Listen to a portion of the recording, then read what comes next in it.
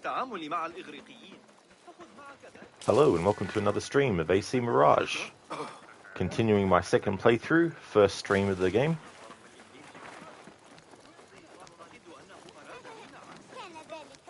Time to go to the next bureau. That person looks suspicious. I should investigate. Not worried about the shards. They're not relevant to finish the story.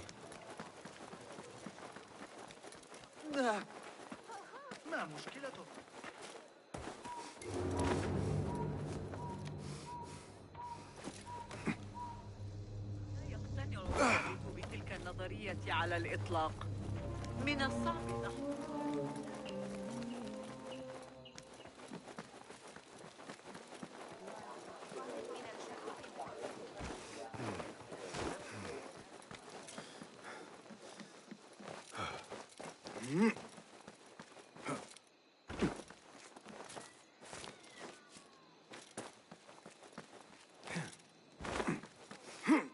أعتقد أن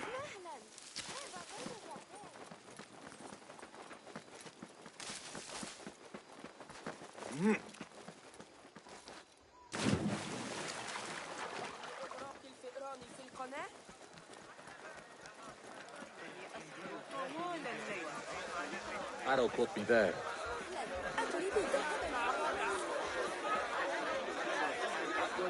Good to see.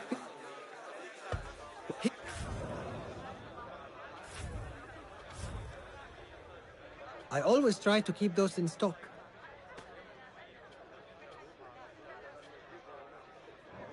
No.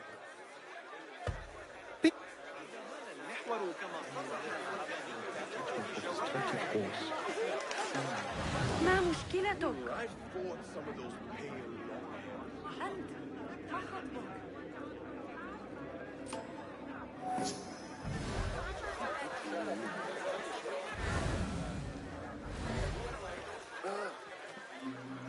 لا تثر غضبي أيها الكلب.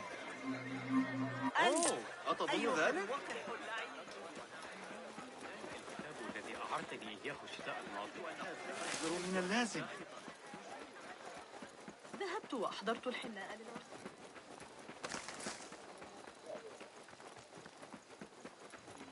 Hey there, Afro. Welcome on in. It's the Australian MotoGP round today. Is it? Yeah, I don't follow sports closely, so wasn't actually aware.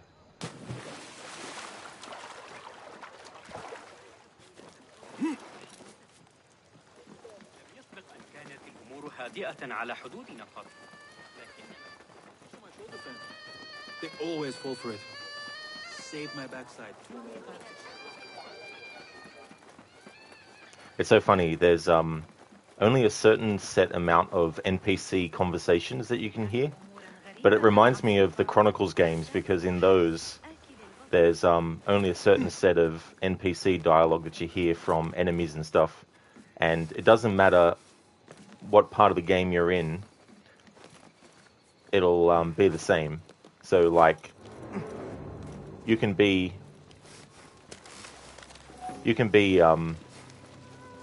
in one part where there's only like, you know, like for example in Assassin's Creed Chronicles India, right? There's only what the I was expecting to just die, not clip through the thing, so that's good. But yeah, they doesn't matter what nationality the characters are in Chronicles, they will still say the same thing. Like, but it's not a major like problem or anything. Not welcome here. No. Well, fuck yous, because I'm sick of not being able to run through an area. Please have mercy on me. It's at Phillip Island. Apparently there's a storm coming, something to do with the weather. That's why it's on a Saturday. You're not too sure. There was something about a El Nino or something, but I'm not knowledgeable about that kind of stuff, so don't know.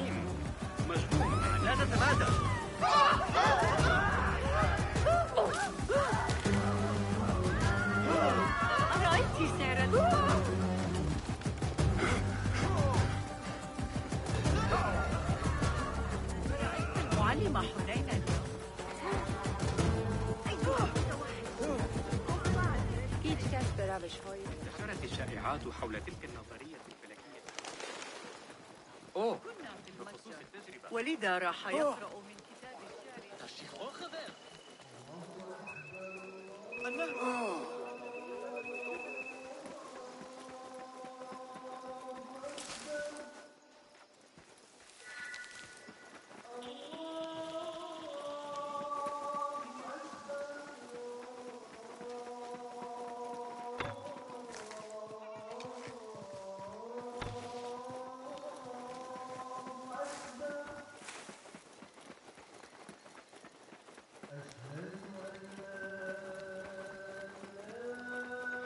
تناول الموضوع في حديثي عن تسجيل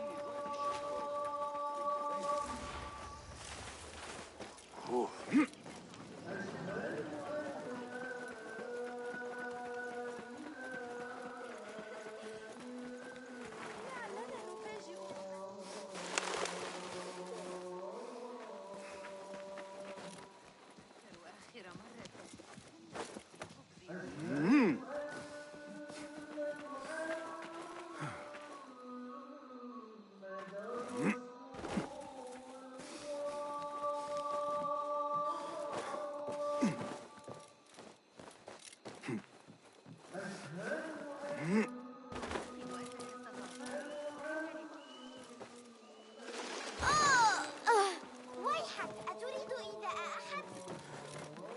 ما مشكلته؟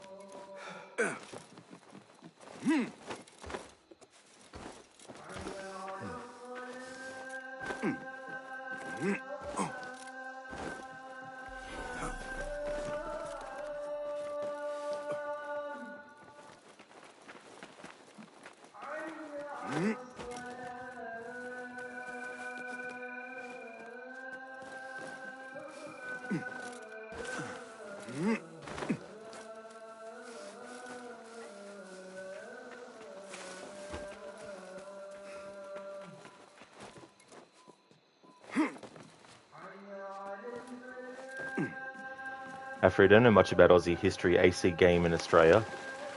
Yeah, I just don't know the particulars of what you would do necessarily.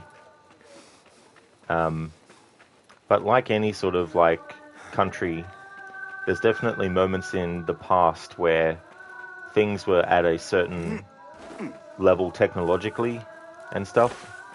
But there's also things that you can do, like they could have actually set like probably the perfect time for them to have done a game set in Australia would have been when they were doing the colonial stuff with Assassin's Creed 3 and Rogue and Black Flag.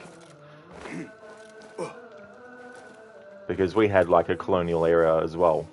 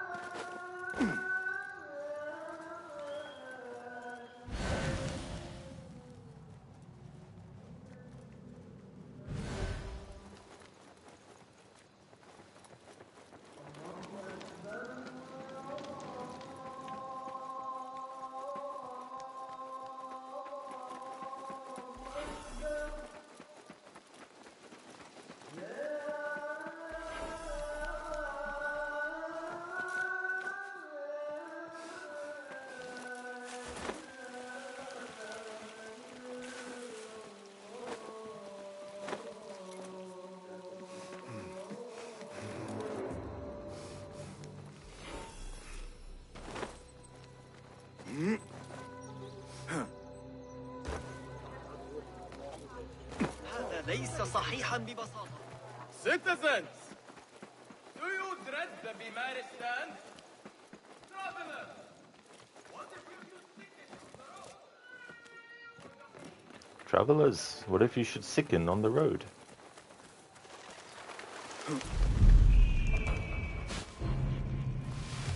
The Kach Bureau.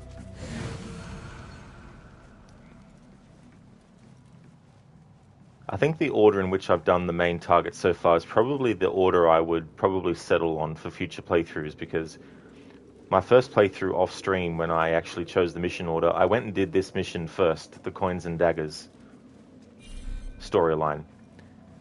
Because I was just like, oh yeah, I'll just go with Roshan. But I think what I want to do moving forward is go the order that I've gone in this playthrough on stream, which is do all the rebel stuff with Beshi and Ali first, and then choose this as the final one out of the ones that you get options to do the order of.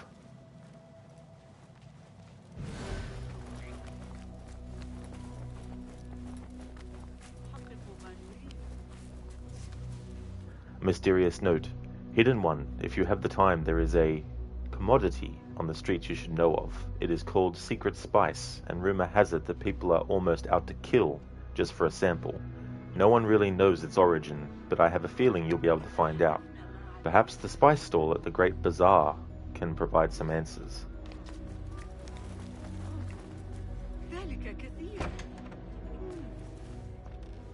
Basim, over here.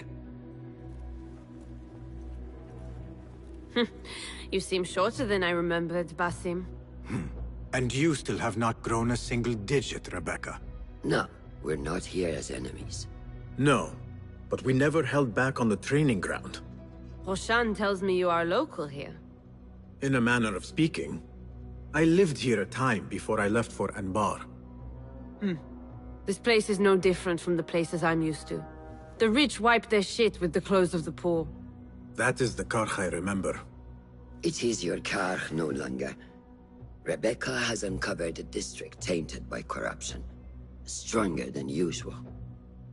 Rumors of harassment from officials, and goods being controlled and seized. We think someone here has a hold over the district. Let me guess. The Order. A grand auction is happening. The Dairat al-Mal. An annual show of silk robes comparing their golden spoons. No surprise, but this event is invite only. There is a high chance one of our targets will attend. So, gain entry into the auction and find the one behind this. Mumtaz, you catch on quick. Finding it hard to keep up? There might be clues if it traces trouble to the root. I can show you where they are brewing. Join me outside when you're ready.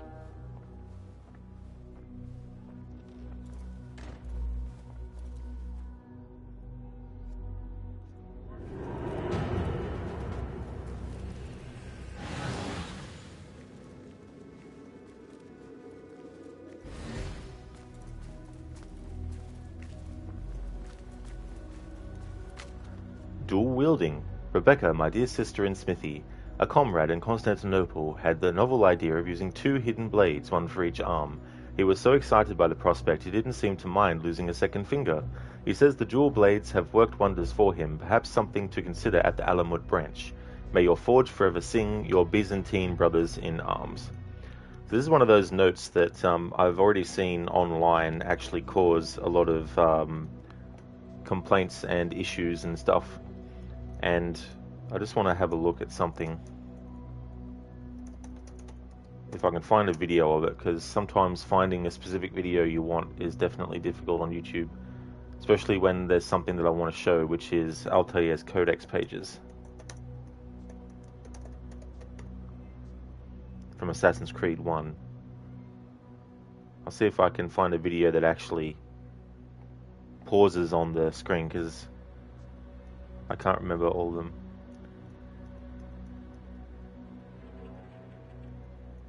That's all cool in all video, but I would actually like to see the text clearly. They've got the sort of like calligraphy type text on the screen. It's like that does not help me. Here we go, video AC2, all information for 30 codex pages. Alright, I just want to see, because he does mention something about 2 hidden blades.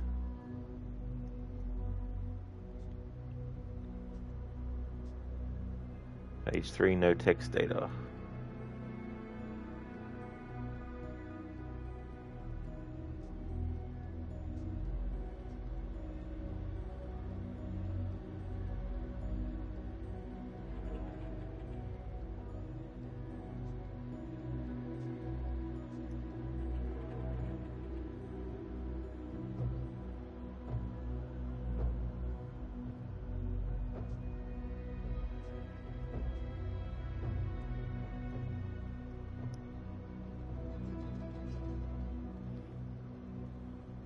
Here we go.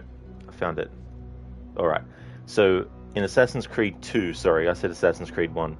In Assassin's Creed 2, the Codex pages, page 13 of the Codex page, Altair makes a note and says, "The Hidden Blade has been a constant companion of ours over the years. Some would even say it defines us, and they would not be entirely wrong. Many of our successes would not have been possible without it. Still, the device has begun to show its age, and so I have been researching improvements beyond ending the need to remove one's finger to wield it. The first is the addition of a metal plate that can be used to deflect incoming blows. The other assassins believe it is forged of a new metal, and credit me with the discovery of the formulae included on this page. It is better that they know not the truth. I have also worked with Malik to describe new methods of assassination from on high, from ledges, and from hiding places. Basic movements, but critical nonetheless." Now, this is something that I didn't actually think of before entering into this part that I'm talking about, but it just reminds me too of the idea of assassins doing techniques that couldn't be done until AC2. So Altair in his Codex pages talks about how he wants to work, or he has worked with Malik to describe new methods of assassination, from on high, from ledges, and from hiding places. Alright, so here's the deal. Ubisoft hasn't officially come out and said, hey, this is our reasoning for why we have Basim being able to do these assassination techniques years before Altair actually incorporates them. But here's the thing. How many people have thought of something, and then years later, that something comes a reality? Not through their own hands, but through someone else's. Why is that? Because everything that exists and comes into being is not always created by the first person in the world to think about it. If you look at the assassins and their creed, and you look at the hidden ones, the creed wasn't something they thought up on the first day. Bayek and Aya weren't like, listen, we got it. Here are the tenets, here's the things, boom, here we go. You know, they didn't have that. It was a gradual evolution over time. Same with the assassination techniques, and same with the other stuff. Now, the thing is, the assassins are all over the world, okay? Now, Altair and Basim, of course, operate in the exact same big, location of region, and all that kind of stuff. So, I can understand there being like, well, how come Altair and the other assassins of the Levantine branch weren't already doing these techniques? The thing is, who says that there weren't any assassins doing these techniques? Who says that Altair was the first one to think about it? So Altair not doing ledge assassinations and assassinations from a haystack, that's not something that he was the first person ever in the history of the assassins to think of. It's just that it wasn't something that was taught. Al-Mualim could have very well been like, yeah, we don't want to do that, or what not, whatever the reasoning's been, kind of thing. So just because one branch of the assassins at one point in history did things one way doesn't mean that they're going to do that for the rest of all time that way. And it also doesn't mean that they're not going to backtrack and jump around and go back to something, So the Hidden Blade being used is already something that wasn't created by the assassins. The assassins didn't create the Hidden Blade. In fact, there's nothing in the early games, at least, because I can't remember the Legacy of the First Blade DLC, but there's nothing in the early games, at least, that suggests that Darius created the Hidden Blade. He's just the first one that had the use of it recorded by history. But anyway, that's a whole other thing. But the fact that Basim can do these sorts of assassinations, we don't see the assassins teaching him that. And who's to say that he hasn't come up with things on his own? And as I said before, heaps of people think about the same thing. It's just that it's not until a certain person comes along that it becomes an actuality. Like, how many people would say, oh, this would be a cool invention, but they don't have the means, the power, the money, or the influence to get that created? Well, what if someone else comes along and sees that they came up with that idea, and they do have the power, the money, and the influence to get it done? Then they'll do it, and then they'll get the credit for it, because they're the one that actually put it into existence. Whereas the person who might have thought of it didn't do anything with the idea. So the same thing applies, I feel, with the use of tactics like ledge assassination and all that kind of stuff. Just because Altair wasn't trained to do that, and because the other assassins weren't trained to do that, does not mean that there was no point in the history of the Order where they actually did do that stuff.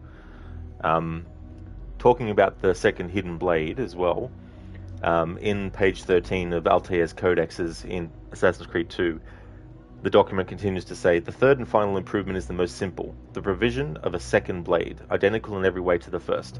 Should an assassin ever find himself tasked with dispatching two targets, he need only time his strike in such a way that he might reach both at the same time. These blades will be limited in number since the metals with which we forge them remain difficult to obtain. I will need to think carefully about who shall be allowed to carry two. So Altair thought about having two hidden blades, but does that mean that no other assassin in history could have conceivably ever thought about that too? Of course not. So personally, I let this slide, this dual-wielding note. Some might disagree on the principle of, because Altair was the one who specifically said it, then we feel that he should be the one and the only one that was the instigator of that technique. You know, but I would argue that he wouldn't be the first assassin to think about that. And I'm sure he wouldn't be the first assassin to think about removing the, or fixing the hidden blade, or wearing it in a different way, you know. It's just that the doctrine that was passed down and how to do things was to wear it under the arm, not over the arm, you know. So it's not perfect. Like, obviously there's going to be discrepancies that can't be explained by using sort of like any kind of logic and stuff like that. But having characters think of something that can be done before someone actually thinks of it too and puts it into practice doesn't mean that the person who puts it into practice isn't important anymore or anything like that. It doesn't mean that this person who thought about using two hidden blades ruins the fact that Altair thinks of it. It's just that this dude wasn't the one to actually make it something that the assassins did or could do.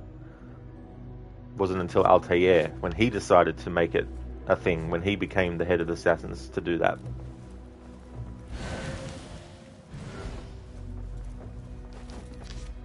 Bureau Guidance. Rebecca, here are notes that might aid you. Discretion is key. Spies are to be used to our advantage. Information is golden. Secure it safely.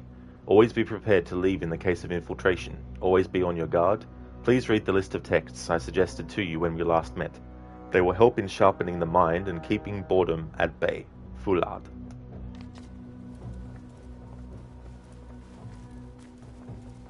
Rebecca, do you have some time? I have a few questions. Fire away. What else do you know about the Da'irat al-Mal? A specially curated place. One for the rich to display their bounty. Does an event like that happen frequently here? If the local merchants are to be believed, it happens once a year. But I'm sure there are no shortages of parties for the wealthy. What else? What have you learned about Karkh? I want to see it from fresh eyes. Nothing that I'm not used to. Corruption, poverty. But the souk is vibrant. The spices, the materials, and oh, the tools. So many things I could experiment with. Already thinking about taking a break. Oh, calm down. I know where my focus lies. What else? You know a little bit about me and where I am from. What about you, Rebecca? Since when do you want to know more about me? Come now. We are on the same side. Does not hurt to get to know who you are working with. Well, I'm not from here. But let's just say my parents would not be out of place in an event like the Grand Auction. You came from riches. Shamefully so.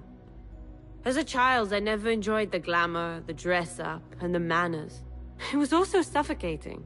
It all changed when I stepped outside of our gates one day and saw the world for what it really is. I've never turned back since. What else? What is the world then? An illusion. One that we can neither submit to, like most do, or transcend. What is it to transcend? To understand that laws... I've fucked it up. I can't remember. No I'm more old. Give me a break. questions. Shukran, Rebecca.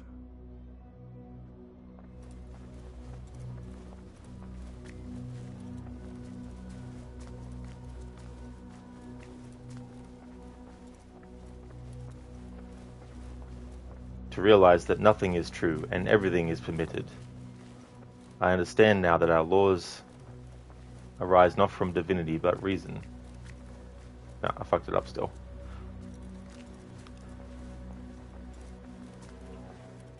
Well met. Welcome, welcome. How about I actually refresh my memory?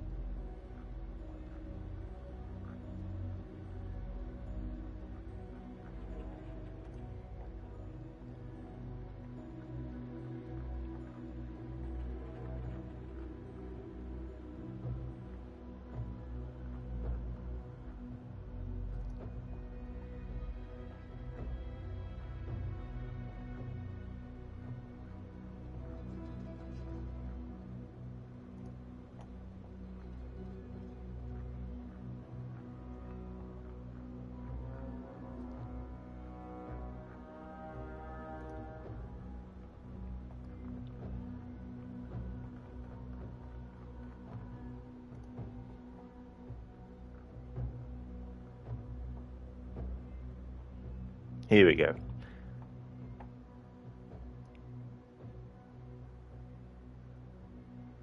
To recognize nothing is true and everything is permitted, that laws arise not from divinity but reason. I understand now that our creed does not command us to be free, it commands us to be wise. There we go.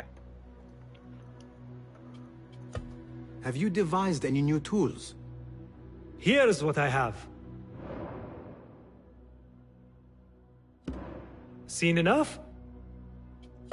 Your skills could surely aid me. Take a look.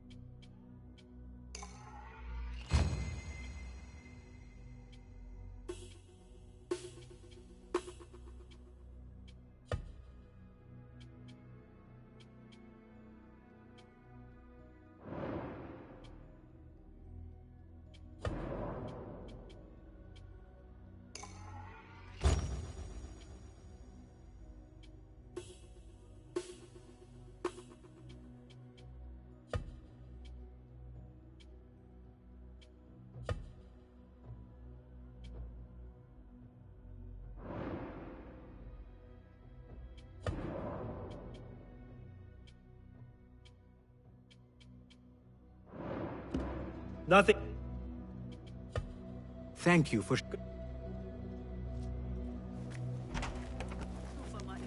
Master. Are you ready, Bassam? Karkh awaits. Ready. Let us move. Follow me. Ever thought you would return here? To Karkh? No. Much of my childhood was spent along these streets. Finding friendship with rats and roaches. Some memories are good. Most are bitter. Memories only serve to distract us. The Order has spread their influence into every crack in the city, turning Baghdad into their farm. That will change. Responsibility lies heavy on our shoulders. The Order's blight falls over Karkh, and we are the only ones who can cure it. How has Rebecca been adjusting to Karkh? She does not like the politics, but she has to fulfill her duty. Karkh is an acquired taste. Businesses at each other's throats. The obsession over money. Perfume. People here are happy to be lost in their own paradise. A paradise that can only be afforded by the wealthy, and often corrupted.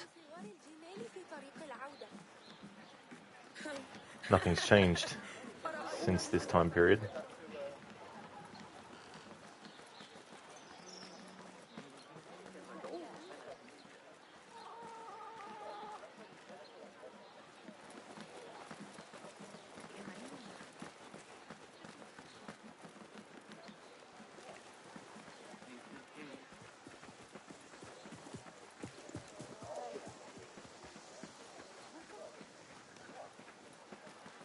Come, we're nearly there.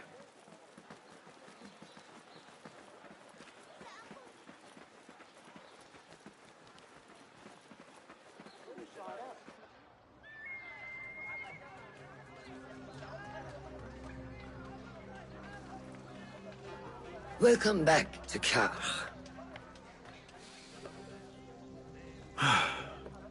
Spice still clings to the air.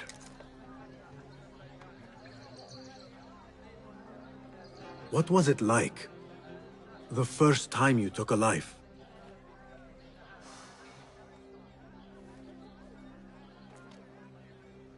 I barely recall. It was a man I used to know well. Before all of this. Before the Hidden Ones. You do not remember? My memories are buried next to him. I refuse to let his death hunt me. The way his breath hunted me when he was alive. I won't let the past define me. This is why I now consider myself the daughter of no one. If we do not quell the storm within us while awake, it takes us in our dreams. Like with you and your Jinni.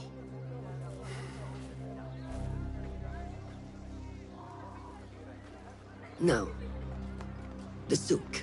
Like Rebecca said, some guards came through recently, breaking bottles, smashing crates. What caused this aggression? Let's find out. I've also heard they're seizing foreign goods, mostly from the East Road. The East Road? I believe I know someone who can help. It has been an age. Hopefully he is still around. I would be happy to see him again. Do not let nostalgia cloud reality, Basim. I will not. I know nothing stays the same.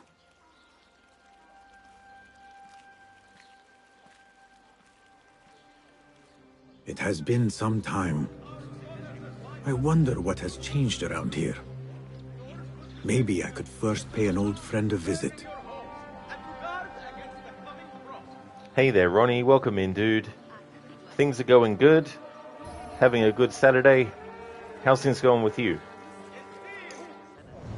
You don't think you've loved this game, it's fine, but you don't find it as compelling as some other games. That's totally fair to feel that way about it. What part are you up to in your playthrough, Ronnie?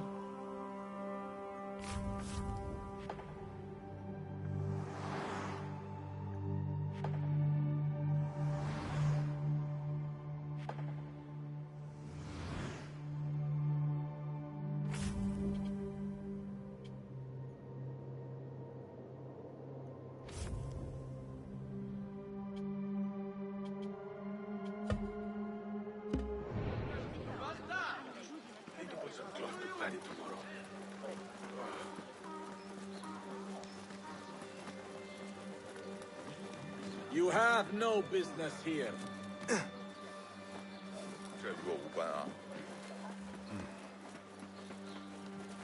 Lies! You reported my crate of beautiful leaves. I know it! Go away, Kong. You're old and full of fear and piss. It is sad. You...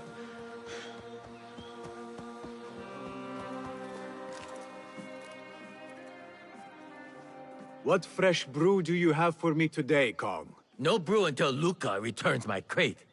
But if you have come to buy tea, I have many recommendations. Kong! It is me, Basim. Huh. 你是谁啊? Who? Basim? I am not an idiot. Everyone claims to be someone I know. Answer me this. What tea did my Basim like?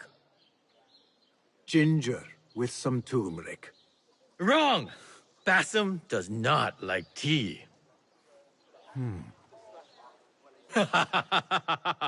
Wow, Basim! Little Finch, look at you all dressed up. Come, come, follow me to my stall. Away from this terrible man.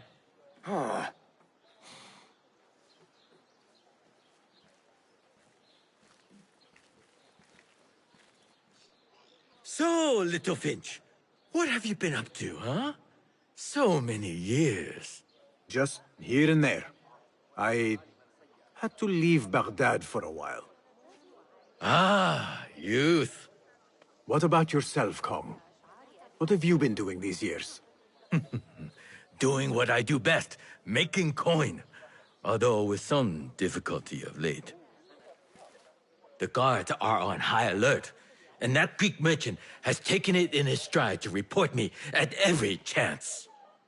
I know it in my ripe old bones that he waits for me to die of starvation. Or worse, go out of business. Ah, but here you are, little Finch. Remember the dazzling duo we used to be? How about helping a friend out, for old times? Ah, just like old times. But I need to speak with you after this. There is something I need as well. Of course! After you fetch my confiscated crate of beautiful leaves. It must be over there, where the guards are. Go forth! Fine. But I have something to ask of you after this. Yes, yes, of course. Ronnie, you're 60% through. You killed the general and the admiral. Oh, nice. That's cool progress. That's really good. Yeah, I played the game all the way through off stream, and I decided that I liked it enough for it to be a game that I replay. So here we are with my annual playthrough, my second playthrough, but my first stream of it. You've been spending all day today playing Spider-Man 2, which you've been really enjoying. Oh, that's good. Yeah, that's good. Especially if you enjoyed the first one.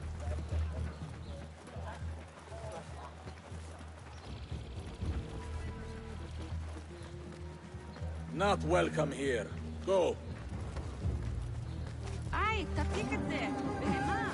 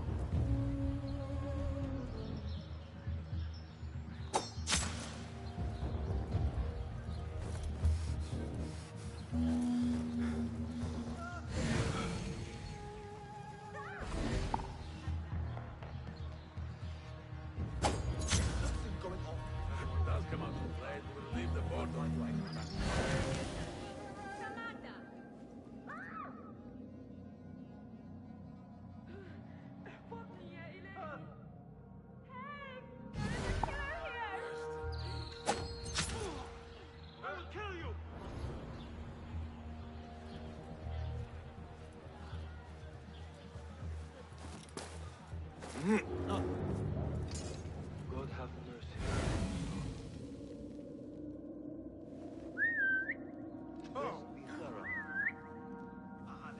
Alert! We've got company!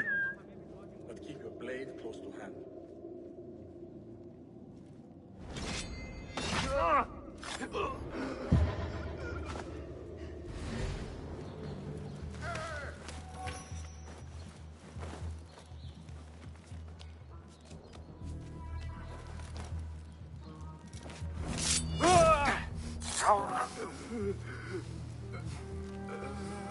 Ronnie, you think you bought a PS5 Spider-Man 2 bundle? It has the Venom decals on the box and the controller. Oh, cool, dude. That'd be awesome. Yeah, that's cool that you can get that edition as well. That's a good idea that you got that. You think the throwing daggers are boss level overpowered, especially once you can recollect all the used ones. You also like the smoke that makes them forget about you. Yeah, that's it. I mean, there's definitely games that have weapons that once you upgrade at a certain level, it does become OP as well. And that's why you do playthroughs where you have no upgrades. To make things more difficult. This must be Kong's crate of tea leaves. Looks like this crate is still intact. Kong will be pleased. Thanks for the follow, Genshin Impact. Hey Kenway, welcome on in.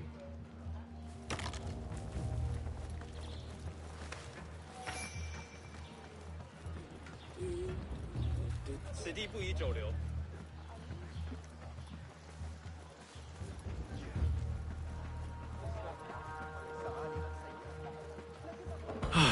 My leaves!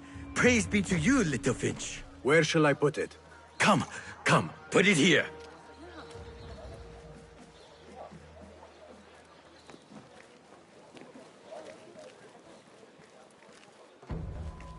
Bassam delivers once again. Many thanks, little Finch. Where are these from? India? No, this is all the way from China. Dali, my hometown, produces the best leaves. I also import leaves from India and even Persia. Moving up in the world, Kong.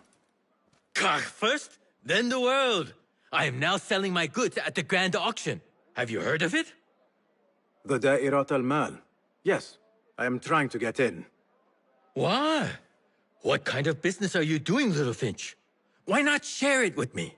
We work so well together. The kind of business that could get you into big trouble. Do you think you can help me get into the auction? Ah, that is my Bassam. Always with the secrets. But do not play around, huh? Kah is much more dangerous now than before. The auction is very exclusive. It is not easy to get in. I can help you, little Finch. But first, I have a request. See there? Blocked. The guards are stopping everything that comes in from the road and river. It is as if they are taking orders from someone higher up. These days, they do not even accept my bribes. They must be looking for something. An object, or... Some stupid nonsense, I do not know. But they spoil my business, that I do know. Now, I just sell dumb leaf water. I hear that they keep the items in the harbor master's guarded warehouse, somewhere east of here. Let me guess. You want me to help you free your wares in exchange for entry into the auction. The warehouse is decorated with banners around some cranes. My items for entry into the auction. Sound like a good deal? Sounds like a deal.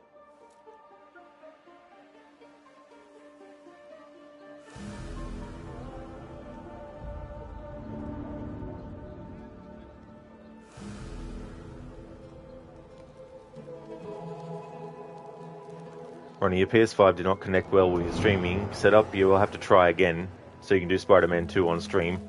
Yeah. The other thing is too, Ronnie, with streaming from a PlayStation.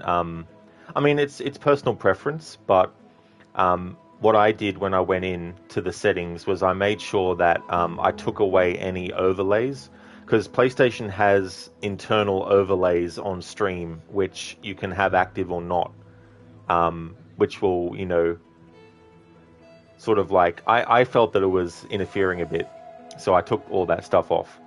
So there's all that to consider too as well with that. But hopefully get it all set up soon. Hey there, Ryu. How's things, dude? Hey you, Kong's friend. I may have something you would be interested in. Come closer. What can I do for you? This is about what I can do for you. Did Kong ask you to enter a warehouse? Just say what you have to say. That Kong is always trying his luck. Well, it's his lucky day because I happen to know where it is. All I need is something in return. Tell me what you know. Follow the road, cross the bridge on the right. You'll see the warehouse on your left, past the river. That narrows it down. Thank you.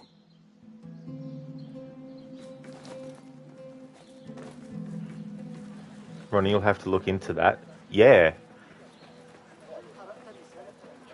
Yeah, when I streamed Until Dawn and the Uncharted games and The Last of Us and Detroit Become Human on the PlayStation 4 that I borrowed, I initially had it so that all that overlay was on the top. But I just thought it was something that only the PlayStation did and it wasn't an option to turn it off. But thankfully, pretty early on I found out that it was an option to have that overlay on. So yeah, when I got my PS5, that's the first thing I made sure to change. That's good, Ryu. I'm glad to hear it's going well. Scholars and seekers of truth. The Khalifa seeks to... The Khalifa.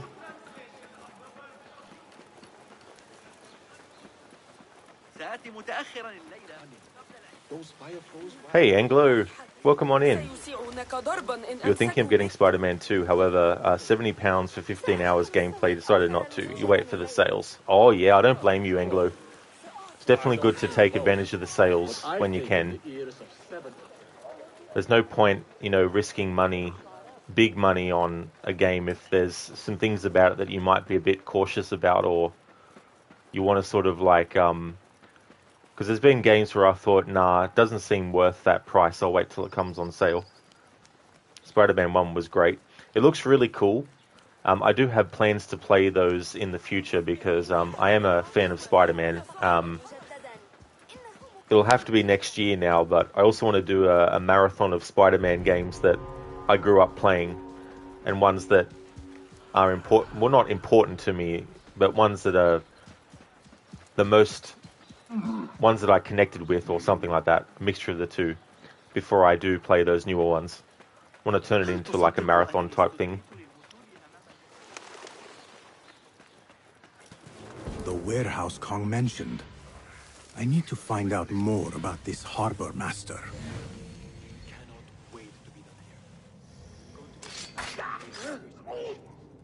Best to get them right for the night dish before they take the taste of the tenor. Hey, did Jamil pay you back yet?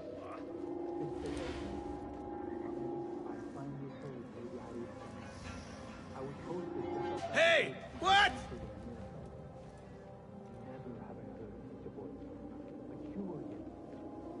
Wait.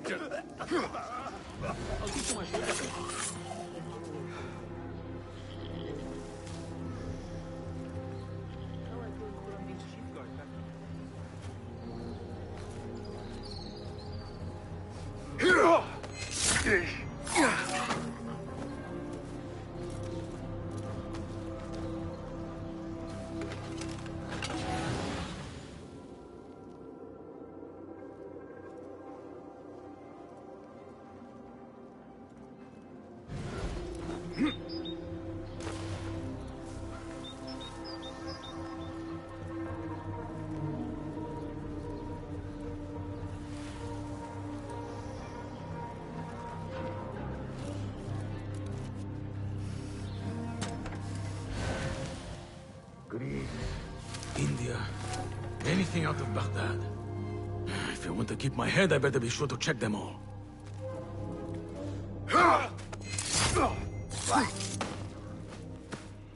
Something that is in Valhalla as well, and I think in some ways it's actually, when I think about it, it's in Origins, Odyssey, Valhalla in this game as well, is there's an inconsistency with what kind of assassination that the character's going to do.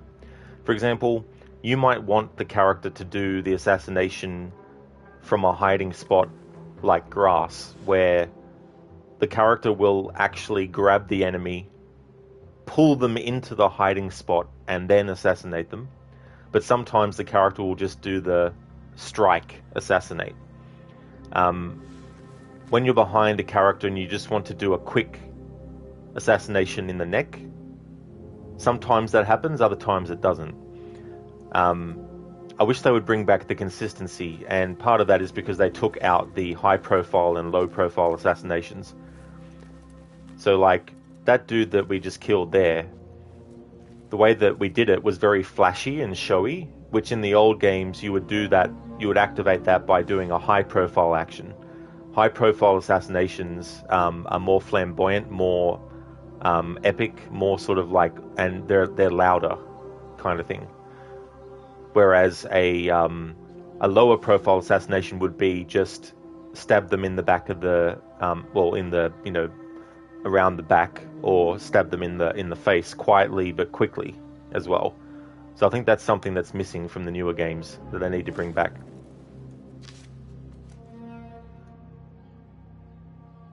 Instructions to search any and all foreign goods. For an artifact. An ancient Chinese hairpin specifically. This all starts at the harbor. Anglo, hope you're enjoying this game. I am, Anglo, yeah. I did a playthrough off stream from start to finish to assess the game, whether I would like it or not. And I ended up liking it. So I decided to add it to my annual playthrough list, and so this is my second playthrough now, but the first time streaming a playthrough. It's not a perfect game. Origins, for me, is still the game to beat in terms of these newer ones. There's just something about Origins that, for me, just hasn't been beaten yet by Odyssey or Valhalla or this game. But I would like to see Ubisoft Bordeaux, who did this game, do more in the future, but with a better game engine. Haven't you hate the fucking key puzzles that they borrowed from Valhalla? I had to find a key to get a jar, to destroy a wall, to find a chest, which needed another key, not exaggerating. Yeah, that's the other thing about these newer games that I wish they would get rid of. Just have a really, really difficult enemy guarding the only entrance to a building. If there's something in the building that you want the player to earn, you know what I mean? Don't hide it behind 50 things the player has to do.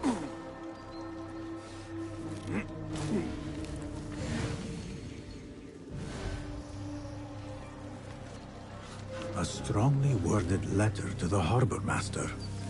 He let a hairpin slip through their fingers, and someone is not happy. There is a scent on this letter, and a familiar symbol. El-Kululu. Looks like the harbor master is part of the order.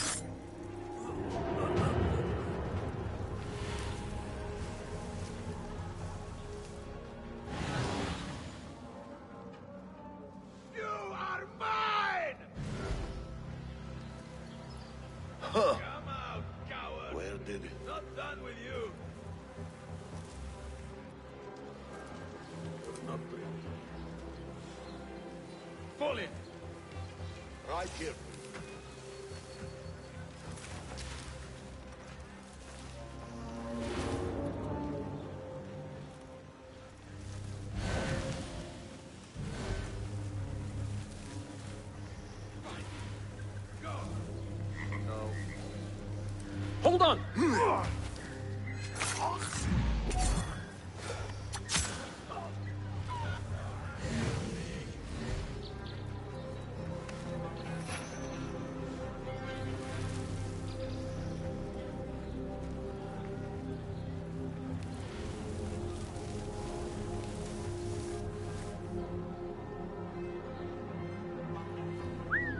Hey!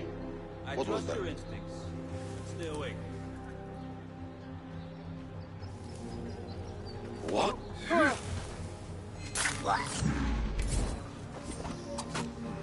Anyone see what's going on? Of course. Because you can't always see what might be in the road,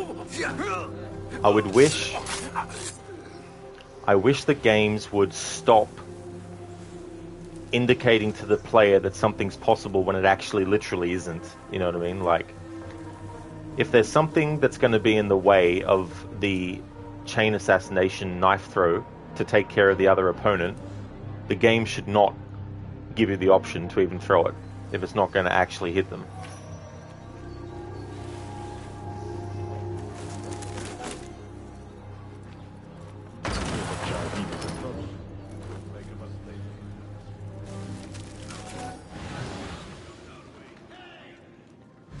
Because the logic isn't sound. Why have indicators at all to let people know that something is possible when it's actually not possible?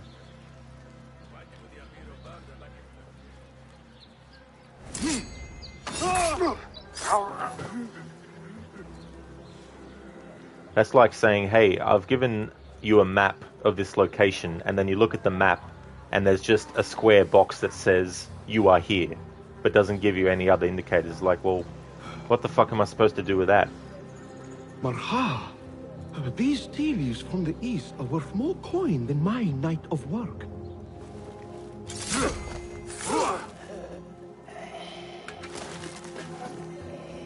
And that's something else that they should change in the games moving forward, is the assassinations are so slow. I understand why they do it that way. They want people who love seeing the assassinations see it in a bit of like a slow motion kind of thing, but in terms of stealth, it's ridiculous. Like, if you're going to take out someone in real life without being detected, you wouldn't spend any time more than necessary to get the target. It'd be like about to assassinate someone and then you are like, hey everyone, look at this! Because that's what the assassin may as well be doing in these games where they've made it a slow motion kind of thing. Well, not slow motion, but you know what I mean. It's one of those things where, like, when it's happening, the process isn't as quick as it should be, which gives the opportunity for enemies to find you who are just turning around the corner, when you might have been able to do it quicker and then get to cover quicker as well.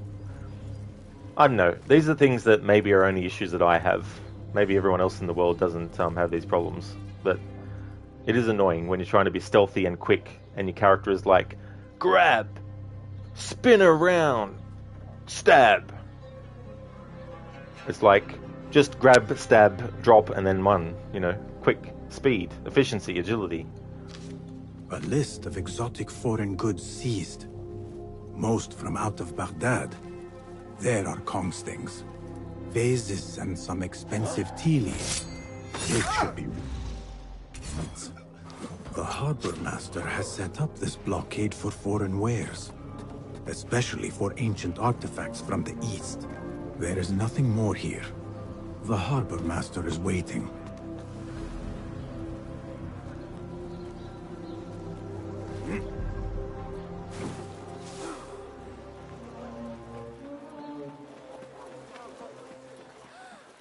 أنجبت إحدى كلاب الشرطة جراء منذ قليل.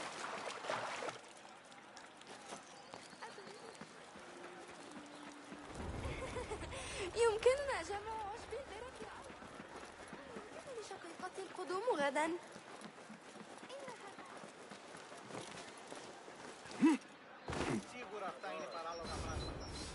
The things that pass for art these days. Drew the Castle Hassani duty next week. Going to be far more pleasant.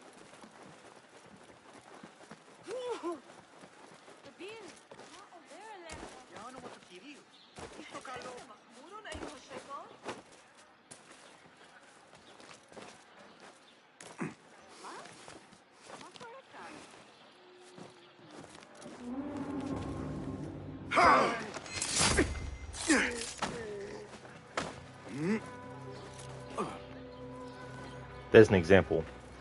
That looks cool, but it's too slow.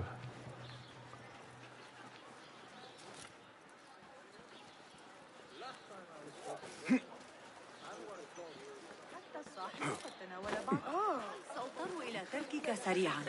علي أن إلى المصلحة.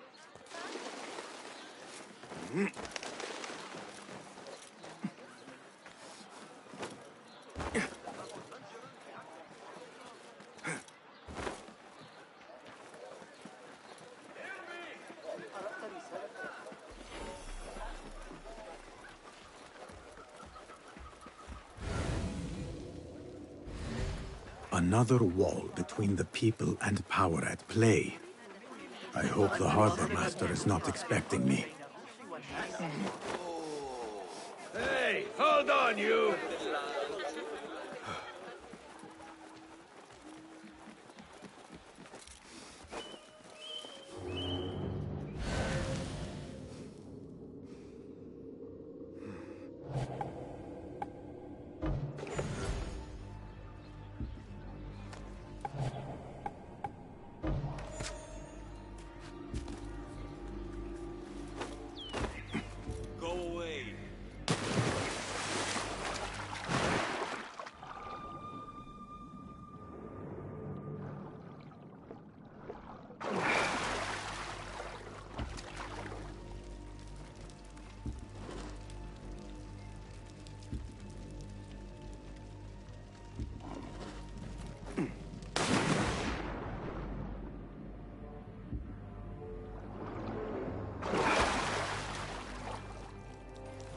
What?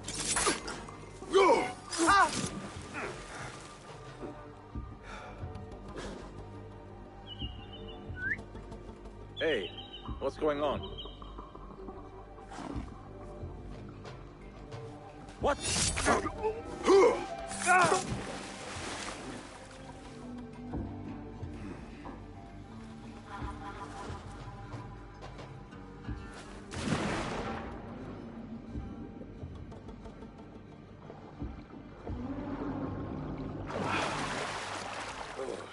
You'll be back.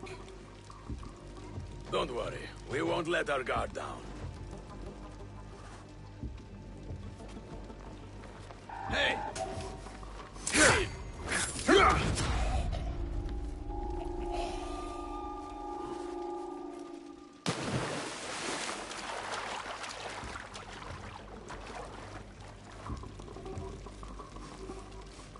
What the? I'll nail bits of you to every one of the city gates.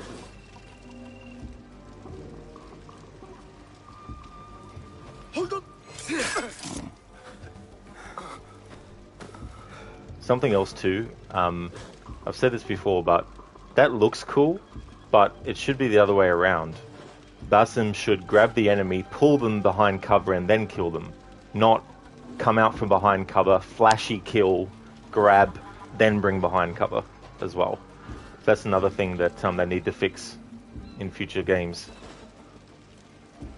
Hey Fewer, thank you so very much for the raid. Thank you, thank you.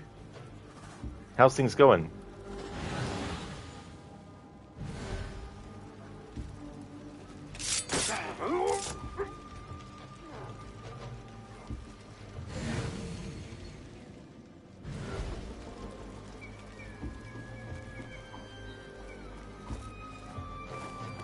Going good? Friday night? Excellent. That's great. I'm glad to hear that. Played some games with the boys, lost them, but oh well. Oh, you did? Oh well. As long as you had fun. So you're playing Warcraft 3. Nice. Would like to recommend people check out Fewer playing through Warcraft 3. So if you're a fan of Warcraft or those styles of games, definitely recommend. Is that all they went up to? Warcraft 3? Or did they do a Warcraft 4 or...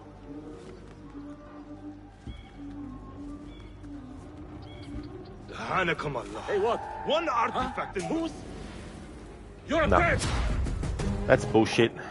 But whatever. There you are! Anyone told me.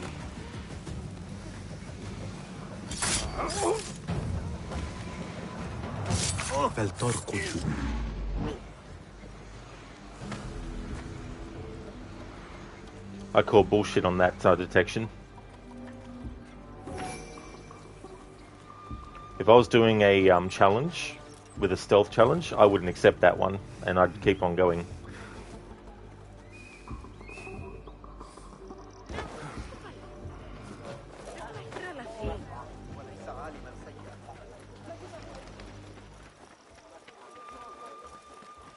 Fewer. They did World of Warcraft after that. That's probably the one you've heard of, but they're massively different games.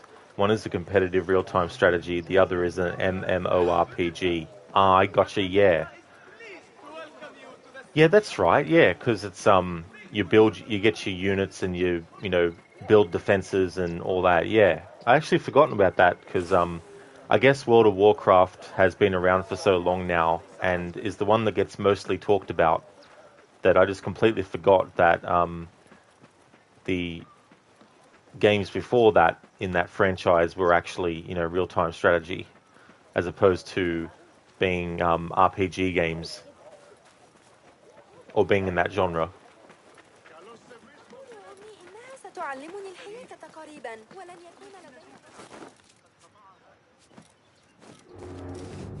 A franchise I'd like to see return.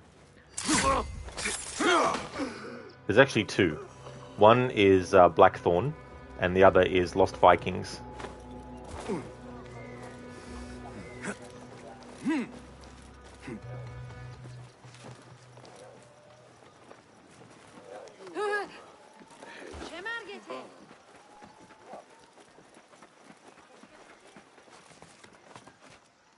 It's funny. It's quicker with ladders. It feels like it's quicker than climbing up the ladder. It's like this one's a bit different because it's like, but climbing this ladder, it's long. It's quicker to just be like that for a ladder that length. But if it's even longer, it's better to just go up like this and then have the character slide over to the ladder. Now that jump there, I actually wanted Basim not to jump down, but I wanted him to jump from here to there. He did it then, but not the other time. Inconsistency is what I classify that under, and it's something that Ubisoft struggles with their games, is consistency. If I want to jump from here down to the awning, it should be a downward descent that I have to instigate. Can't even do it the way that I want to show it, because in this game, descending, you can only do this, but like, if I'm here and I want to jump over here, see, it did it. I didn't do that. I didn't want Basim to do that.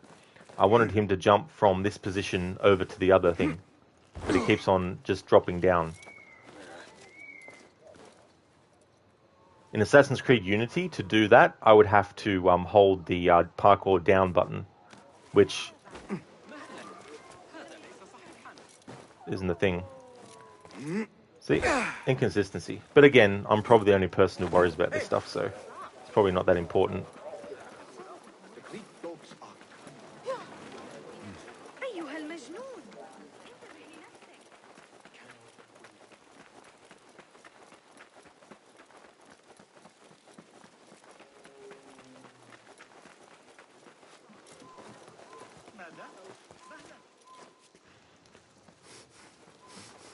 I've seen a lot of praise given to the parkour in this, to a level of, oh, it's so fucking amazing. They've really, really fixed all the issues that the other games had with parkour. It's like, not really. Have they improved it? Yes. Is it like a 1000% improvement? No. It's probably 110% improvement.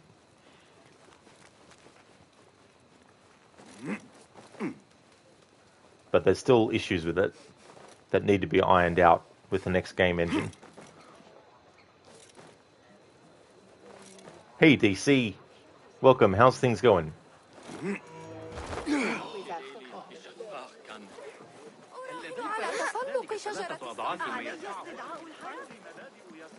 Come! I have... Seiya? Who goes there? I have a weapon. Just me. Ah, the little finch returns to the nest. Empty-handed? It is here. This can help you get your wares out from the harbor. Ha! I never doubted you for a second. Come, let us enjoy a cup for the memories. I will even make your favorite. What did you find there? Who was behind it? A man by the name of Javid. He was working for someone, looking for an artifact. An exotic hairpin. It is important somehow. I need to find out why. I must. You have changed, little Finch. Or should I just say, Finch? When we last met, you were a street thief. Now, I hope you know what you are searching for. Sometimes, it is best to leave the thorn in, lest you bleed dry. Now, for what was promised to me? An invitation to the auction. It is only given to esteemed guests. Do not ask me where I got it from, unless you want lies. With that scroll, you can get in without having to fit yourself in one of my boxes. That was your plan. Men have endured worse to reach their goals. Someone influential is looking for the hairpin, but let it slip. Now the only chance they have is at the grand auction. Now to look into the other lead. I can't believe I didn't friggin' pick up on the reference when Kong is holding a broom and he's like, I've got a weapon! It's referencing the fact that in a lot of Assassin's Creed games, whenever you're being attacked by civilians, they have a broom. Or, in the older games, being able to grab a broom and use it as a weapon as well. And Javed, in Witcher 1, the main villain that Geralt has to face is named Azar Javed. DC, you got Mirage, how is it? So what I would say is that Mirage is a really good step in the direction of improvement from what they've done with the game engine with parkour from what Valhalla was. But it's not like a massive upheaval and all that type of stuff. So they did a good job at trying to do what they could with the game engine that they have to use. So in that respect, I think it's quite admirable what they were able to do, but it's not perfect and it's not a major improvement, but it is an improvement nonetheless. And I think that's better at least than not having a major improvement. Having said that though, moving forward, they need to do major improvements, and that's why they need to do a new game engine as well. And the whole back to the roots marketing buzzword that they used is a little bit misleading, because it's more like an homage to the older school games, not an actual returning to the roots, I would say. It takes elements that have been missing, like the wanted posters, that hasn't been in a game for a long time, having to pull down wanted posters. That's an element of the Ezio games. They were the first ones to introduce that. So that's an old school element. And then you've got the fact that you have groups that you can actually hire. Like you've got mercenaries you can hire again. You've got musicians this time around. Well, you can hire musicians in this game. You couldn't do that in the other games. So it takes a lot of things from the old school games, but it's more like an homage to it. It's not really a returning to the roots. If it was returning to the roots, then they would have had to do a whole lot more to actually match up to that as well. And the other thing that's a bit misleading about that is that it creates an unfair expectation of the game. And I think it sets some people up for disappointment, because if they go in thinking it's like a massive return to roots, then they might be disappointed when it's only a lot of homage and sort of like referencing and all that kind of stuff. But I did enjoy it. I thought it was an enjoyable game, and I thought it was worth, because the story, there's some things here and there, but overall I think they did a pretty good job with the story of this game. And there's still some questions that haven't been answered. I won't go into those because I'm not doing a spoiler playthrough for this second playthrough, because it's still relatively new, so I wanted to make sure that anyone coming across the playthrough I'm doing doesn't have to worry about spoilers being talked about. But yeah, I played the game off stream. I bought Ubisoft Plus subscription just for the month, which was $24.95 or somewhere around that, and played it all the way through from start to finish. That wasn't available on the PlayStation. It's only available on PC or Xbox. Ubisoft Plus Classics is a different thing. That's available for PlayStation, Xbox, and PC. But the Ubisoft Plus on its own is something that is only available for PC and Xbox players.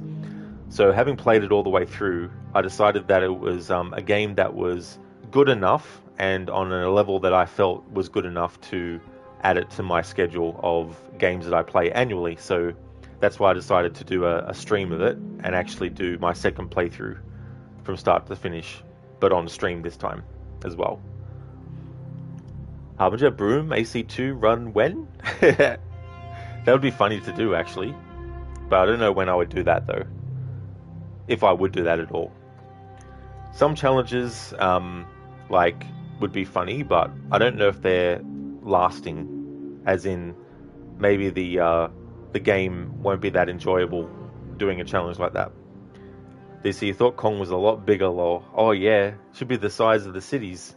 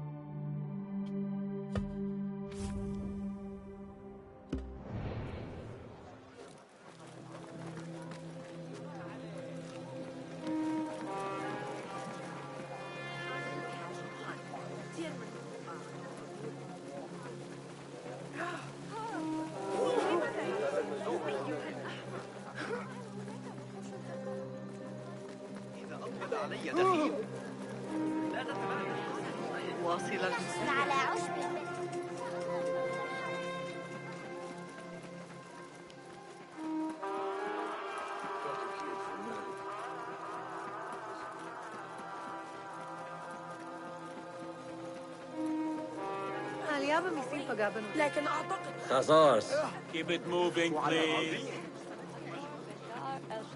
It would be good if icons for the merchant store would come up from a further range.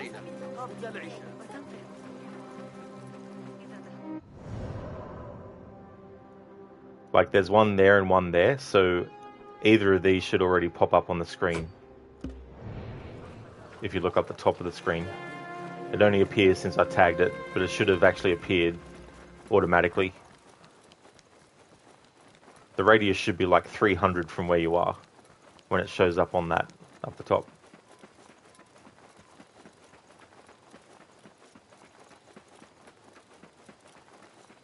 If the nearest one's 1,000 away, then I'd understand, but...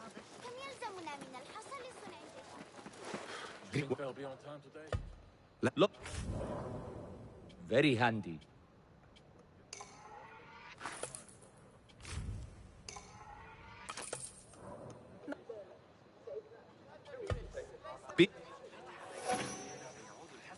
Are you fascinated by the motions of the planet? Drawn to the music of the sphere. The Khalifa is pleased to announce that renowned scholar Abu Mahshar al-Balkhi has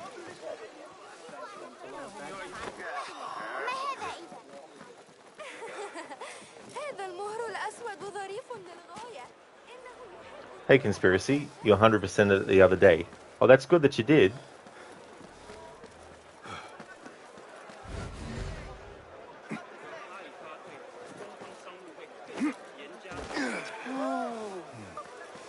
She's done for. She should have paid them off the first time they threatened her. Do you blame her? I find myself only scraping by with this new tax on our stalls. Business is not easy.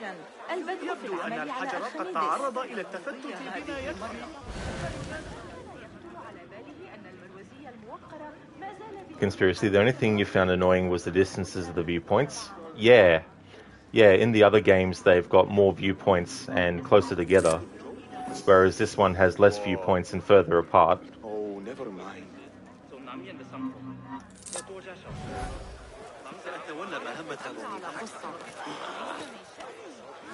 DC, do the AC games try to be somewhat historically accurate? Yeah, I mean, they do in some ways, but in other ways not. And it's a difficult balance because you're dealing with elements that are fictional within an actual real setting to deal with as well. So it's the balance of what is real to history, but what is fictional to the fictional aspects of the story, and trying to find that balance between the two.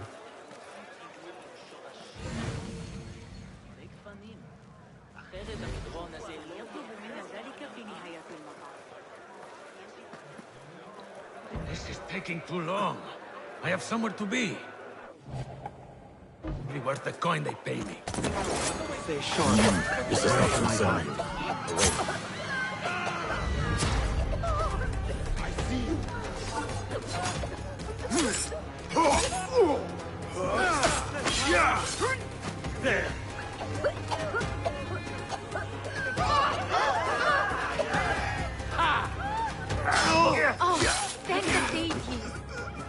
Thank you.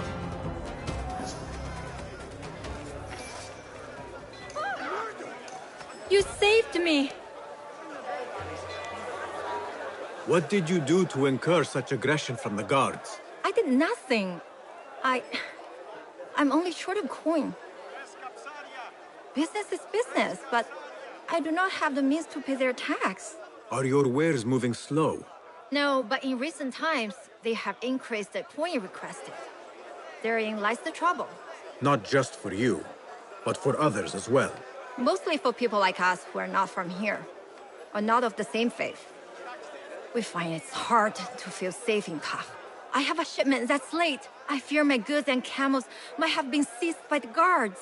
They should have arrived with some merchants bound for the Dairat Amal.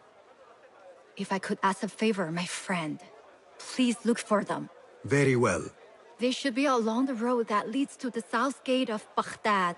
Ah, I might catch them at the watering hole along the southern road. Thank you, Saidi. The road beyond the south of Baghdad. I should see if I can find those stranded merchants.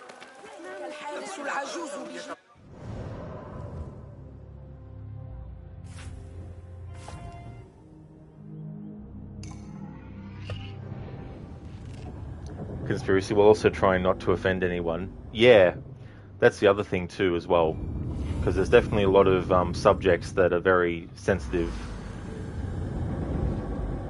Because you're dealing with, you know, war and religions and ideologies and all that kind of stuff.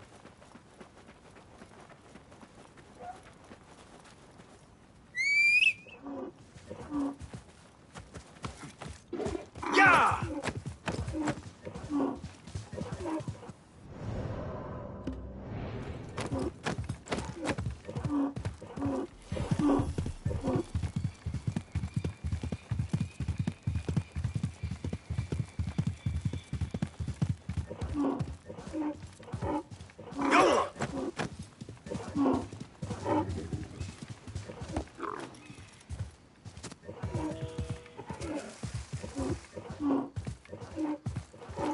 That camp must be where the merchants are.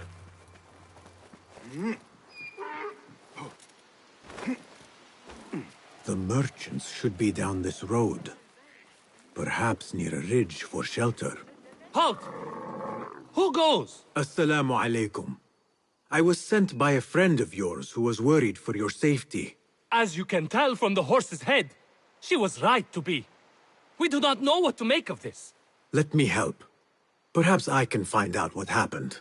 We would be grateful. The culprit must have left a clue. Footprints. And a blood trail. The horse's head was carried to the center of the camp. My horse, The my head sweet is legume. cut clean. Malaka! Who would do such a terrible deed? Blade. Do not cast your eyes on me. I did no such evil.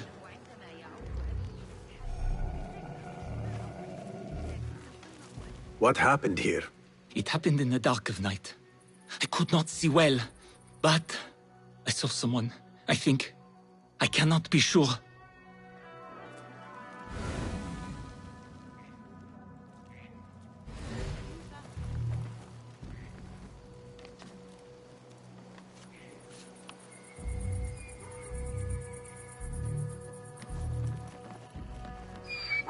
Stan, he said Malacca. They stole it from Odyssey. No shame, to be honest, shaking my head. Yeah, Revelations has the word in it too. So Odyssey stole it from Revelations. Was this your horse? He is claimed by Hades now. Not only do I have to worry about Baghdad's ridiculous thirst for coin, now I must be concerned about my livestock. Malaka. Rest in peace, Legume. I think I know what happened. This is a work of intimidation. Someone is trying to prevent your arrival. Who? Who would do such a thing? I have no enemies, no bad blood. There could be worse fates if you continue down the road. Let me escort your crew to the gates. You would do that for us? Shukran. God bless you. Quickly, get us away from here. Stan, I'm pretty sure Revelation stole it from Odyssey as well. Nah. They stole it from Kermit the Frog. Let us move. The city is not too far. Come, we should leave this place, quickly. Should have stayed home. Where is home? I come from a place called Greece. West from here, across the water. With my horse Legume, we carried goods to and from Baghdad. Oh, the cities we visited. Al-Quds, Basra, and even Samarra. Why are you straying from me? I like how I was spamming the button to get on the fucking camel, but the game's like, what button? What camel? No. It's funny hearing the panting of the camels when Your there's like merchant a few. friend tells me that these goods are bound for the Da'irat al-Mal. Nay, the Great Auction is a big event, and that meant bigger demands. So you are attending then? Attending? I only wish I had the coin to spend. No, we are just providing stock for the preparations.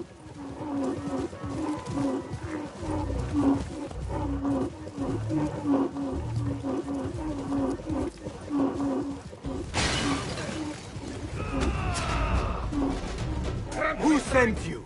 You cannot run or hide. To enter Baghdad, you have to pay the price.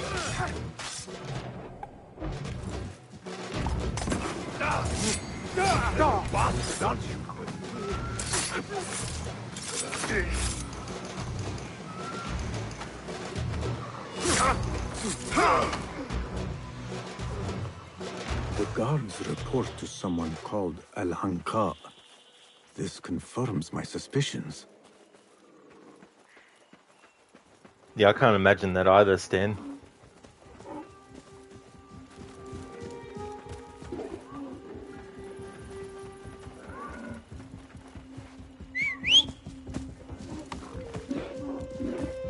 Good heavens. Could they have been sent to kill us? Yeah! Likely. This is not surprising. We've been vocal against the Khilafah and unfair taxes.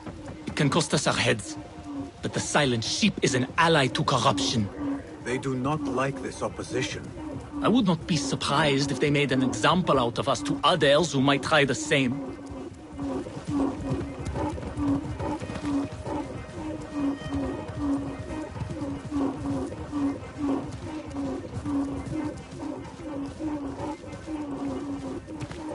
Baghdad, you are safer now. You are wonderful. Here we are. 1,000 thanks, Ya Sayyidi. Baghdad is not safe. Rumors swirl through the markets of merchants dragged from their stalls. Have you heard of such injustice? Who would do this? Rumors say they target the Dhimmiyun, traders who are not from here. The Abbasids want a stake in all businesses. As long as there is coin, lives are secondary. The note dropped by the guards was from someone called Al-Anqa. This person is the one behind the attack. I overheard the guards refer to the tax collector as Al-Anqa, which was odd. Because, is the Anqa not female? Tell me his name and where I can find him. Suhail lives in a mansion west of Karkh. Be careful, friend. I doubt he works alone. Thank you, friend. Wafaqak Allah.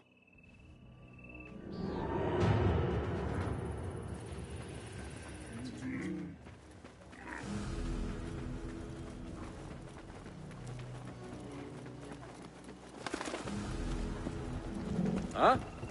Back! Off with you! Dogs are cunning. Those fire flows by...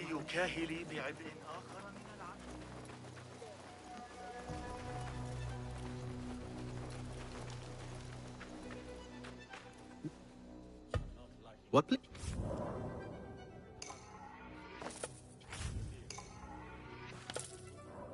Is that...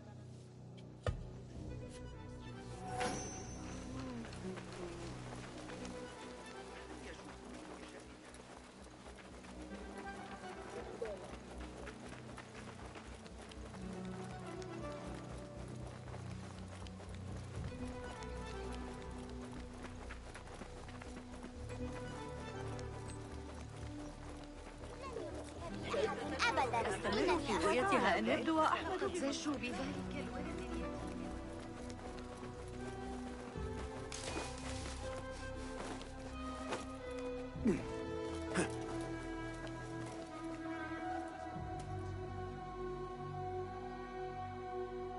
See, glitches like this still happen. I'm holding the required buttons to climb, but Basim's not. Let go? Still not. Now he's stuck there. There we go. This is unacceptable. I mean, not in the sense of I shouldn't play this game ever again, but I mean, moving forward with the future of the franchise, that kind of glitch should not be acceptable anymore by anyone in a climbing game.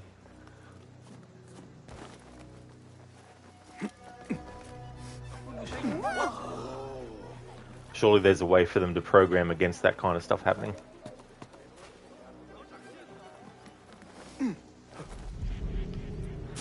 So hopefully the next game engine that they're using, they've attended to these issues. Because if not, it's just going to continue holding them back. What a don't. Just don't. The tax collector is due a visit.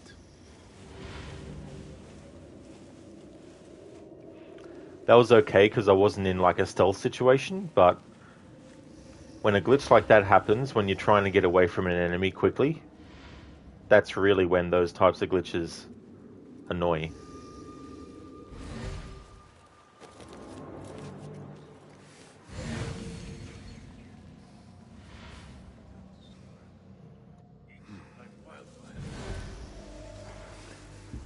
Although it's probably only me that is annoyed by that stuff.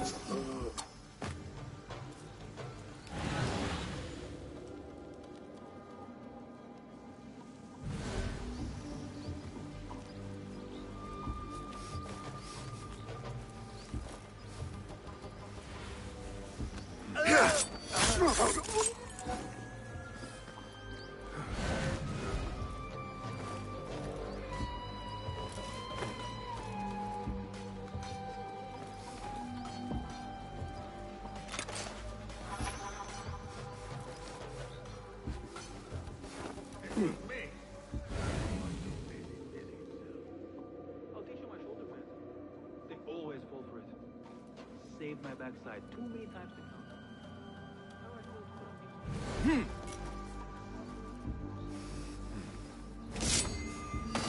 Hold on. Now!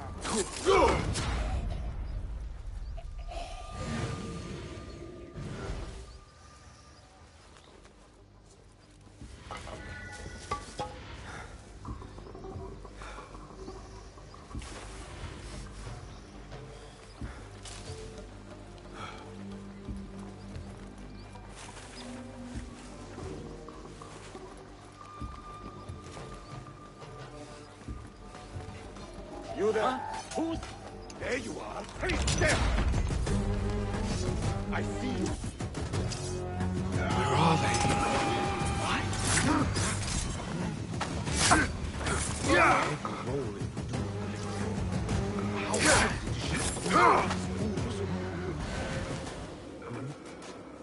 India, China.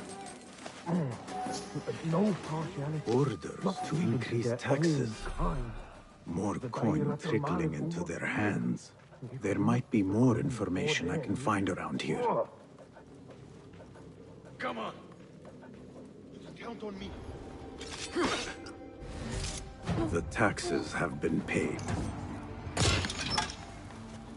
The tax collector does not work alone. Someone not from Baghdad controls the strings. There is a scent on the letter. Perfume. Rose with iron.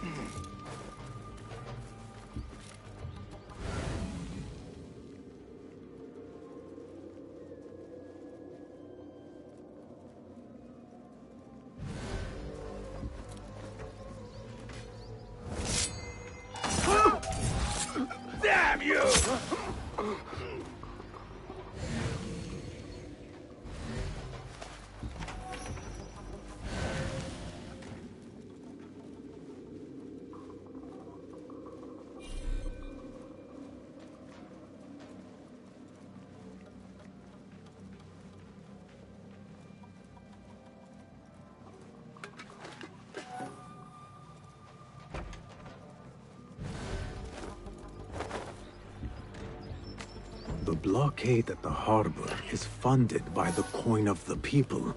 I am done here. Nothing else. Roshan and Rebecca will be waiting back at the bureau. Stan, it happened to you during a chase and it sucks. You're trying to go down and you can't. You can't go up. Yeah, you get stuck in the middle. And by the time the game might let you actually climb up or down, it's too late because you've been fully detected. Conspiracy? Nope, you too. You had the same thing. Fell through the map on one occasion. Oh, you did? Oh, damn. Yeah.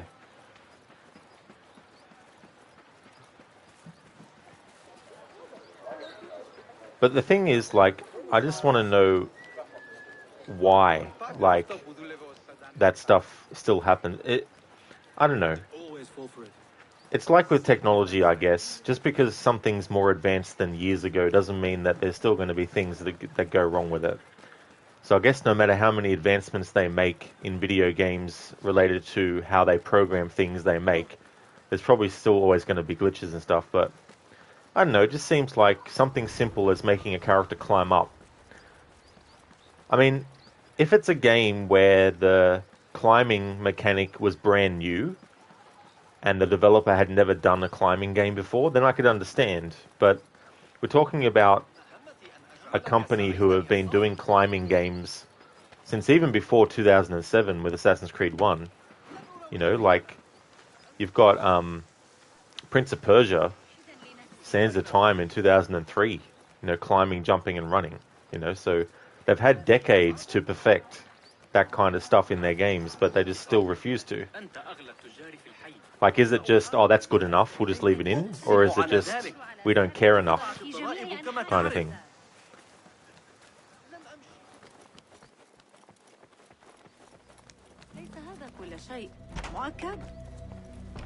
Our prodigal hidden one returns. Finally, you found the path back. What do you have for us? The one we are looking for is a Dimyun, someone out of Baghdad. You are certain? I found proof. They were working with the tax collector and the harbor master. One used the guards to harass and extort coin from the Dimyun. The other seized goods at the docks. Extortion, I understand. But seizing goods? More objects from these ancient beings they worship? They are looking for a rare hairpin imported from the East Road. It will be up for auction at the Da'irat al-Mal. An official invitation into the auction. Now, we have a way in. Well done. Our target has to be someone connected to both Al-Anga and Al-Kululu. Someone working closely with the officials. Informers heard whispers of the Khalifa's treasurer. In recent times, they have been quite involved in the businesses of Kar. Someone like that will no doubt make an appearance at the Da'irat al-Mal. We should prepare, so I will scout ahead. Meet me near the souk when you're ready. Not a lot is known about this person. Underestimating your opponent is a fool's folly. Worried? I will tread carefully.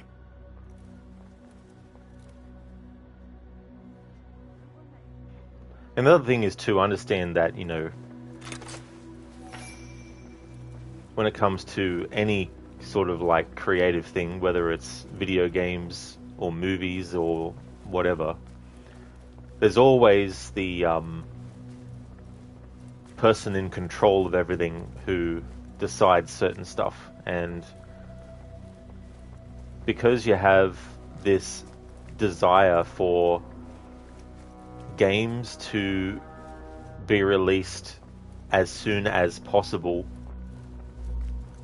regardless of whether or not it's fully polished, the devs who are actually working on the games, it's not like they're the ones making that decision to leave things as they are at a point where the person who has power and control over the project says, no, we've given you the time we're going to give you. Whatever issues that are in the game, we're still going to launch it, and you can fix it later. So I get that it's not the devs themselves that are deciding to not perfect these things, but For this game, they're restricted by the game engine a lot. Like, if they were able to do this game with a better game engine that is built... This is the thing, right? There's 3 things that when you're doing an Assassin's Creed game you need to get right. You need to get stealth, parkour, and combat. They're the 3 things that you need to get right in terms of, like, gameplay. In terms of story, there's certain things that you need to keep consistent. So when they're doing a new game engine, they really, really, really need to think about, okay, what are the things that worked really well with the parkour in past titles? What are the things that worked really well but still could be improved, that we can improve?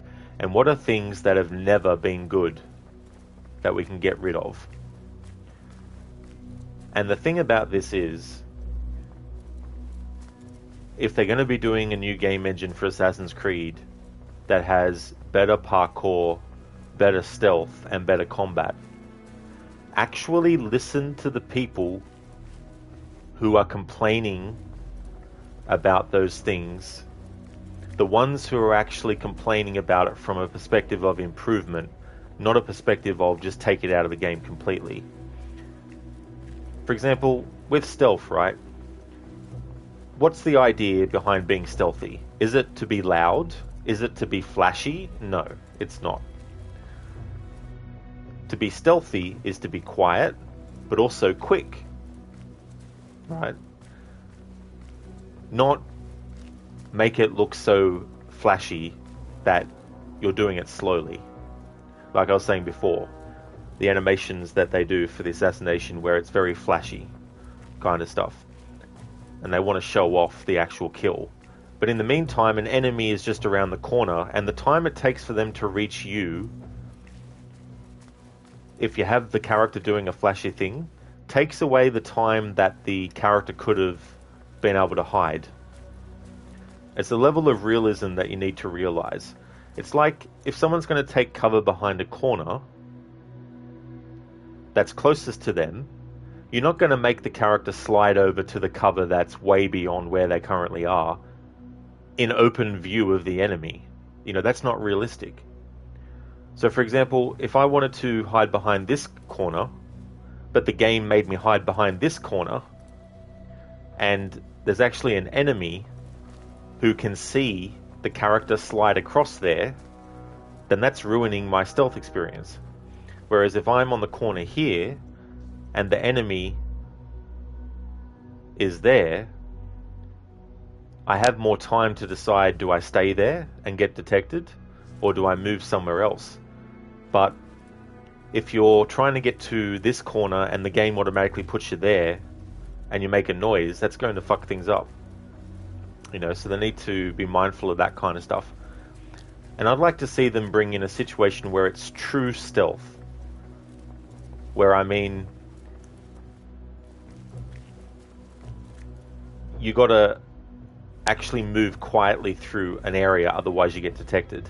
In the Splinter Cell games, there can be stuff on the ground that if you go past it too fast, an enemy will hear you. You know, that kind of stuff. They do have like sound detection in these games, but it's not entirely 100% based on your movement and stuff. And I get it, not every person who plays these games cares about the stealth.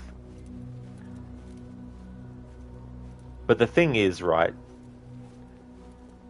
there's certain things that have to be cared about by the people making the game. And if there's people who don't like that aspect, so be it. If you don't like stealth, then don't play stealth games. It's that simple. If you do like stealth, and you're playing a stealth game, then the developers and everyone should only listen to the people who actually like stealth games, not the people who don't.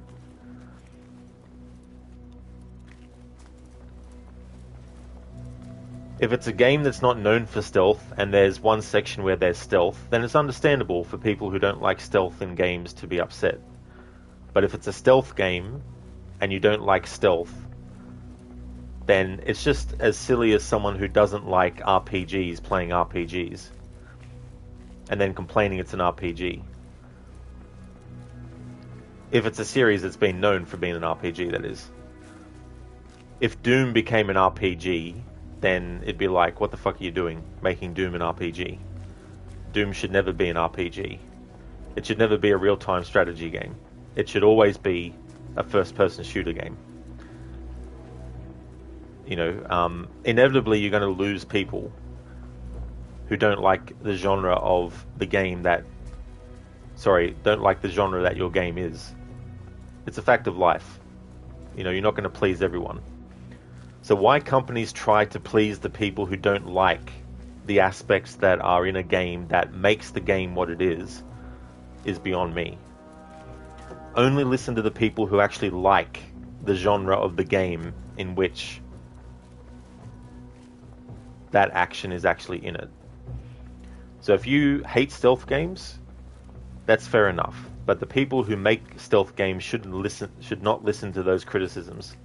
They should listen to the criticisms of people who actually like stealth games. So if you have fans saying that the stealth is broken, you listen to them. You don't listen to the fans who say, I hate stealth, get rid of it. You listen to the fans who want the stealth system to be fixed, and then you fix it.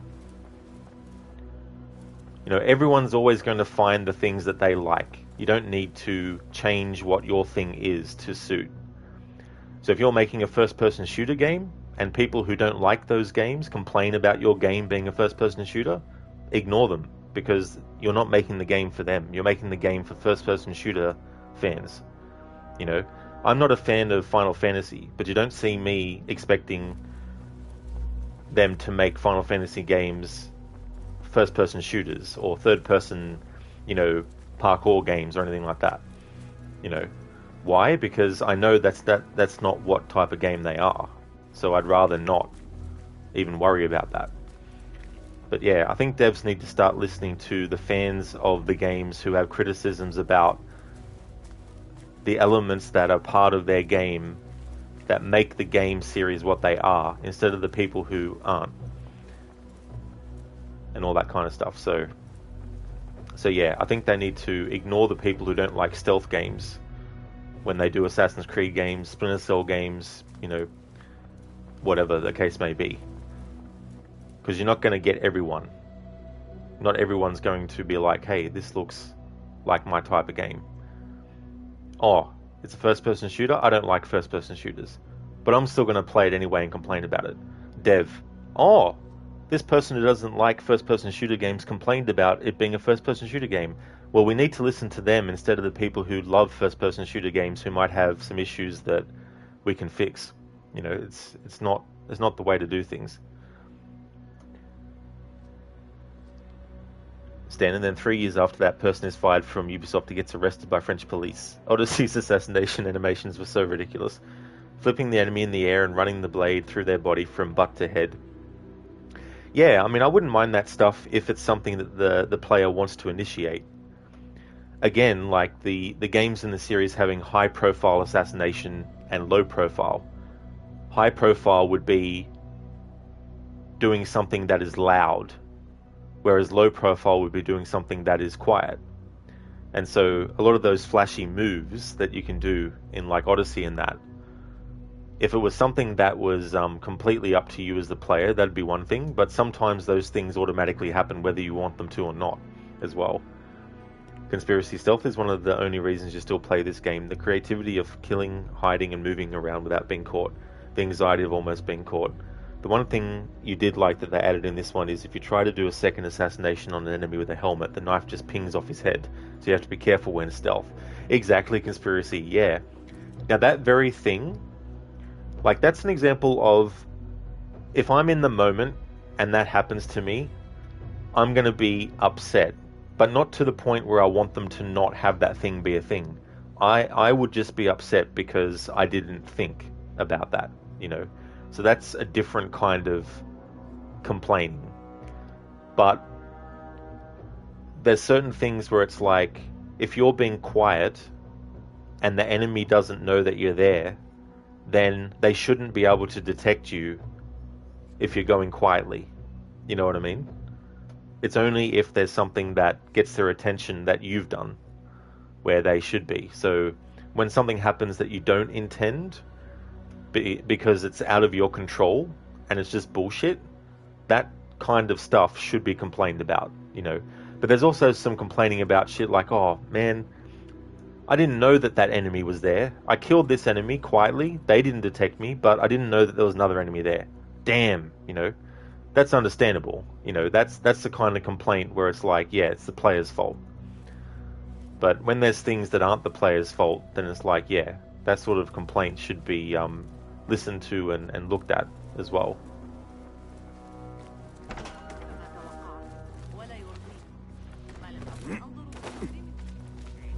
But yeah, there's just certain things that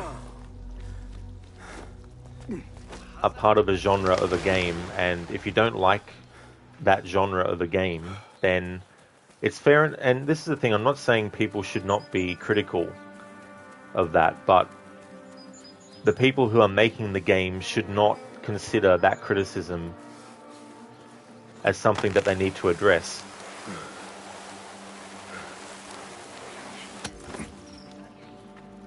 And I get it, you know, they want as many people as possible to play the games, you know, but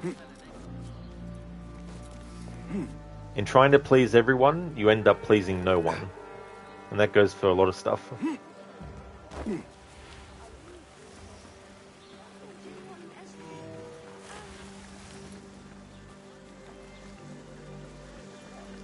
Because if you are making a game for the people who love that kind of game, then they will gravitate towards it. Or they will be told by their friends, hey, this game was awesome. I know that you also like games like this. Definitely play this game, you know, that kind of stuff.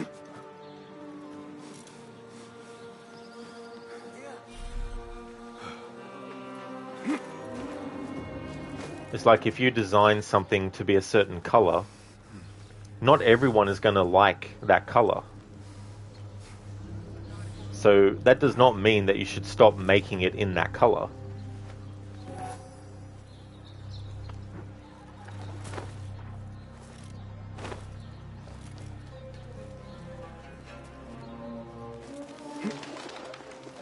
But I think the reason this game has sold well, and in saying that doesn't mean, hey, this is a groundbreaking game, it's breaking all the records, but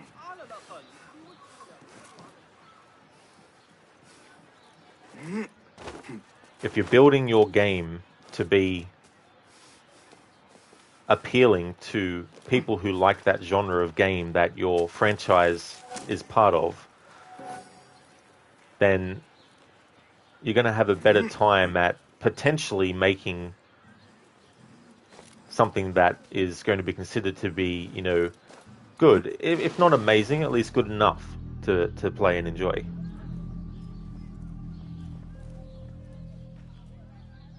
The plan is simple. Enter the auction as a merchant wishing to bid on exotic artifacts. We know they want the hairpin, and we know they will be at the auction. They already let it slip through their fingers once. When the hairpin appears, I will watch the crowd and make sure to obtain it. That will secure a meeting with this treasurer. I am fully confident they will bid on it, whatever the cost. Yes. I will gather as much information as I can about this treasurer before the auction starts. For someone in their position, there will be no lack of whispers. The first feather without a head. It is your duty to find the right one. Do not let yourself get distracted.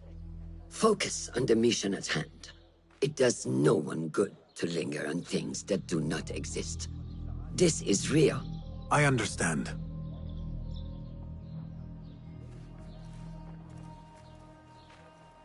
Silence is better for the wise. And how much more so for fools. Habban mubattagan.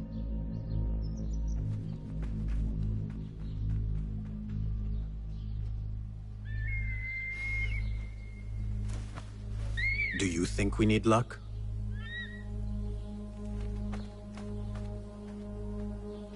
Do you think we need luck? Shay enters There chat. is a rot in Karch, treasurer. Property stolen, merchants extorted, foreigners tormented. Corruption is rank and everywhere. But you are at its heart. Even now, your poison spreads along the East Road to lands untouched by the Order's venom. I hear you hunger for a hairpin. One up for auction at the Da'irat al-Mal. I will play the rival for your heart's desire and draw you from the shadows. I like the designs of the masks for the Order of the Ancients. Assassinate the Treasurer. Sitting at the top of Karch's web of power is the Treasurer. In controlling taxes and extorting the merchants of Karch, the Treasurer is successfully funding the Order at the expense of the people's livelihood. Coveting a rare hairpin from the east, the Treasurer seizes the imports of any foreign artifacts at the harbour, causing great distress for various businesses. Having hidden themselves successfully in the shadows, the Treasurer's identity is known to few. It is time to draw back the veil. Stan, Sergio Hascoet is the person who was arrested, by the way. Former chief creative officer at Ubisoft who got fired because of sexual accusations. Yeah, and that's the thing too. You know, it's like people sort of get a bit blasé is the word I'm using for, but that's not really a word that everyone knows. But these people who have these positions, who think that they're untouchable, you know, they get proven wrong eventually. And so it is frustrating when you have those sorts of things happening where, you know, it's like, come on, you know. If it wasn't cheaper, it wouldn't sell this much, you think. You wouldn't pay full AAA money to this game. That's fair. And I think it's good that they made sure up front that people knew that it was going to be a smaller scaled game. Because if they had not, and they wanted to pretend like it was a massive scaled game, then I think that would have really been a detriment if they did that. So I'm glad that they were upfront about that and said, hey, you know, this is going to be a smaller scale Assassin's Creed game. It's not going to be as large in scope as the previous games have been. And so if you don't like games that are like that, obviously it's not going to be appealing. But as I said before, not everything is going to be made for everyone. And eventually there's going to be something that, you know, someone's going to be like, no, not for me, which is fair enough. But doing a game on this scale is definitely good to be upfront about that before people buy it, so that they know upfront. Conspiracy, not sure how you felt about the cutscenes. Yeah, I like the idea of seeing like a cutscene introducing the target. I like that kind of thing. But yeah, I don't know. I look at some games like Red Dead Redemption 2, for example, and you look at the motion capture and the cutscenes, and I think to myself, that should become a standard for every company to aspire to with their games and all that kind of stuff. So I don't know. In some ways, it seems like Ubisoft has been keeping their head above water for the past for the past decade. Just enough to survive, but still not enough to be elevating themselves higher than what they are. You know, like if you look at Red Dead Redemption 1 versus 2, there's a big, massive leap in things. Whereas if you look at Assassin's Creed Origins and Mirage, there's not a big leap forward in a lot of stuff. So there's definitely things that they need to look at and go, how can we elevate this to a level that's beyond what we've been able to in the past? That's okay, Stan. No problem at all. You're going to say something about this in 10 minutes. No worries. Hey, Starlight. Welcome on in. How's things going?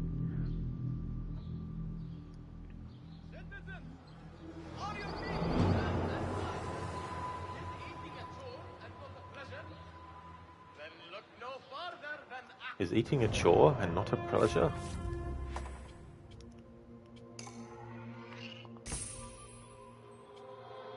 My only interest in getting these upgraded is just to get to this upgrade, which is increase eagle vision radius. So I just got done watching basically the whole game of Spider-Man 2. Oh, you did? Oh, cool. Yeah, because the first Spider-Man game was really popular, and I've seen a bit of it being played, and it does really look cool. So hopefully the sequel is living up to that.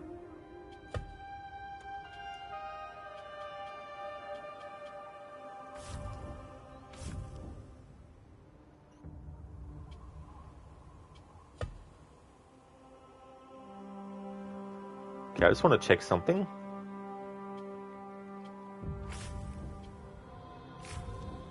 Need to go to Ubisoft Connect. Be right back.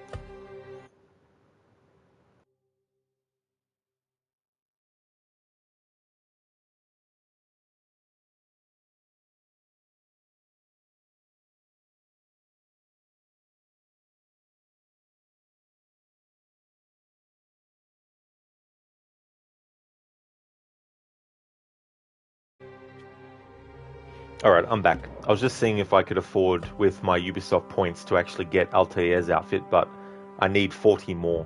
It's cost 60. So in that case, we're going to put Ezio's Revelations cosmetic on for this assassination. It's pretty good, Starlight? Cool. Oh, that's good. Yeah, next year I want to do a marathon of Spider-Man games leading up to my first playthrough of the 2018 one. It'll be a mix of games that I grew up playing, but also games that were ones that I really liked a lot. So, an example of one of the Spider-Man games that I played growing up was Spider-Man and the Sinister Six, which was on the NES. Spider-Man and the X-Men vs. Arcade. I played the Super Nintendo version of that. So those would be two examples of Spider-Man games that I grew up with. There's obviously more Spider-Man games than what I mentioned back in the day, but they would be two that I would want to add to the marathon.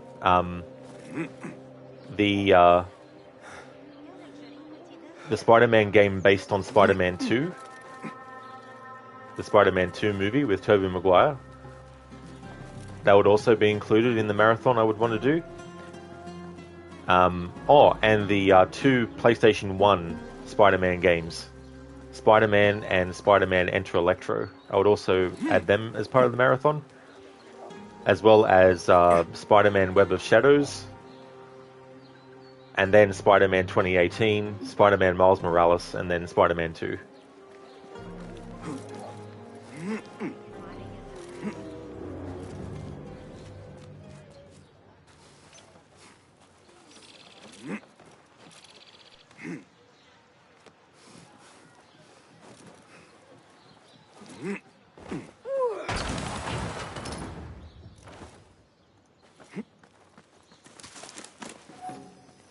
Starlight, emo Spider-Man. Yeah.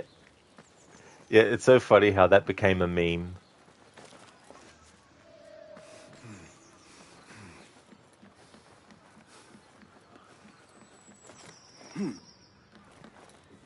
I missed the part where that's my problem.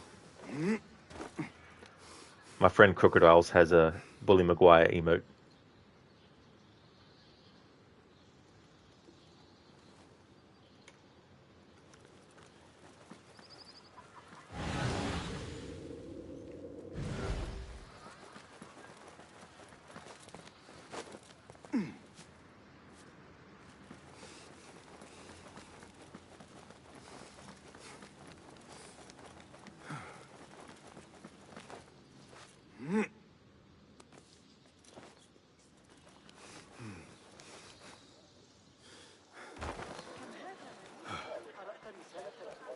The auction should be close.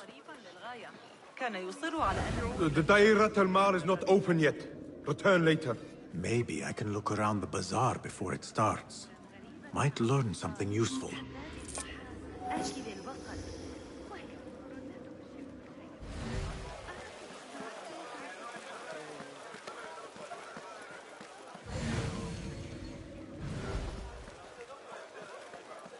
أهلاً أهلاً. Come upstairs and look at my wares, ya Sadiqi. Things you've never seen before in Baghdad. Exotic Chinese artifacts. Here only. Nowhere else. Don't be shy. Come closer and be amazed at my selection upstairs.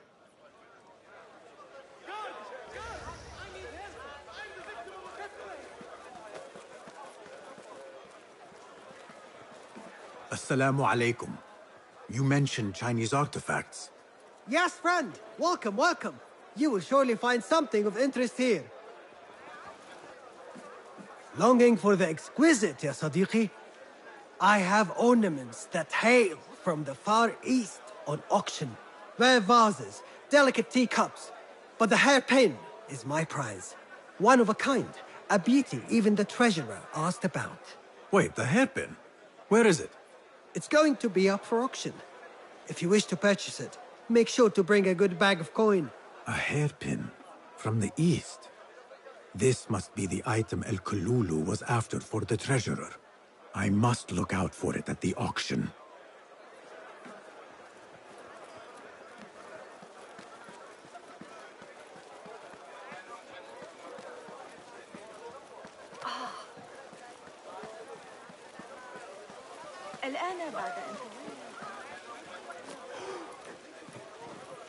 Tardiness is not something the treasurer appreciates.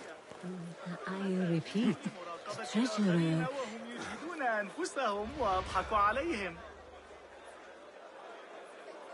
Not something we can rush, yes, Sayyidati. The treasurer will not be happy. Neither will I. I know that. The perfume creation is complex. We are already doing our best. Your best is not enough. Come. We talk elsewhere. There are ears in the walls. That woman mentioned the treasurer. I should keep my ears close. The treasurer is fond of the Kina, as you know. No one is more unhappy when 3 dozen bottles go missing. With the harbor withholding our supplies, production has been slow, ya Sayyidati. Certain incidents there have also made our situation difficult.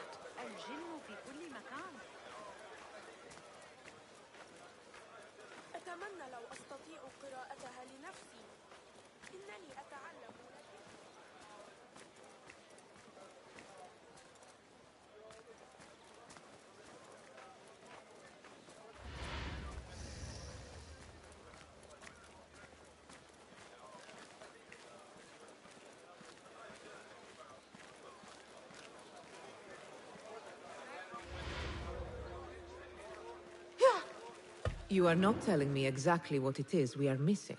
The, blood, my lady. The blood is essential in the scent.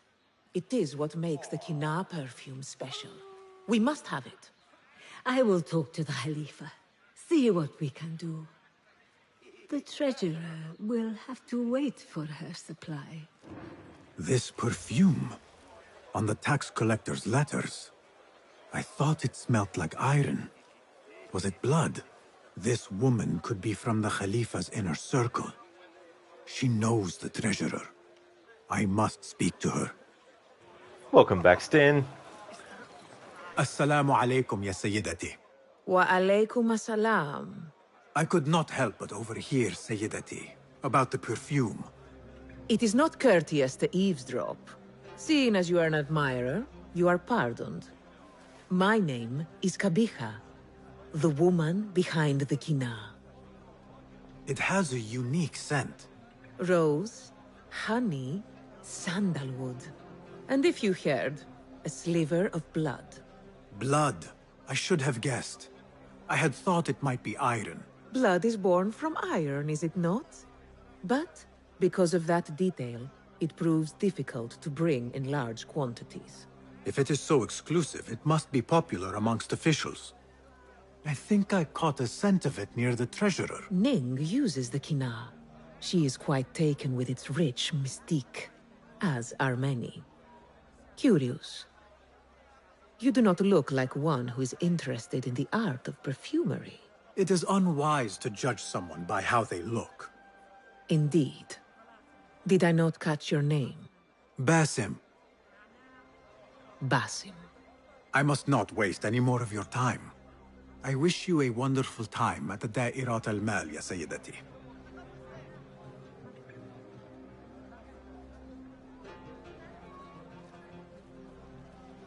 So, the treasurer is a she, and her name is Ning.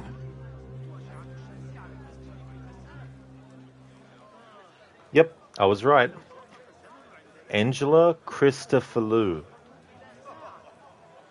voiced the Sphinx in Assassin's Creed Odyssey, and she also plays Kahiba, the woman we were just speaking to. There's her IMDb. Was also in Assassin's Creed Origins, but just credited as voice talent. And that was her first video game, actually, Assassin's Creed Origins.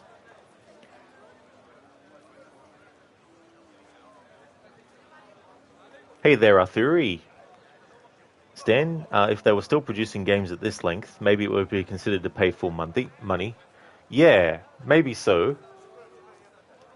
But then again, they might have wanted to make it a bit longer of a game then, as well. How's things going, Arthuri? Stan, don't you mean various? Though they started doing big games, even excluding the grind, there's still a lot of content, and Mirage has the length and content of half a DLC. Pardon me. Yeah, I would definitely classify this as a mini RPG Assassin's Creed game. It still has those elements in it, and it still has that approach where it's like, hey, here's a big map, and here's like a region out here with certain types of, greenery, and here's a desert-like part, and all that type of stuff. Like, if you look at something like Unity with the Paris map, there's nothing like that, There's some areas where there's like, a lot of trees and stuff, but it's not as expansive as what they do with Origins, Odyssey, and Valhalla. And this is sort of like a smaller scale in that sense, with that idea as well. Kenway in The Curse of the Pharaohs, the historian. Oh, is that who? Kenway, that's cool. Yeah, now that I recognize her voice, it'll make it easier to recognize her voice in other stuff.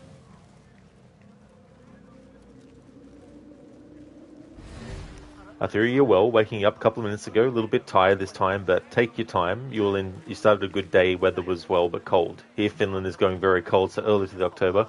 Now, cold weather is my kind of weather. I don't know how I would go living somewhere where it's primarily, or I would assume that it's primarily, a lot of cold weather. But that's great. I hope you had a good sleep, Arthuri. Basim! Liar! Should have known you would be here, Kong. Ha! You know me. Come, let us chat. Do you have any information about the treasurer? Someone who works for the Khilafah. The treasure?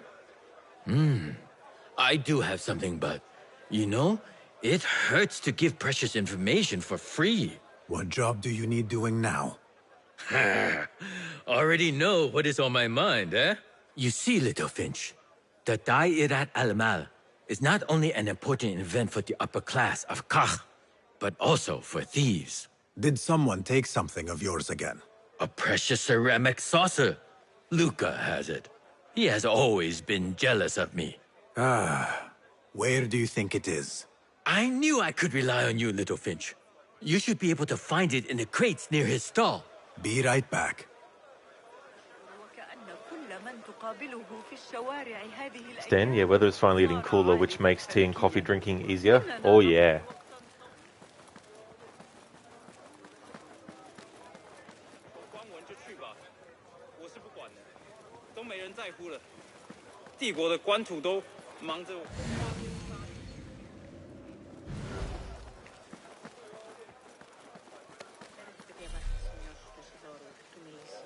I assume you heard about the commotion a few stalls down. Do not tell me that Kong and Luca again. Oh, not them this time. This must be the stall Kong mentioned. Now to find that plate. Arthur, Finland, the map, all north of Finland was now a night 15, -15, -20 Celsius are cold, and South Finland was -0 or only 0. You think 1 to 2 weeks is coming for snow here? That is so cool that it's going to be snowing there soon. You're living in South and much East Finland, so here it's not yet so cold. Hasn't reached that point yet.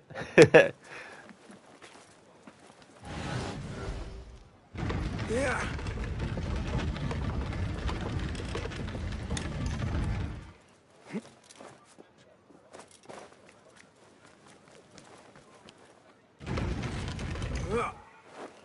Stan, it is literally cool.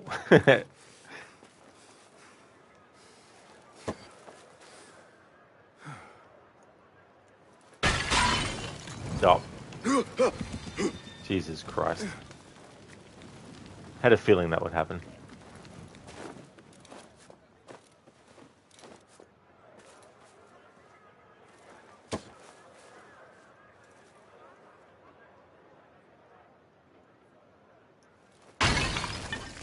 Oh.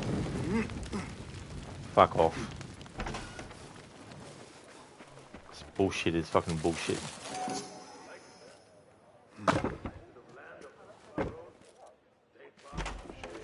Larissa nearby for water.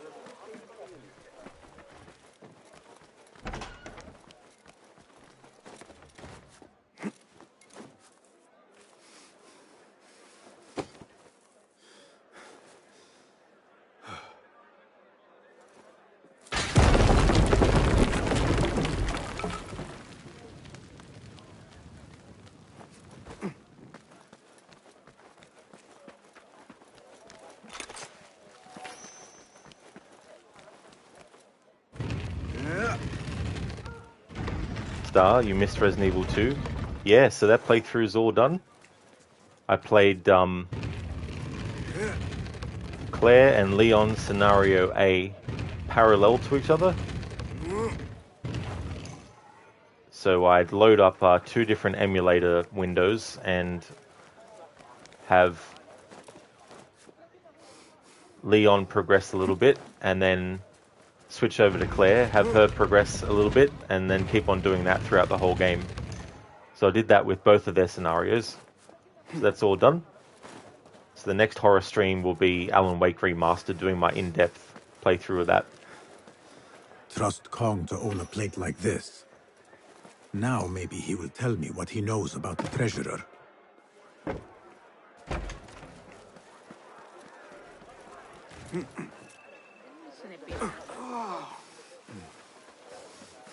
Hey! Hey! That's close enough.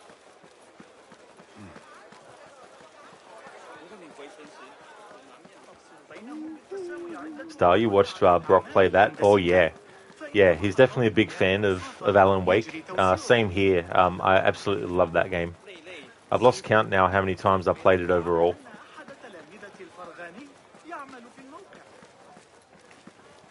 A theory, what is it like AC Revelations? You'll be playing Ezio Trilogy, a new time with since the PS3, now PS4, but you don't know, you think your interest doesn't want to stay fully involved in AC2 and Brotherhood, was well, and great storyline games, but Rev, nah, now you remember what you're feeling younger. Yeah, so AC Revelations, I really, really like it a lot. I do feel it's a really good send-off for Ezio's character in terms of the games. To actually see the final parts of his life, though, you need to watch the Assassin's Creed Embers animated movie, which is definitely recommended. It's really, really well done. It takes place after Revelations. I like the setting as well, and I like the idea of bringing back Altair into the story, and I think the way that they did it was done really, really well. So I really do like Revelations. AC2 is still my favorite out of the Ezio trilogy, but I do feel that it's a solid trilogy of 3 really, really good games. Here, Littlefinch delivers once again. Just the very thing I need to complete my set. I thought this was yours. It is now. Anyway, listen close. I was having my usual afternoon tea when I overheard 2 ladies speaking about an order they fulfilled for the Dairat al-Mal. They made a beautiful robe for the treasure with intricate Eastern embroidery. Open your eyes to that. Eastern ware. Thank you, Kong. The treasurer is likely a foreigner from the East. The auction should be starting soon. Starlight, it was a good game. Yeah.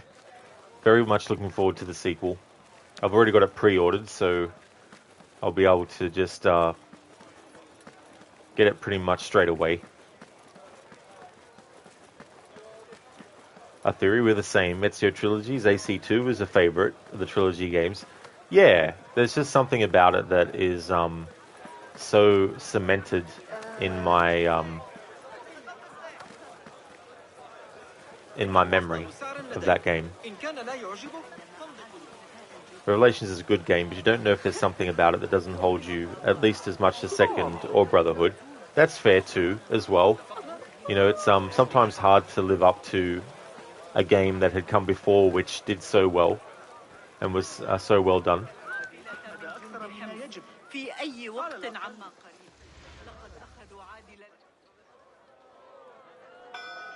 مرحبا السلام عليكم Yasas Ni hao Hello.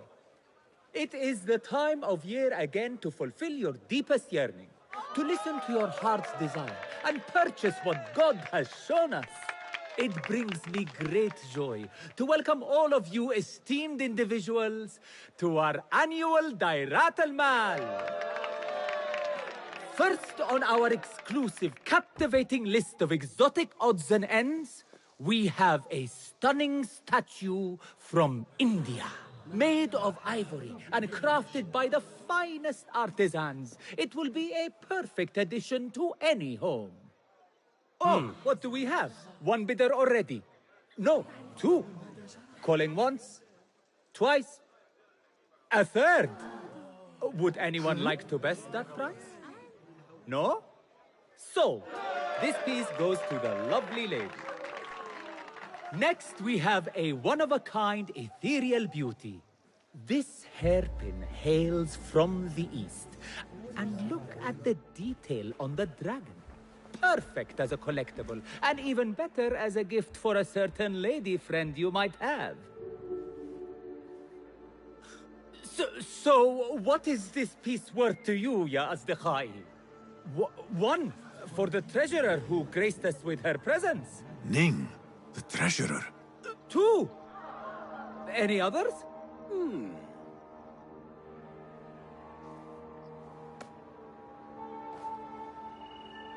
I'm going to let it slide.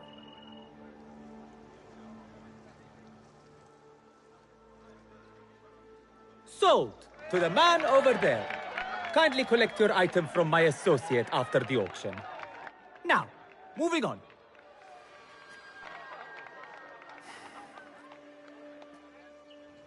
And we thank you once again for making the Dairatul Mal a success. May your purses be ever full and your heart ever longing.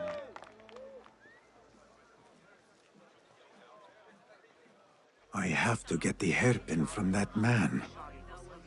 Why would the treasurer want it so badly? Calmness, grace. The reason I chose not to bid is because I feel that it's more stealthy to not stand out from the crowd by making a bid and just steal the item from the person who won anyway. A theory? You're waiting when you get playing Origins finally. Oh yeah, I love that game. It's so good. I can't wait to replay that again, but I want to make the playthrough next year now, because I really need to get my celebration of Black Flag's 10th anniversary runs done before the year ends. I have an appointment with the treasurer. Move aside. Apologies. My instructions were clear. No brooch, no entry. Do you know who I am? I need to speak to the treasurer. I was called, summoned. Assalamu alaikum. I'm here to see the treasurer. On what business? I am a simple merchant, hoping for advice and wisdom.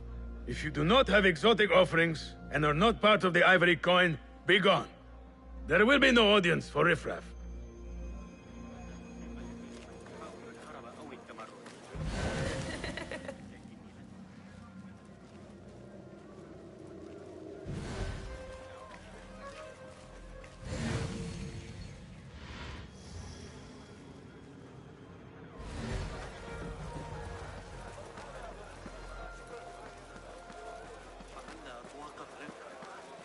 أعرف من دواعي البهجة غير الذين يشكلون تهديدا.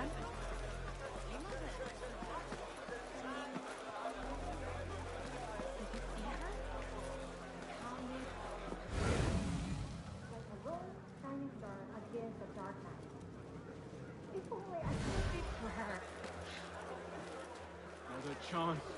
The only members of the Merchant Guild can arrange an audience in her chambers. Well, maybe if I found out where she puts the robe or her beautiful fan. Found him. Now to quietly borrow the hairpin. This beautiful hairpin is mine. Intricate and But for beautiful fools, they indeed. stood no chance against me. But this is nothing like these ancient objects the Order is seeking. I must confront Ning. With his gift. Let me take a look at the hairpin again. Malaka! Where is it?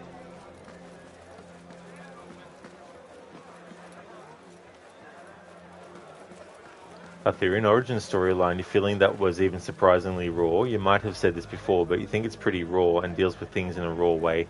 It really, really does.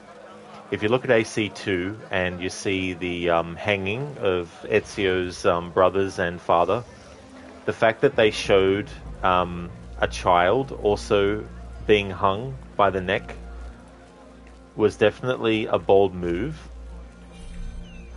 But in Origins, to go a step further and actually show a child being killed and show it happen twice to another child was just very, very heartbreaking to see happen. And it's one of those driving forces where it's just like, fuck these guys, man. They need to die. Seriously.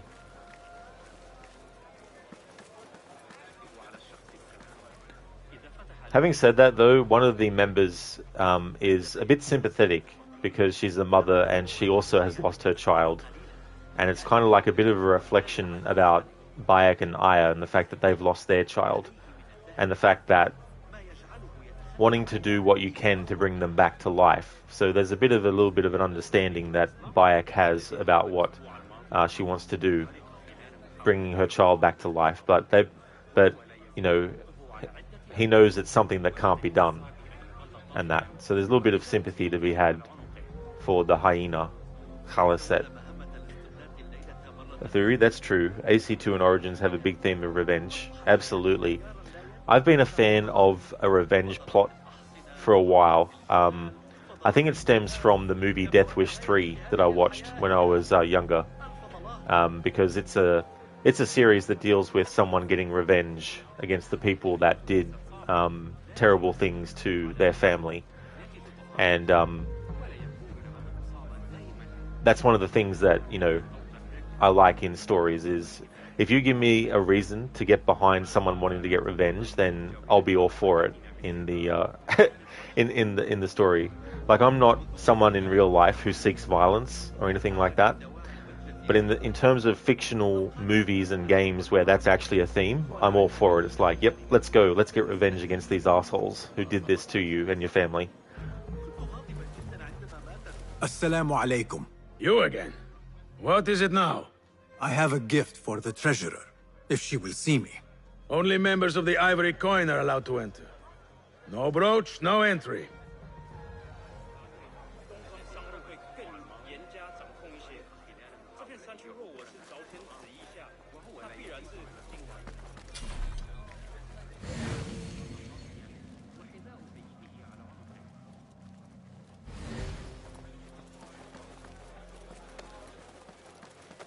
Arthur is so very person too. Yeah, you know. But yeah, it's like with games like Grand Theft Auto, you know. I would never, ever, ever, ever want to steal a car or anything like that. But it's not something where it's like, oh, that's something you can do in a video game? I'm against that. The game must be banned. It's just like, it's like you're playing as someone else, you know. It's not you doing those things. It's a fictional character, you know, doing those things. So it's very different playing a game where you do that kind of stuff versus someone in real life doing that kind of stuff.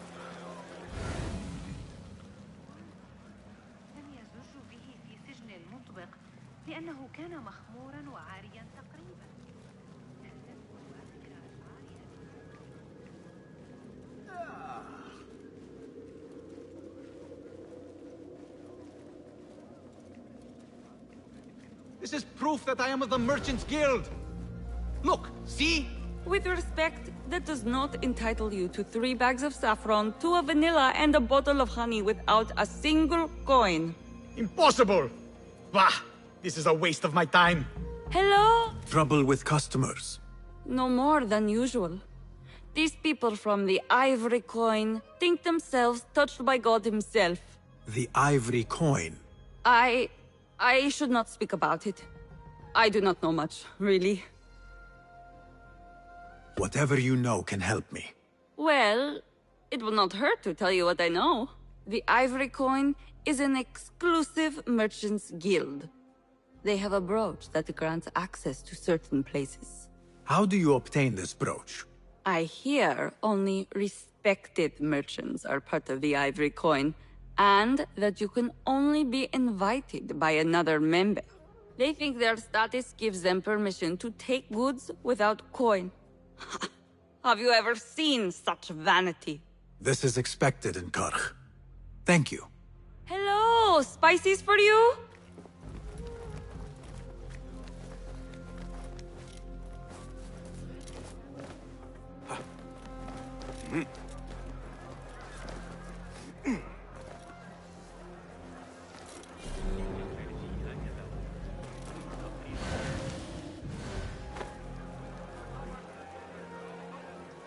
An exclusive union for the merchants of high society. I should have expected this to exist.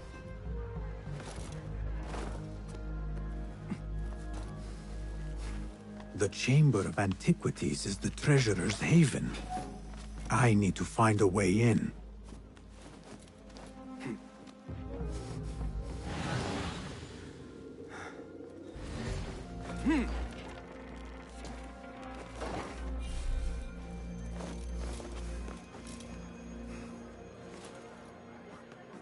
I do not care what you have to do. Burn them, or murder their dogs if you have to. Understood, Sayyidi. We will retrieve your coin from the merchant stall on the morrow, at all. Why not today? Yeah. You lot... Oh! What just happened to me?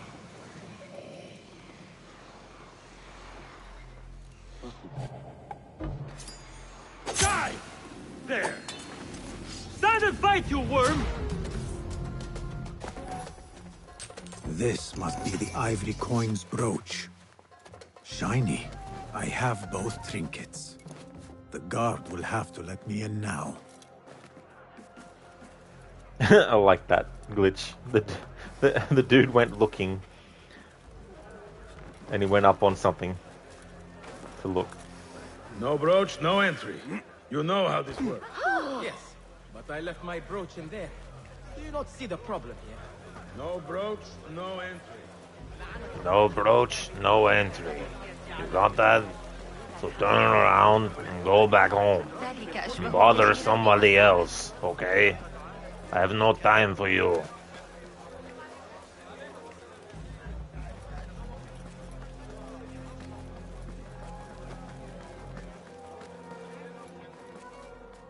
Assalamu alaikum. You again? What is it now?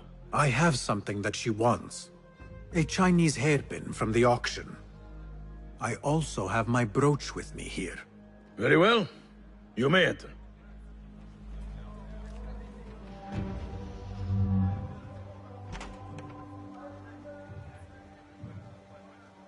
It's okay, Arthuri.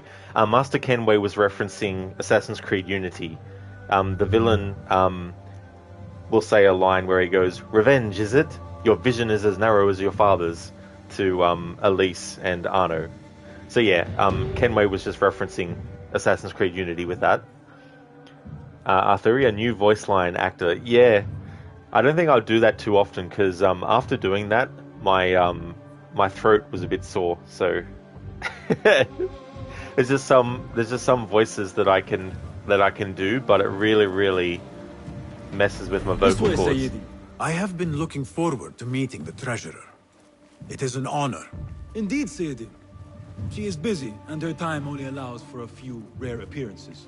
I have never seen so many treasures in one place.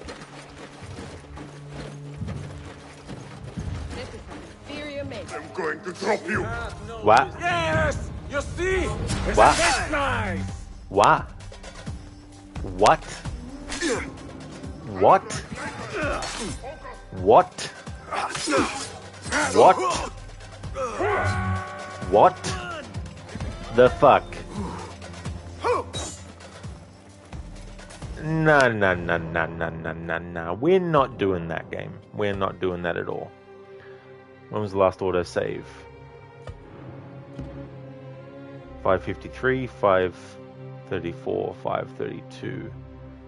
No. I'm not accepting that.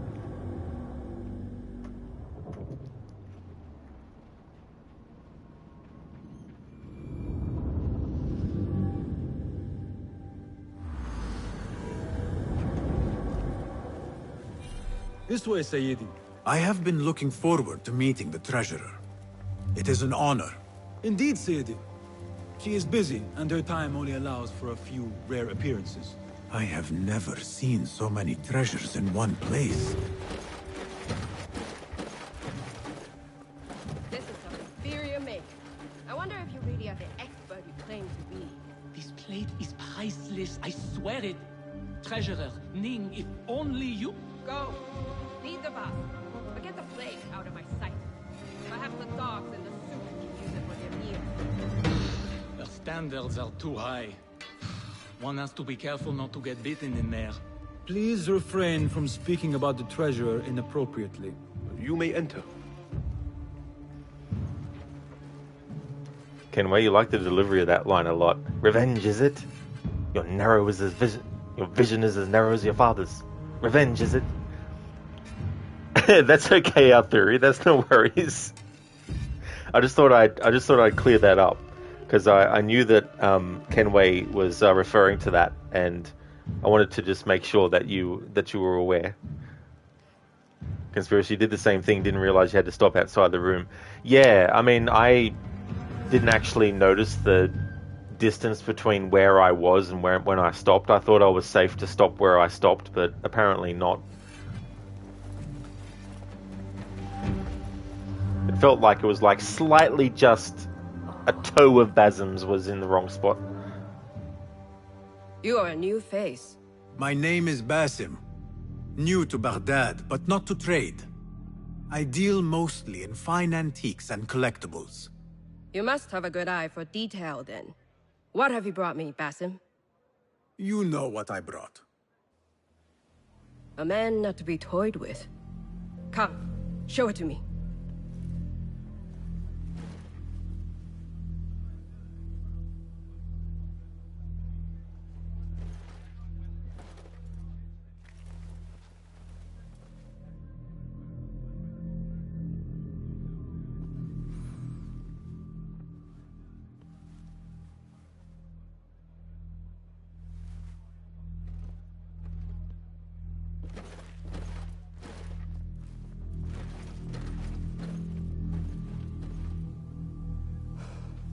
Exquisite.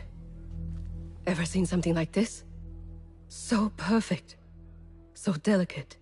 No. But I am surprised that you have not.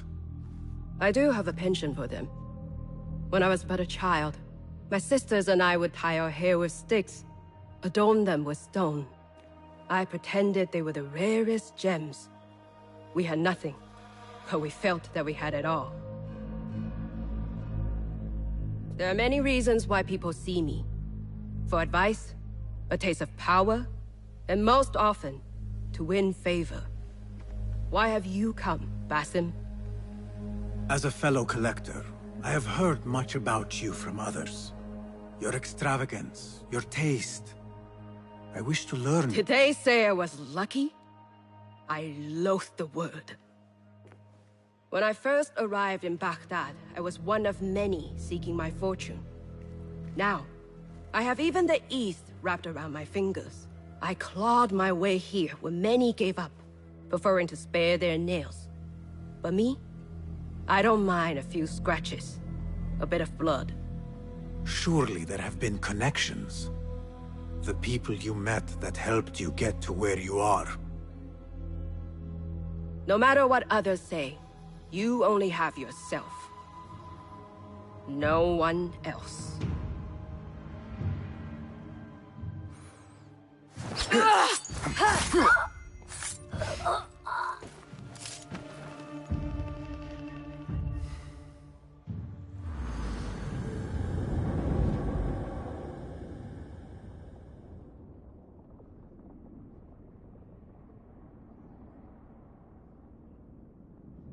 Everything prospers when family is harmonious.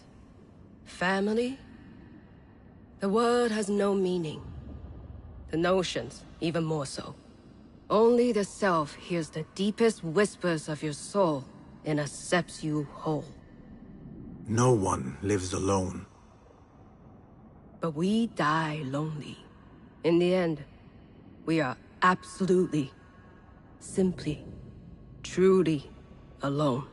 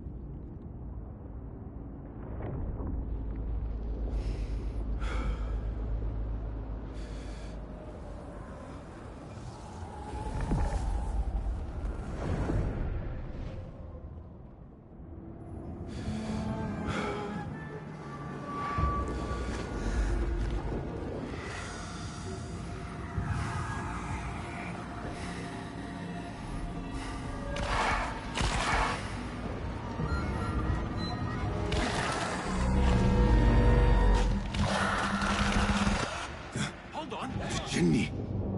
Again. I should return to the Bureau. The treasurer! She's dead! The guards! Help! Someone killed the treasurer! Don't let him escape! I'll silence you! We're not blind! You're doomed! Turn and face me!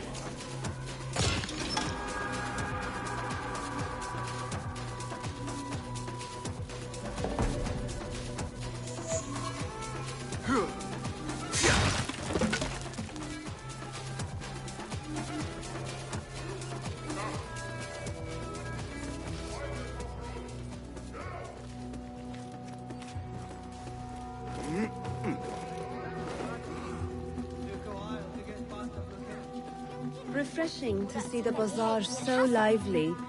The traders only bring in the finest spices. Calm yourself.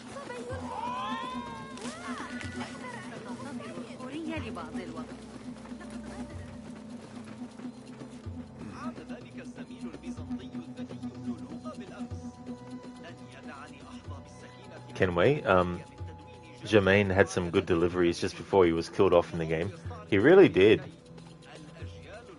When I do my playthrough to celebrate Unity's 10th anniversary next year, I'll definitely do a playthrough where I try and hear all the dialogue, including with the end boss fight with Germaine as well. Hey Game God, welcome on in. How's things? How are you liking the combat so far in this game? So I would say that the combat is basic and simple, but that's good. I don't think simple always means bad.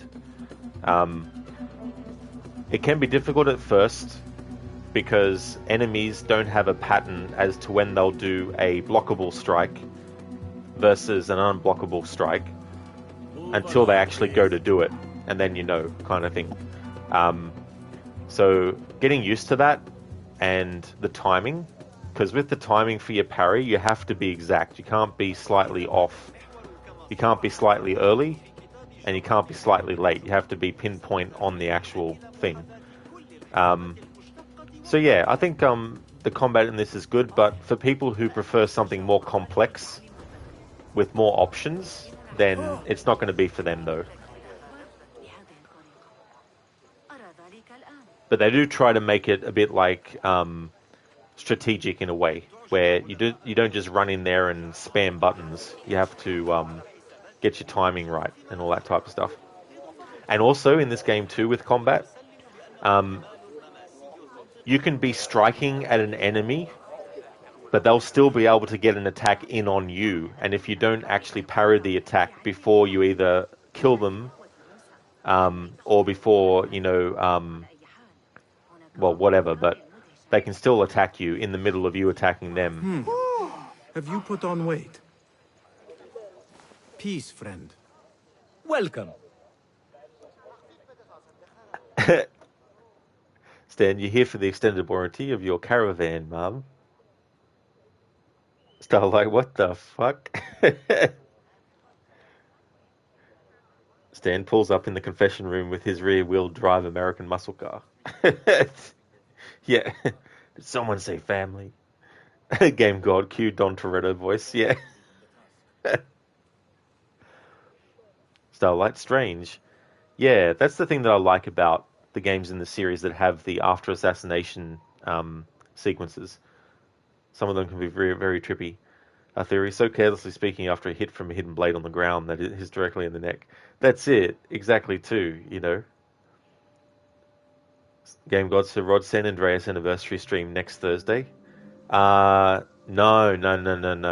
That'll be next year, because it was 2004 when that game came out, so I'll be doing something for that game's 10th anniversary next year. I'll be doing a 100% playthrough with San Andreas. So that feather thing was strange.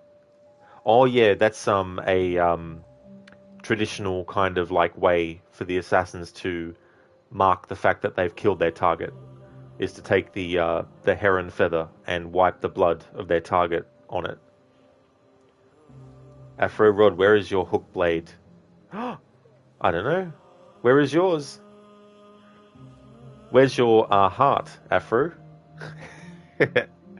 Afro heart has two parts, the afro and the heart. Allow me to browse your stock. Here's what...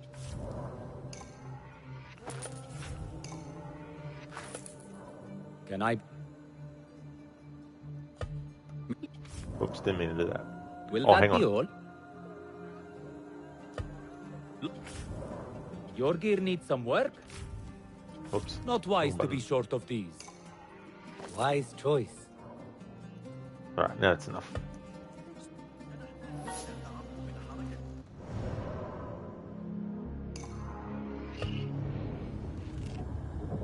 Oh yeah, the 20th anniversary, sorry, yeah.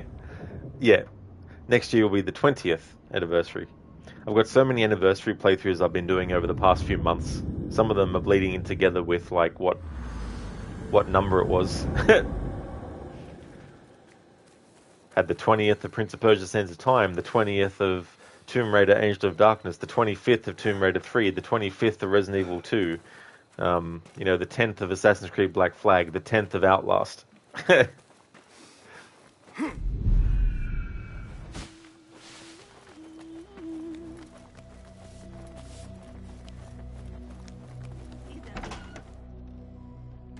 Basim, how did you fare? The streets are alive with talk about the auction.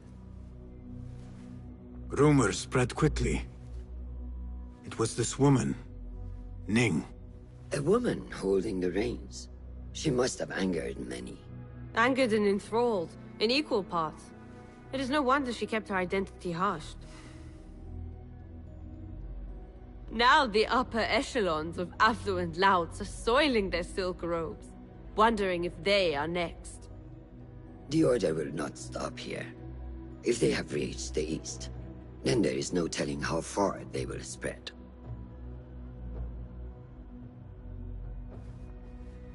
Did you see it? The Jenny? It is gone now. It is gone. Rest while you can. Our work is not done yet.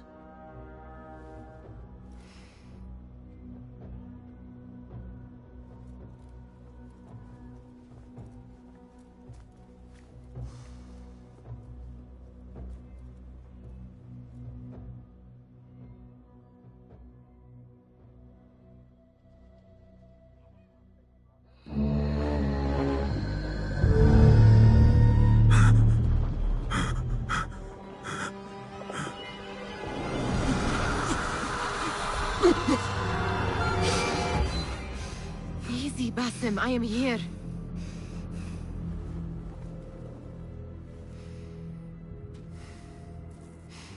Basim, Tamahal. I cannot keep them waiting. Are they aware, your companions, that their hunter is hunted in his sleep? If it were in my sleep alone, I could bear it. But it followed when I fled Anbar. Now it stalks me when I slay those I hunt. The ones from the palace. In the masks. 4 are dead at my hand. The last, the head of the snake, will join them soon. Why slit its throat when you could loosen its tongue? What? Why would I? The Jinni only struck in sleep. It never dogged you by the day until you reached into that chest. The masked ones prize what lay within.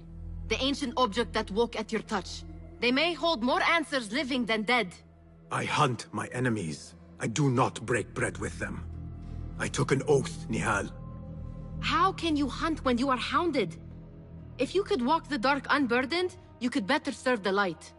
I stay my blade from the flesh of the innocent, not from the order of the ancients. If you will not ask your foes, then at least ask your friends what slept in that chest. And why they sought it.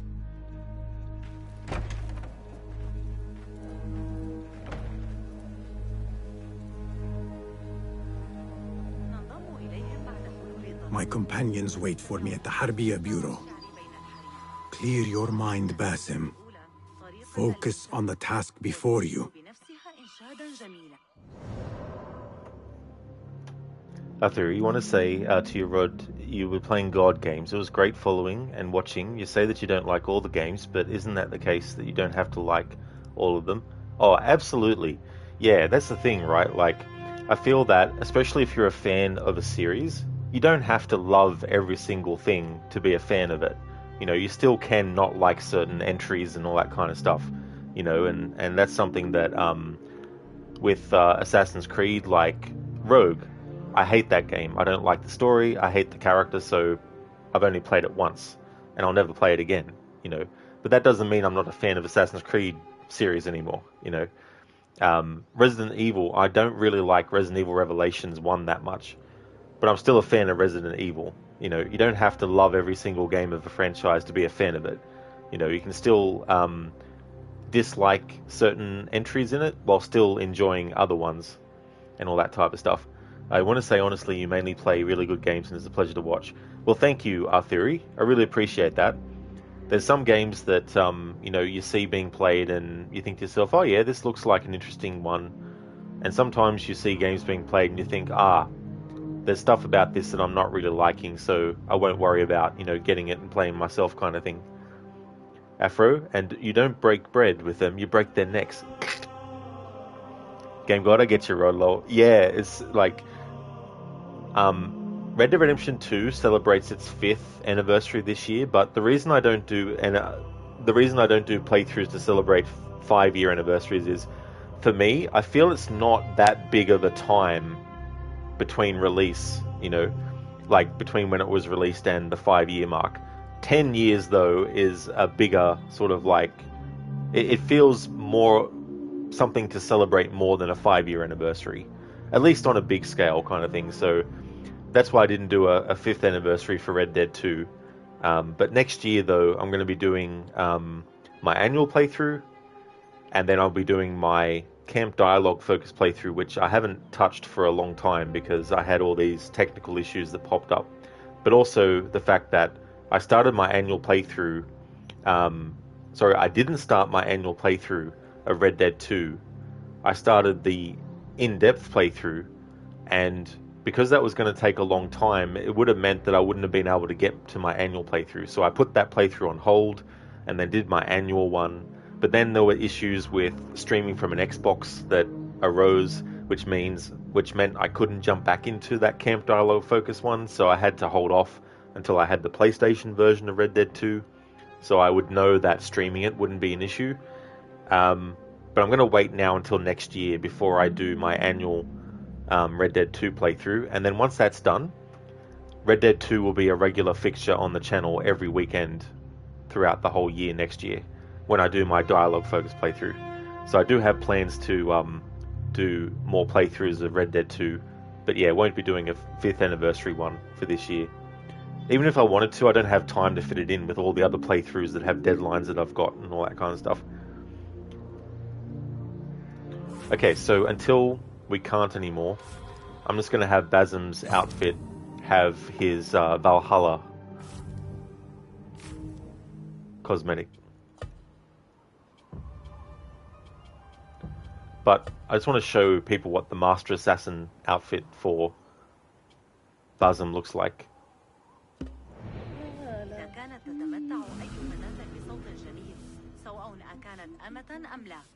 فإنها تتكفل بها بنفسها. لا أحاول التعامل بلؤم أو فرض سلطتي، إنما أتأكد من استيعابك طبيعة الأمور. قد تسير الحياة على ما يرام تحت إمرة سيدك، إن فعلت ما يطلب منك واجتنبت ما لا يعني. But we're going to switch to Basim's Valhalla costume. Okay, 3 skill points, perfect. Increase eagle vision radius. Alright, I'm not going to worry about any other skills now for the rest of the playthrough.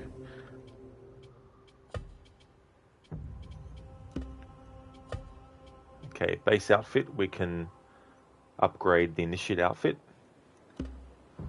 So I'll be sure to do that.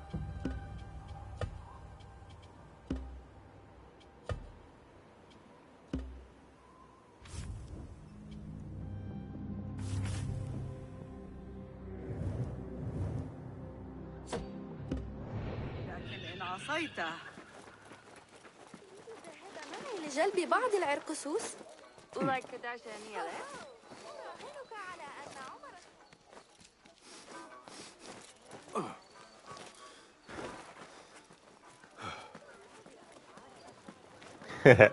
Classic glitch.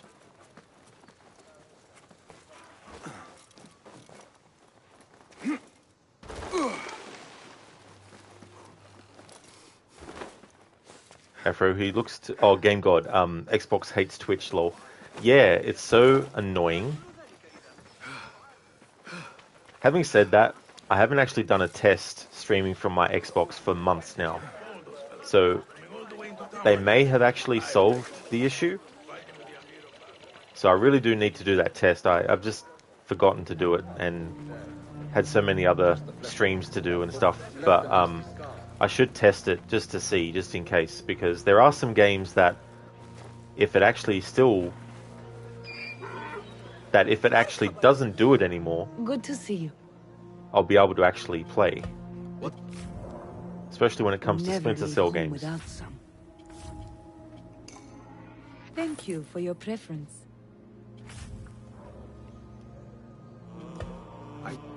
ستجدون قيمة أكبر لفضتكم هنا.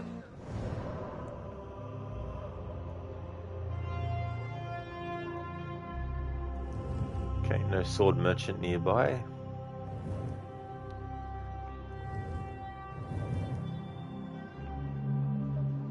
Or blacksmith, I mean. Afro, he looks too skinny. So skinny, and that compared to Valhalla. Yeah, I guess, you know, he might have, I don't know, gained weight or something.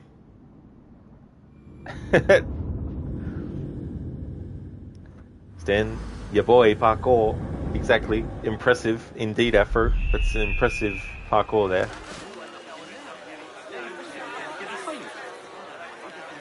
Afro, that Valhalla syndrome kicking in. That's true. Yeah, I'm really hoping that they get rid of the game engine that they've been using since 2014 and actually create a new one from the ground up.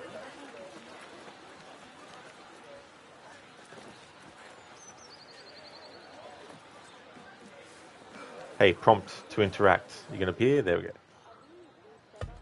Look. Refine the edge. Perfect the balance.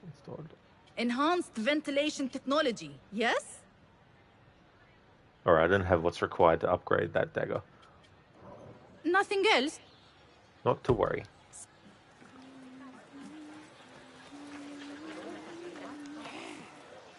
The bill. Here, take care of the suit that takes care of you. There we go. So we've upgraded this outfit fully, so enemies hear 100% less noise emitted by Basim during assassinations. Nothing further. After at least Basim doesn't climb chests. Abel, get off that damn chest. Well, to be fair, that's something that has been happening for a long time in the series. Characters automatically climbing up on chests. Even in Black Flag.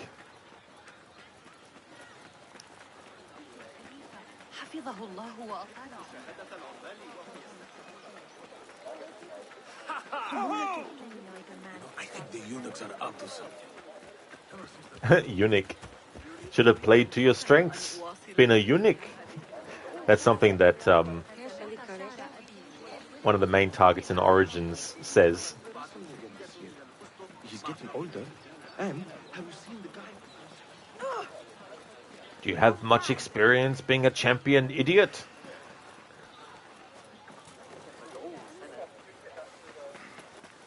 It's so good in a game, in the series, to go back to not having a character every time you go into a restricted area. The guards must be vigilant. Or the guards will be vigilant.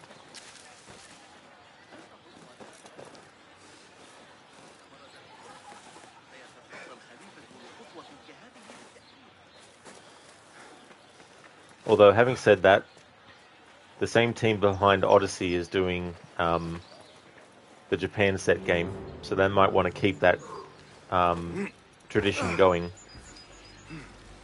I mean, Origins started it, to be fair. But I think they should not worry about doing that anymore. Afro, oh yeah, you never noticed that. Yeah, Basim doesn't say anything. Yeah, it's just refreshing for that not to be a thing in every single game for the rest of the time. Well, up until this game, of course.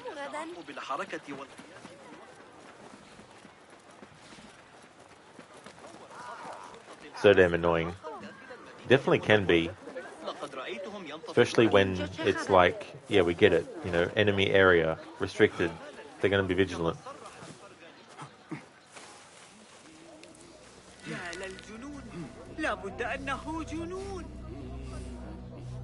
Okay, so it's not over yet. Still a lot more to do.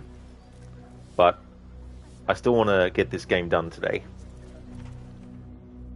You took your time. Did you wait up, Master? I wait for no man. You look tired. Nothing a little adventure won't fix. What news? Ali thinks the time is right to attack the palace. The Oyun are distracted and the people divided. Divided how?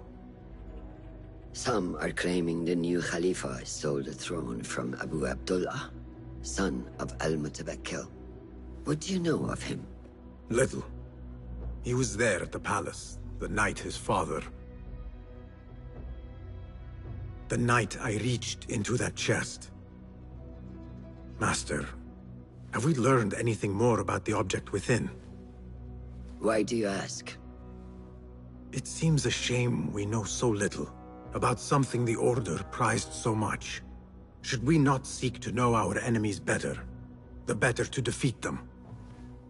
Marhaban, Basim. Have I interrupted? No. We must turn to the task at hand. Of course, Abu Abdullah. Rebecca tells me you have met his mother, Qabiha. I did.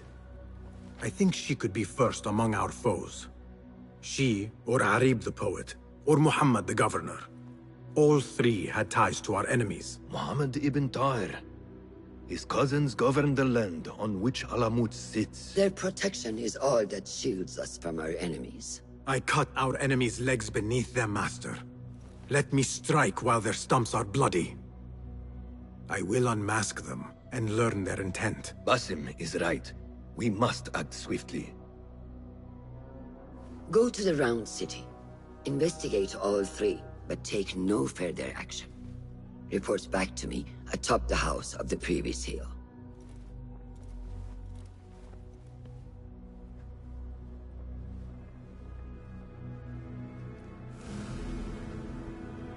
Careful, Afro, this is a no spoiler playthrough.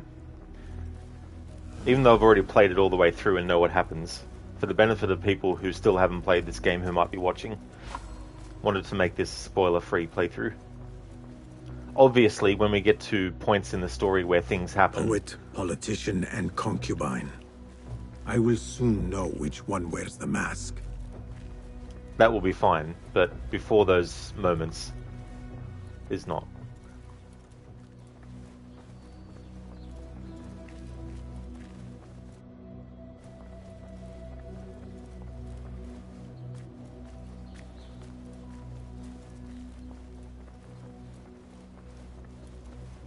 Fulav, my finder of facts, my fielder of questions. How can I be of help, Basim? Tell me about Arib. Her words were as scripture to members of the Order. A gifted artist and poetess, Arib won her freedom through her skill. Tabit tells me she keeps a luxurious home in the Round City. Anything else? What do you know of Qabiha? She had ties to the treasurer. Born to slavery, Qabiha rose to become Al-Mutawakkil's favorite concubine in the harem.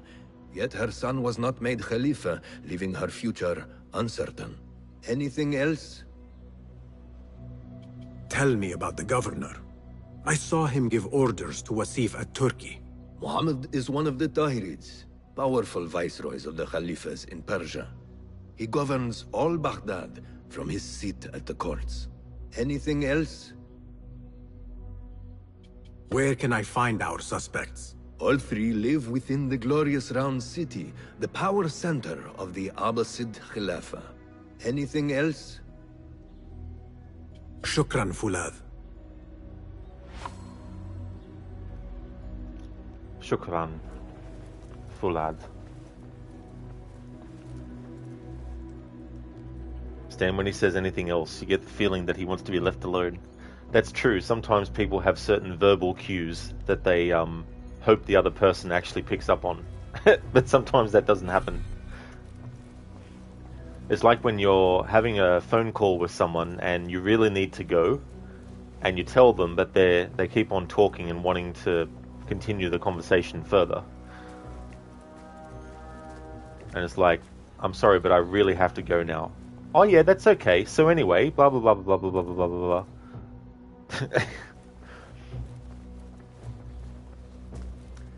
Yeah, that's the thing, Afro. I feel like they don't really track that well in this game in terms of like conveying it as like a period of time to the player. You know what I mean? Like they do tell you how much time has passed at certain moments, but they don't always give a specific trajectory of, hey, you know, and there's no like, it's more like a gameplay thing rather than a story thing necessarily, you know, because there's no, like we see Basim's initiation sequence, but there's no sort of like sequence at every step. Like there's no thing where a character's like, congratulations Basim, you know, you've reached the rank of such and such.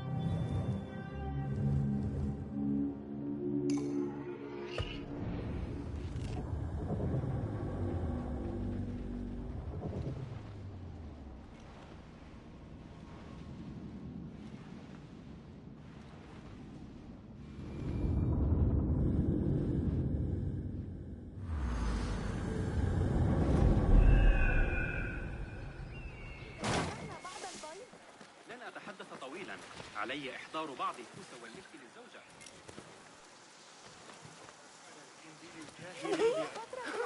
أيها الأحمق ما بك ما أشاء وضع العقارب لقتال بعضها سيكون ذلك مدهشا.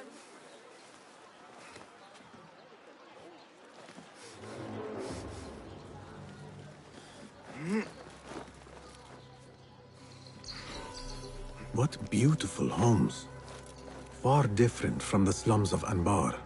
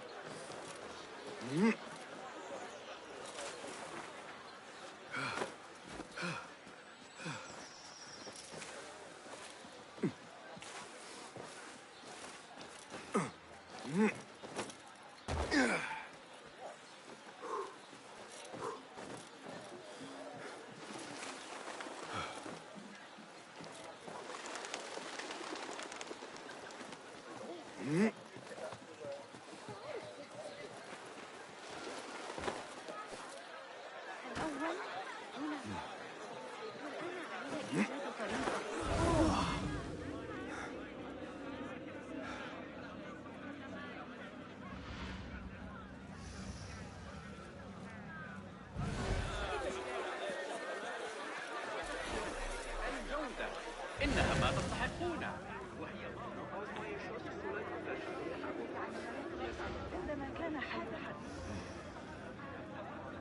I need your help, my friend.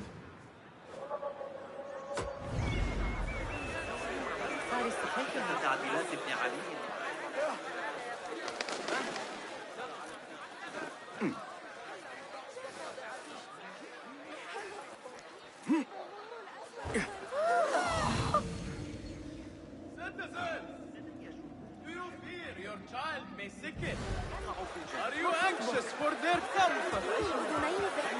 Guide me, Enkidu.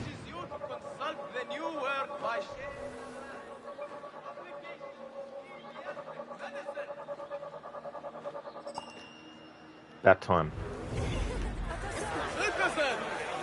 I was really hoping that if they're going to do that again, because Valhalla didn't have it that way, I was hoping if they were going to bring it back like it was in Origins and Odyssey, that they would increase the radius for how close you need to be to the actual pinpoint area, instead of still keeping it very, very small. Because it just being good enough should be acceptable. It shouldn't have to be pinpoint exact accurate. Let us hope she is home. Like you're trying to pinpoint one particular star out of 5 million. It's better to have a bigger range when you get close enough to the star you're looking at, versus having like a very small range where you have to actually get the star out of 1 million accurately pinpointed and spend 10 years trying to find it. Saying, oh cool, we're going to deal with Aiden Pierce. Aiden Pierce, the fox. You will not bar me from my guest. This is my house. Fought with my generosity. Bought by my genius.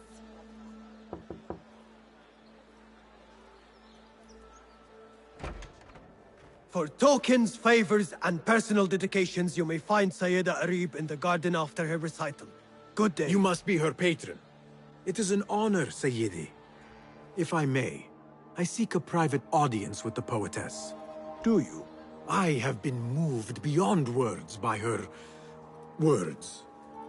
Symmetry of sky and sea. I only wish to express my sincere admiration. Pretty words. Nearly as pretty as hers, and just as false. We both know what mask she wears, don't we? Mask, Sayyidi. Enough, Sayyidi. I know what you are, and I know why you've come.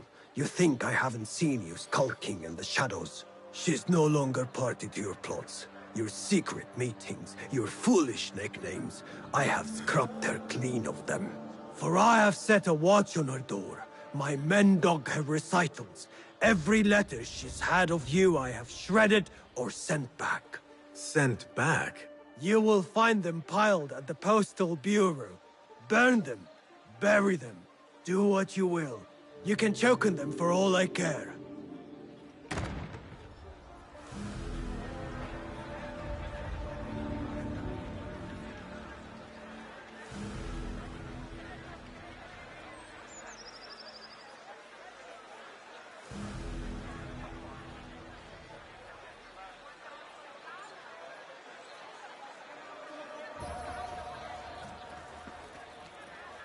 Stan, how cool would it be if the dude opening the door was voiced by his VA? That definitely would be.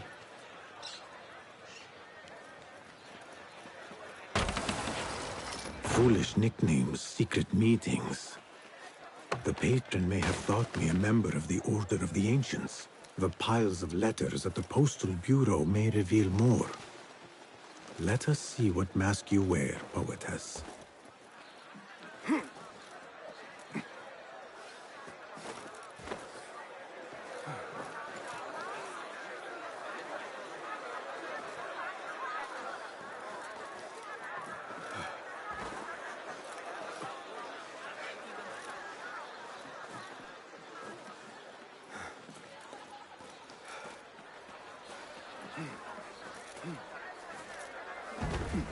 The Postal Bureau. I will do as the Huyun do. Sift through strangers' mail and sniff out conspiracies.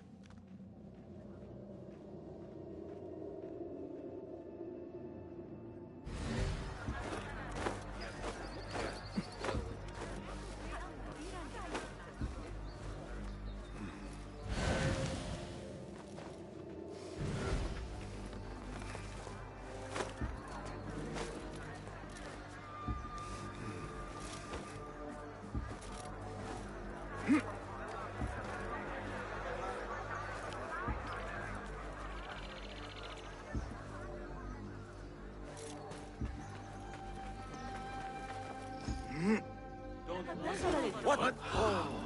Back! Not interested. Off with Go!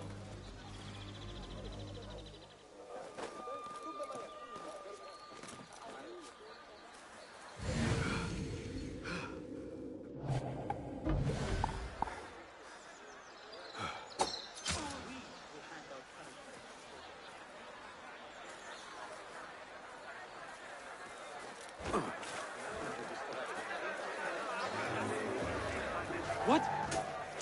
Won't take long!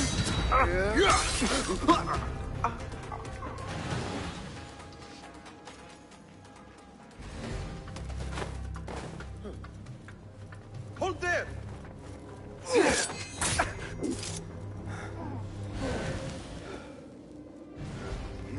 There must be mail here from every corner. You catch that, shit eater! No!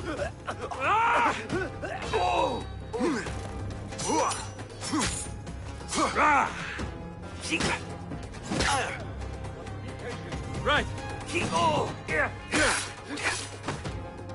There must be mail here from every corner of the Khilafah.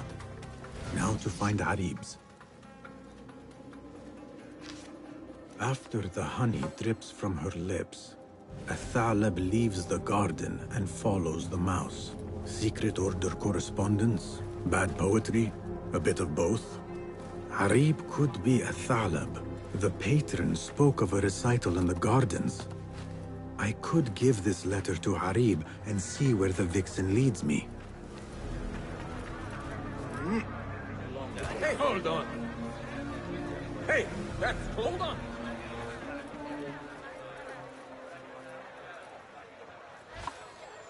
Stan, a mail for me? It doesn't hold the same weight. That's true. An email for me? Would have been so funny, actually. Go to the garden, give a Thalab her letter, and follow where she goes. Would have been funny if there was a little moment where Sean Hastings was looking for his when when he was searching his emails, and he's like, an email for me. as the ocean, I will sweeten your storms. Scorch as the be you ocean, desert, cobra, dove.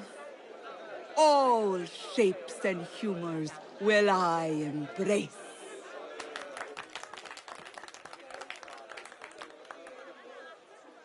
Hello there. Have we met? Come, don't be shy. I rarely bite and I never leave a mark.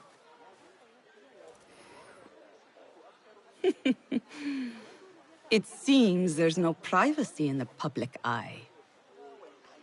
How came you by that letter? Who put you up to this? I work in the dark to serve the light. I've met the men who serve the light. It seems its glare oft leaves them blind. Are your masters so blinkered and bumbling? You were warned, you son of a dog. Come, Arib. We will set no tongues to wagging here. Yours is the tongue that will not still itself, even when I beg for silence. You spurned the counsel of he who raised you, and without whom you would still be nothing. I raised myself. I authored myself. I have written myself into history. You are banished from my pages. Now be gone! How can I leave you to wolves such as these? You're a woman alone, unarmed. Words are weapons enough for me. Then let us see what defense they offer. Take her. There is somewhere the Sayyida needs to be, and you are delaying her. It seems that words can summon shields. We will need to make this quick. Won't take long! That's it! Here, that's trash! Good one! Now keep your guard up!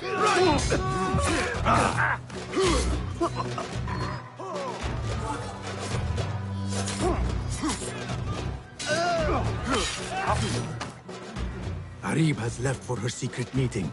I must hurry. The letter commanded Athalam to leave the garden and follow the mouse. Perhaps Arib is not lost to me yet. Hey there, Godfather Al. Welcome on in. So did you check out the reviews from Mirage and they were adequate enough for you to get it? Also, how goes it? So what ended up happening was I paid the monthly subscription for Ubisoft Plus to get the game for much cheaper than it cost to buy it outright, and played it all the way through from start to finish. And based on that, I thought that it was a game that I enjoyed enough to warrant actually buying the PlayStation version. So even though I've ended up spending more money to actually get the game, it was definitely one of those situations where I would rather do that and have that happen than spend $80 Australian and find out that the game's crap. So that's how it went.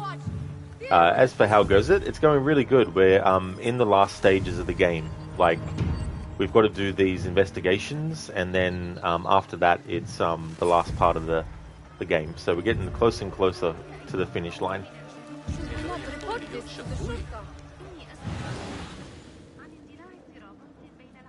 How much was Ubisoft Plus? So it's only available for PC and Xbox, and I got it for the Xbox so that I could actually play it, because PC would be no good for me. There, one of the Thahabin members. I should investigate. Call the watch! The troublemaker is here! Stop him! Hey! Troublemaker He's is the here. outlaw! Guard! Get over here! Hurry! Guard! Guard! The man you seek is here! Hurry! No, he's not.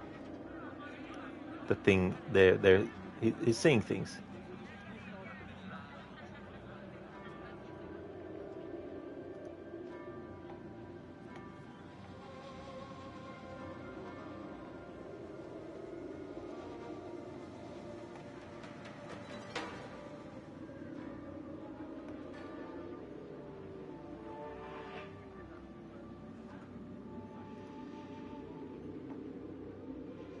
Alright, so in Australia, with Ubisoft Plus PC, it's $19.95 a month. But my PC is nowhere near able to play the game, so I went with the Ubisoft Plus Multi-Access, which lets you on the Xbox. So that was $23.95, and then the game was $80 in total to actually pay for. So ultimately, I ended up paying more than what the actual price was. But as I said, I would rather actually do that with a game that I like versus pay $80 up front and then hate the game and then be like, right, that was a waste of $80. Stan, traitor. That's it, that NPC. It's like, come on. It wasn't Basim anyway. You got your information wrong.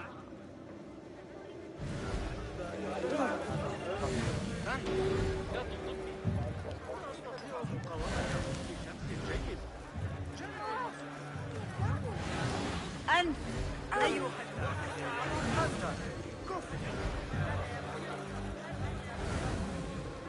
Fee! Go on the watch! You will be late.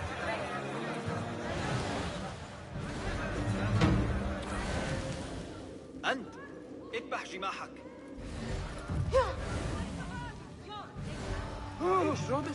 هاي أبدي يفتح شيء. أتظن ذلك؟ محدقا. لقد فهم المشكلة ومن الأفضل أنت كف.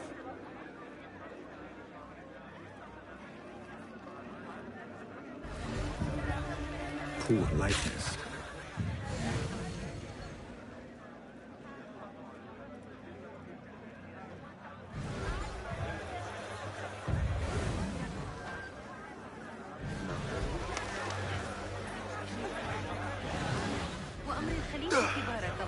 Another crumb to follow. I am growing tired of this chase. Series S, Xbox, Godfather Al, and a PS5.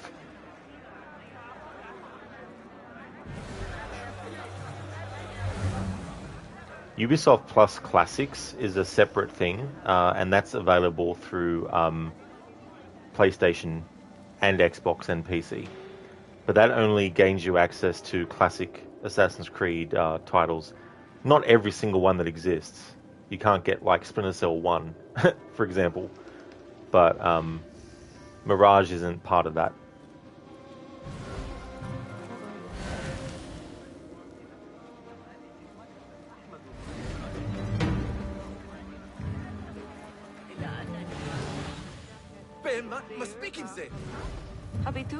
This kind of thing is always annoying in games. It's like in Batman Arkham Knight. There's a point where you have to track something, but then there's a point where there's like a large space where none of it is there. So it makes you go, okay, which direction do I need to go in then from that point if they're not showing me every single damn friggin' thing every single fucking step of the way kind of deal.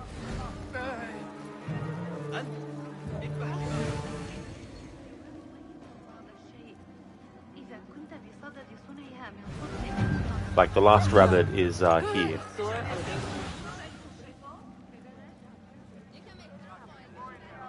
Somewhere here. So it's like, okay. Where else would it be? 5 hours later. Instead of just showing me where each step is short distance from each other.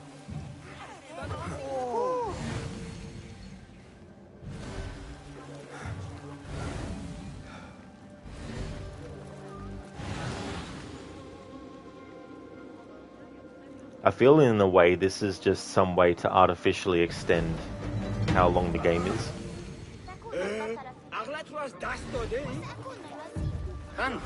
لا تغضبني. علي استدعاء الحرس؟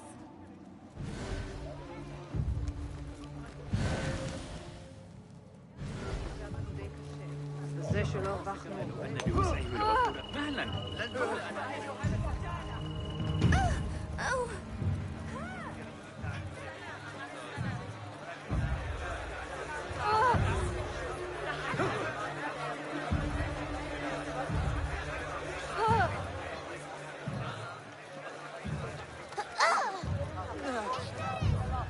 And now we're back at the start of the fucking thing again. It's like, for fuck's sake. لست متأكد. أتظن ذلك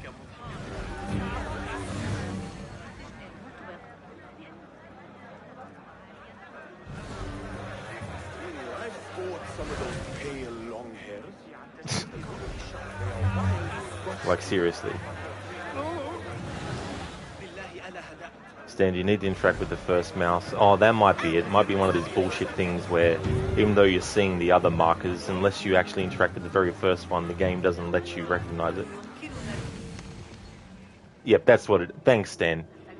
I don't mind that kind of backseating, that's fine. But yeah, I hate when games do that shit. How far will the fox flee?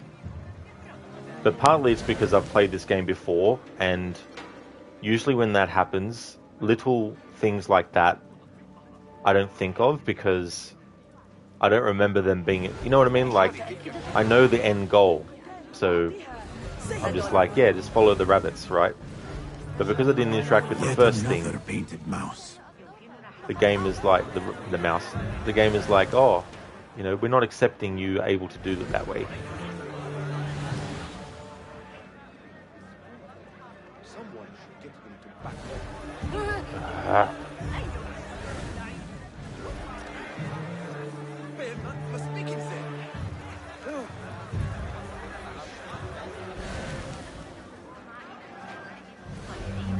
Conspiracy, you're installing Origins right now. Maybe want to play it again? Oh, cool. Yeah, I definitely know what that feeling's like. The last time I played it, I did a torch challenge where I had to use the torch in combat. And to make it a bit of a meme run, I had Bayek wear the bath towel outfit for the whole game, once you can unlock it. Because I started the game from scratch. Didn't do a new game plus for that one.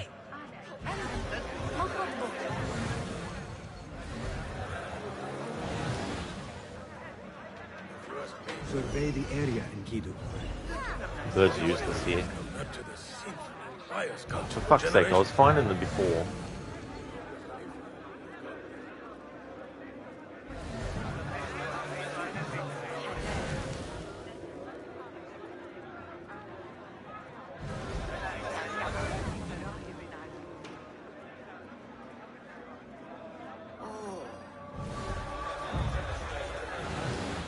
With the Amir of Barda back in 30.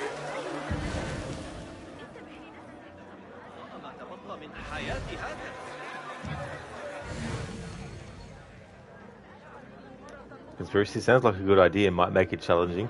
Yeah, definitely does. Unfortunately in Mirage, you can't use the torch as a weapon because when you try to use it as a weapon, Basim just drops it and strikes with his sword.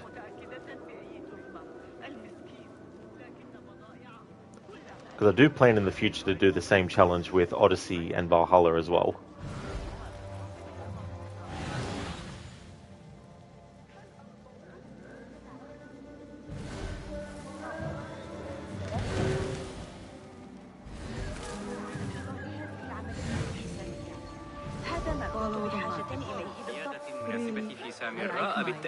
What kept you? أمراء حرب أعاجم يجوبون Not على again. متن خيولهم مع جيوشهم. You should bring him before the Medallion Court. But he thinks only of my reputation, Sarah. To safeguard success, I must be palatable, discreet. He fears I am too proud. You? Never. I write that love is feral and free, unbound by strict Euro statute. Should I not practice what I publish?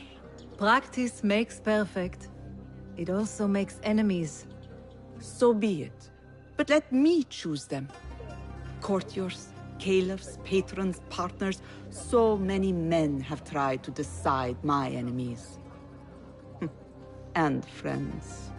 Though Allah knows I once chose poorly. He hid himself well. And the poet needs patrons. Even one so great as Al-Talib. Well, I have my pick. Good. There's troubled times ahead. I will be fine. I have survived 6 caliphs. I will survive 6 more. Don't worry, Sarah. I'll kiss the rings I need to kiss, but I will not be bound again. Not by anyone.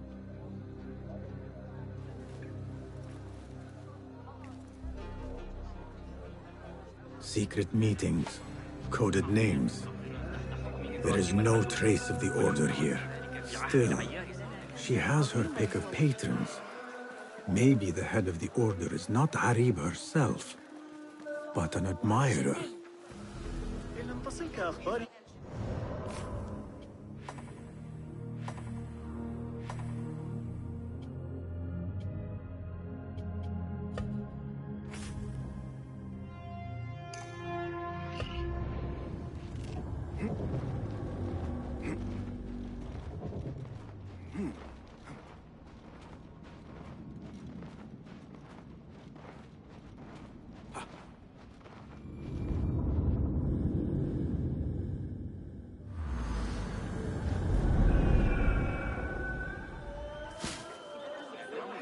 I need your eyes, my friend. إنهم ينفذون مشيئة الله في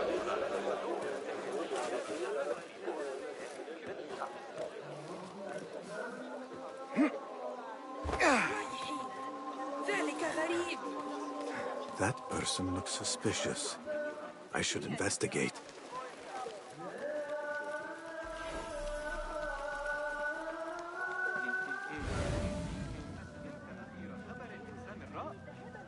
أكثر مما يجب إذا سألتني. عليه منذ يومين. The Madhalim courts are close. Derwish once told me it is where the commons can appeal when justice itself is dealt unjustly.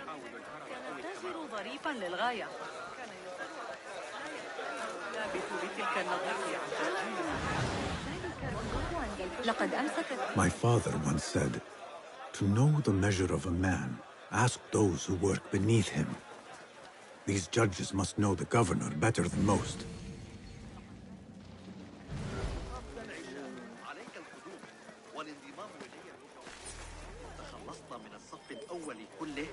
Greetings, Sayyidi. I wonder if I could ask you some questions about the governor, Muhammad ibn Tahir. I am not underpaid to answer questions. I suggest you make this worth my time. Otherwise... Stan, need to sort breakfast? See you later, folks. That's okay, Stan. Thank you for being here. I hope you have a great breakfast. Hope you enjoy. Would you accept this token of appreciation from a humble citizen? I would. As a start. I serve justice, not spoil it. Take your money. Now, what do you know about the governor? He's feared, respected, dedicated to the rule of law, order. That is all you know. You work here. Muhammad ibn Tahir keeps office at the courts. At the shorter courts, not the Mathalim. He does keep spies here. One scuttles back to his office every day at noon. Goodbye now.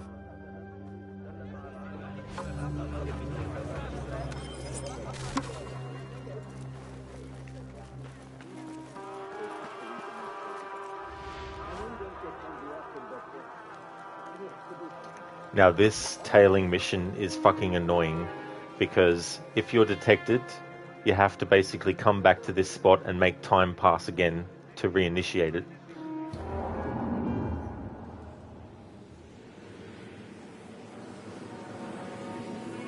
Hey there, Code. Good morning. How's things?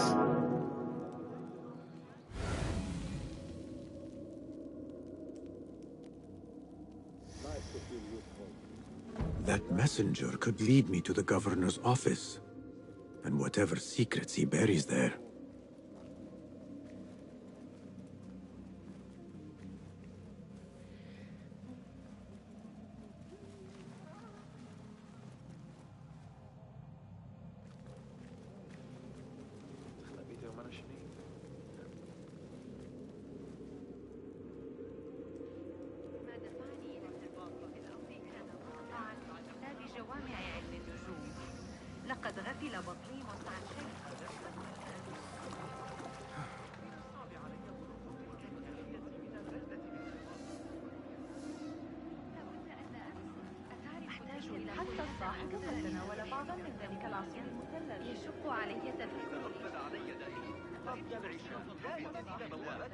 لكن علي زيارة خليفة مستمرة. هذا صحيح. يتكلمون فجأة كأنما خرجوا من العالم. لابد أن هذا بسبب فشل الزراعة المحلية. أعتقد أنه يأتي من مكان ما في بلاد الشام. على أي حال اسألوا رأس درهم المقطوع. بالمناسبة اختبار العالم الأوسع.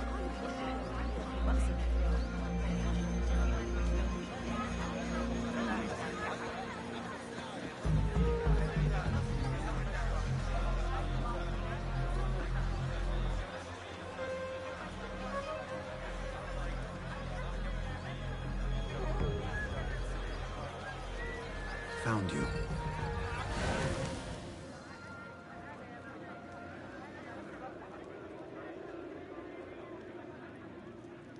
Code, little oxygen walk.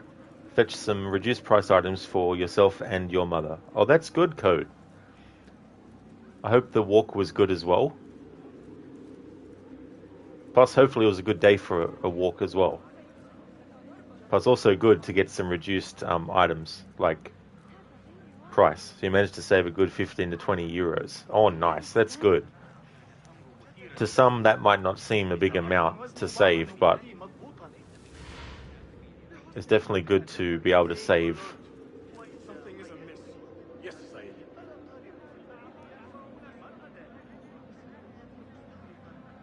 Instead of just being like, oh yeah, I'll just buy it. Even if it's not reduced price. I mean, sometimes that can't be helped, obviously. But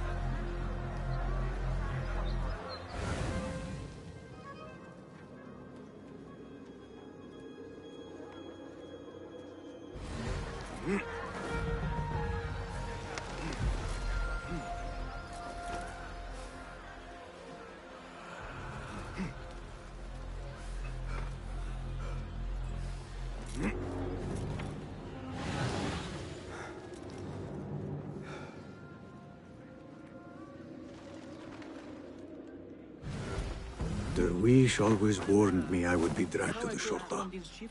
Who would have imagined I would walk in willingly?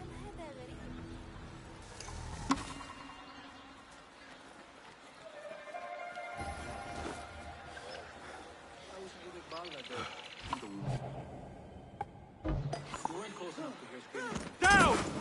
Now! Please! Hey! Find your dog!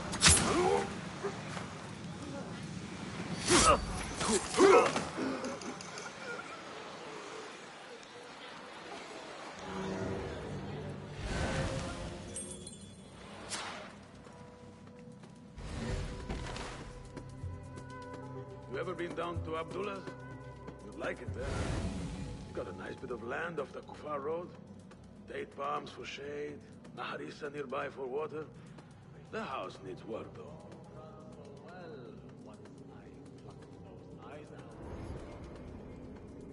Has the governor returned? I'm not sure. I did not see him go upstairs. You'll be back. I'll be waiting. Never a bad idea. Something going on. What the?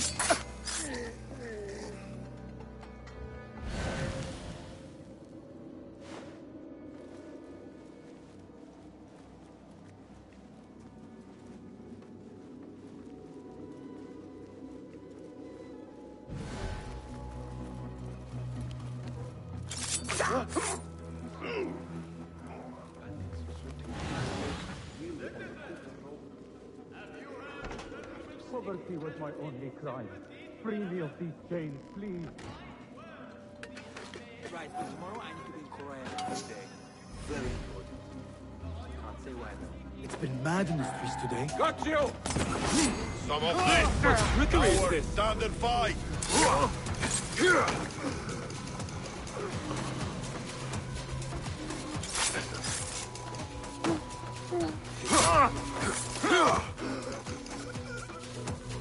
There!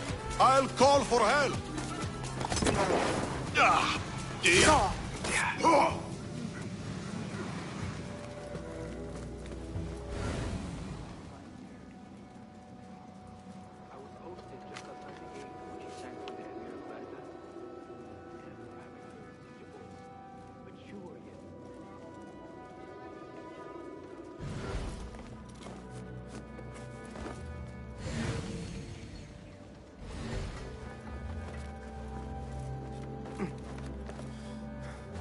Hold on!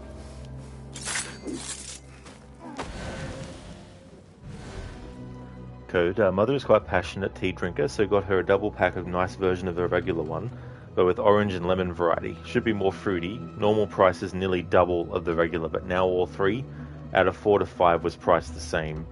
Also was early enough to get half reduced buns and herring filled meat pie. Local specialty. The fishermen had some trouble for a couple of months, so had to go on a long pause. Oh no. Yeah, that's the kind of thing that can't be helped too as well. Things that are out of your control, like if they need to be able to get the source of the food, and that takes a bit of time if things are scarce as well.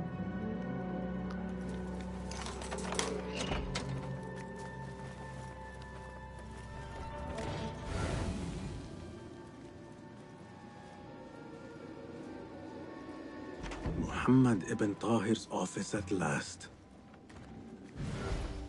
The governor has been tracking the rebels, and the hidden ones.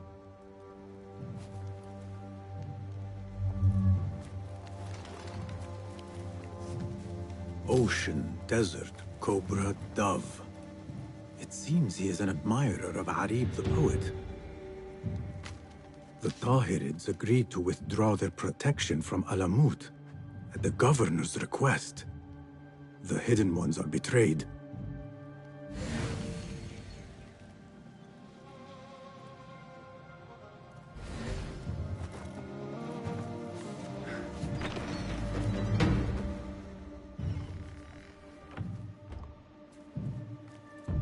You can tell your masters I've had copies made. Shred that page, slit my throat. Our bargain stands. My masters? The masked cabal, the order of... I don't care. Are you not in their service? Are you not in their service? I serve the Khalifa. I serve Allah. And I do it without hiding my face. Now, if you'll excuse me. Why were you giving commands to Asif at Turkey, a member of the Order? The brute was stoking the fire of 1,000 rebellions. Thankfully, someone spared me the trouble of putting him down. A hidden one, I heard. Are you the one to thank? I read your letters. You forced your cousins to remove their protection from Alamut. You sold us to our enemies.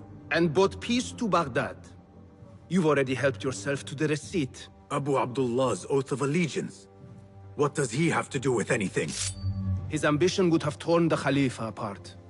I offered the Order Alamut. They gave me assurance he'd threaten us no more. So to trap a fox, you loose a wolf. The Order will see Baghdad burn, Governor. History will judge you for this. History can hang me for it. I'll leave this world knowing that there is courage in compromise. There is also cowardice. How old are you? 20? I was about your age when I came to this city. Righteous beyond reproach. What happened? I grew up. If you really wish to spare Alamut, turn that blade on your enemies.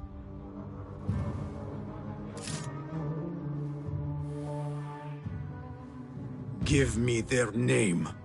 The one you brokered the deal with. I could. But if you fail, then I die.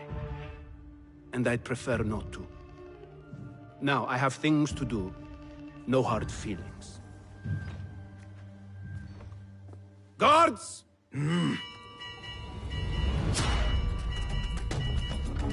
So the day ends with me fleeing the Shurta after all.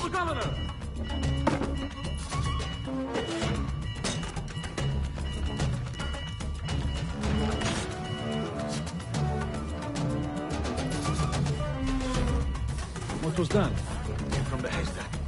Stay alert. Ignore me. Hey, you.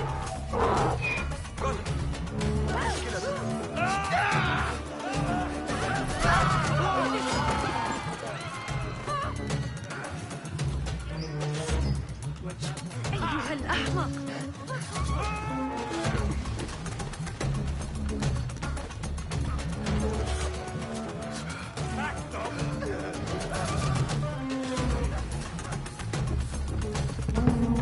المجنون. انتبه.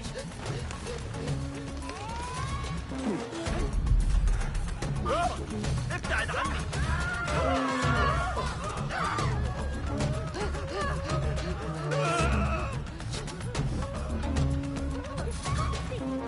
كف أيها الحثالة.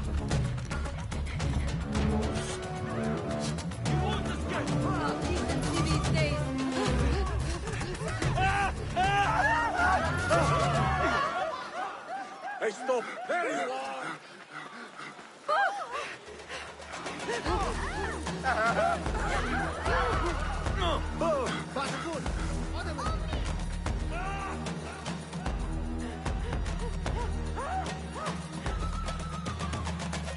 Order or no, Governor Muhammad is no friend to the Hidden Ones.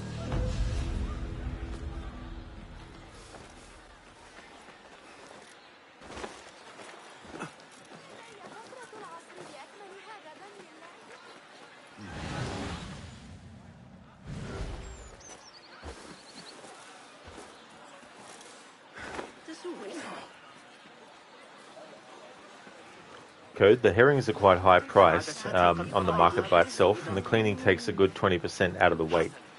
So you would have to have direct connection to the fishermen to have sizable amount to make 3 to 5 of your own while not the costing. harem is home to hundreds, secluded and kept from sight of men. This place may be more secret than Alamut. Better keep a low profile. All right. Where are you? While not costing a hand and an arm. Yeah, well that's it too. Like if you have a more direct line to the source, then it cuts out the middle, so you don't have to worry about that. They Yeah, say I do no too. man may enter the harem unless he is a eunuch, or the Khalifa himself. I am neither, so this could be interesting. I do as well, Conspiracy. The chase music is really good. The soundtrack to this whole game is really, really good. The guards will be ever vigilant. Hey there, Alessandra. I'm doing good, thanks. How about you?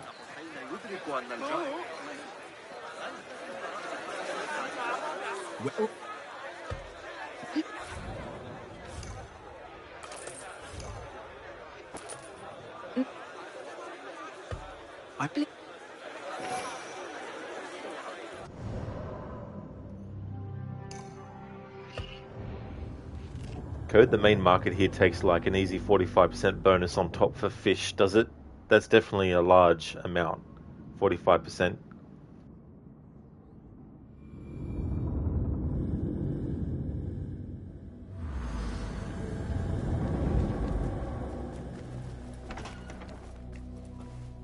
Nice.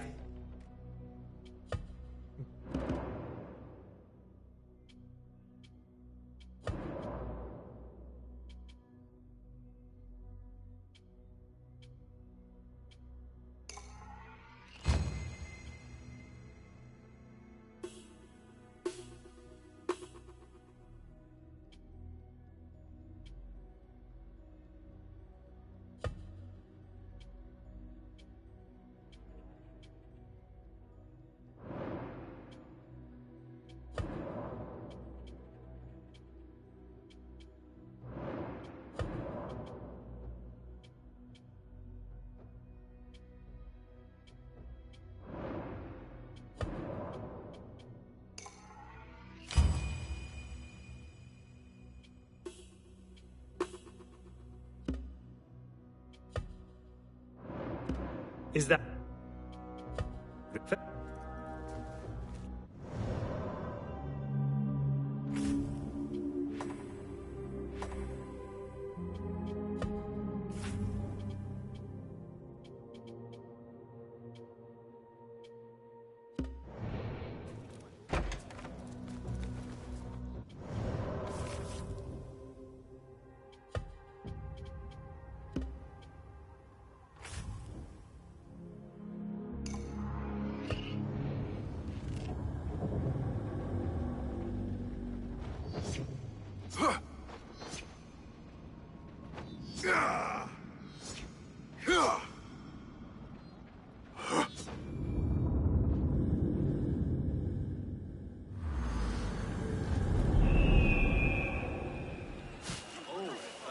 Message from Walid. Whatever happens here.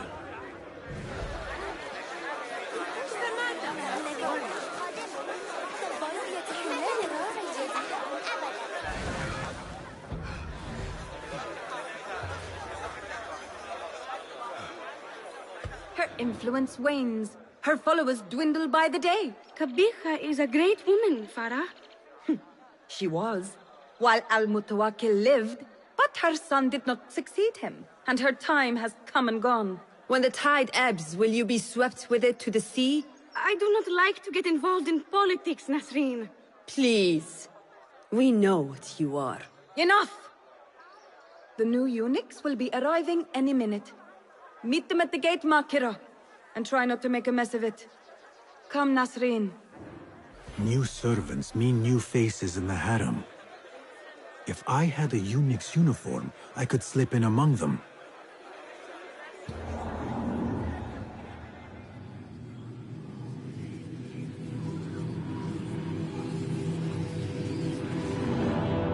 Thahabin members.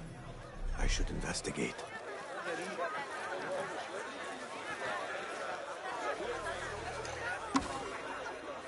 Alessandra, you're doing well. You still got a leakage in the kitchen even though they already sent a plumber twice. So you told the housing corporation, you sure you sent a plumber and not an idiot? Oh no.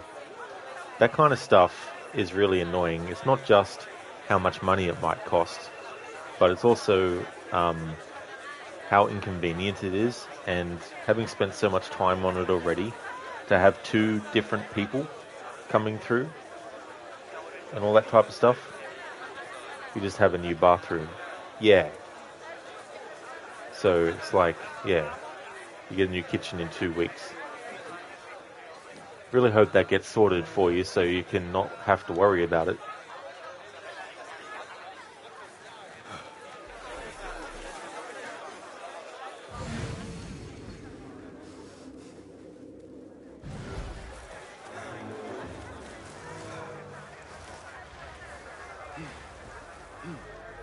Hold on! Hey! Nobody gets past me.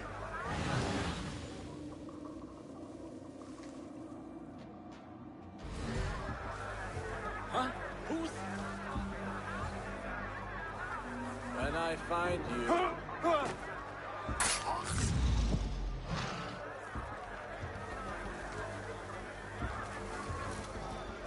Who?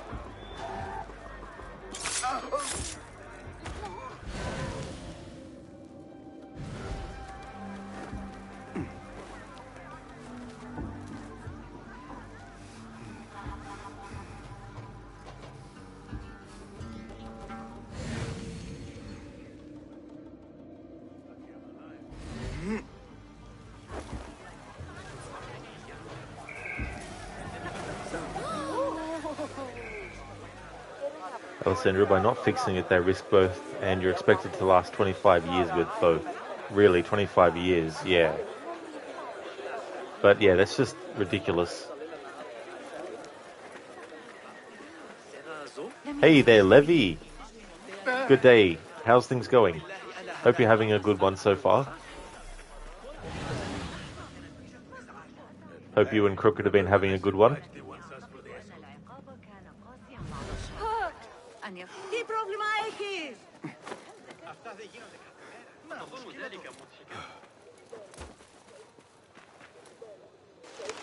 That looks like a good fit. Shame someone is already wearing it. I like how this is a reference to Assassin's Creed 1 and also Assassin's Creed Brotherhood, where there were certain moments you had to wait until a character... You didn't have to, but it was more beneficial to wait until they went to a secluded area and then bash the shit out of them.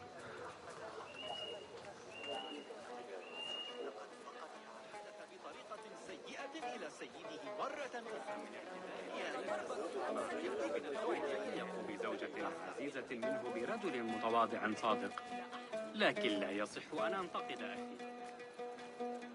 إنهم يعيدون بناء الجدران بالحب للرشد. عبيدي ذاك في السوق صاحب العين المجروحة هو الذي كبلني طيلة تلك السنين الماضية. ذلك الذي سحق الاسطبلات ب30 من عمرنا تقريبا عندما غادرنا قلت حبلا يهترئ ويطقطق هكذا بهذه السرعة أمر غير طبيعي. حسنا لم يتسنى لي قط. لا أدعي أنني قاضية لكني أعتقد أن العلم. Let us just move you out of the way.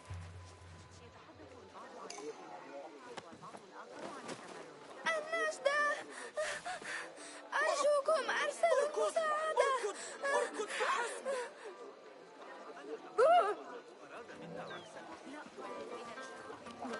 Alessandra, unless you move in the next 20 to 30 years, chances are very slim of that you need to last with this new kitchen 20 years and bathroom 25 years. Yeah.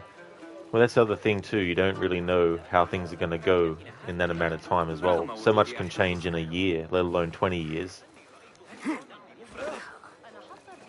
You just woke up, but slept pretty well. How's Mirage going? Oh, cool. Oh, that's good that you slept well. Mirage is going good. I'm planning to finish it today. And then that way, next Saturday, I can start my next Black Flag playthrough to celebrate its 10th anniversary.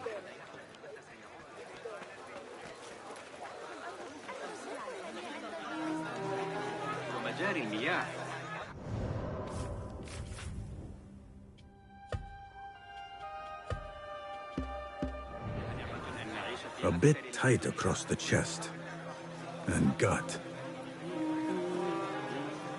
Hopefully this will work. Alessandra, you lived there for 11 years and finally getting a cozy and new bathroom especially makes you not want to move. Oh, absolutely. You want to, when you find a place that you really enjoy, you want to just plant your roots there and, you know, anything that you can do to make sure that it's comfortable and that is definitely worthwhile doing. So you don't need, you know, things to constantly go wrong like that where they're sending people out to have a look and fix stuff, but it doesn't get fixed. I went for a pee and...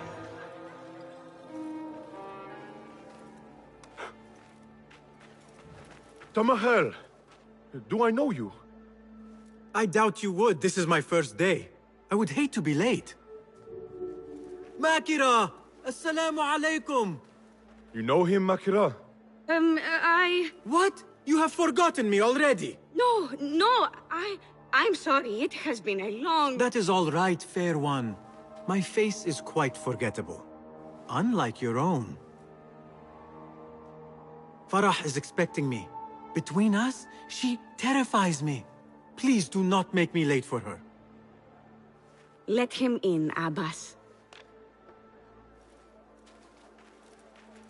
Barakallahu fiki, Sayyidati.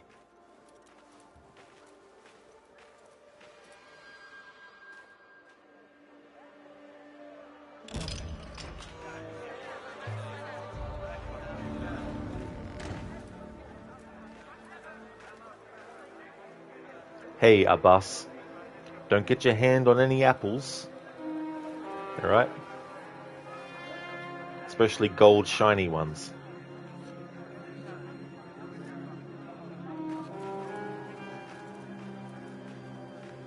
Alessandra, chance you keep thermostatic shower crane if your move is less than 70% on your budget apartments. Yeah.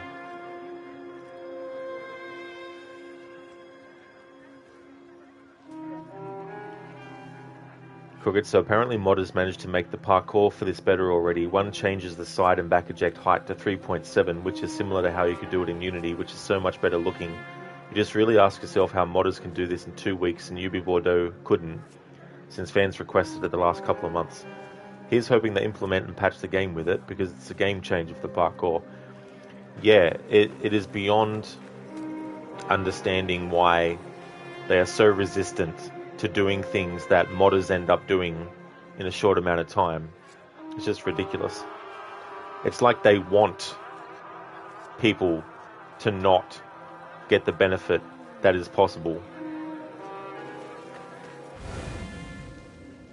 But I was saying that earlier, like there was a jump that I wanted to make and it was randomized as to whether Basim would actually jump across to it or jump down from where I was.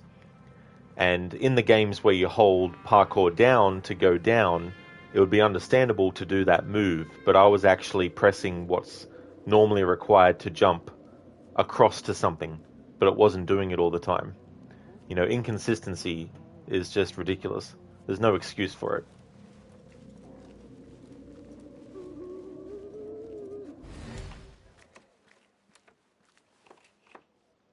What are you doing? Makira! I was just... Breaking into Kabiha's office? You are no eunuch. Leave now, or I'll tell Nasreen. I'll tell Farah. Tell them what? That you let me in here?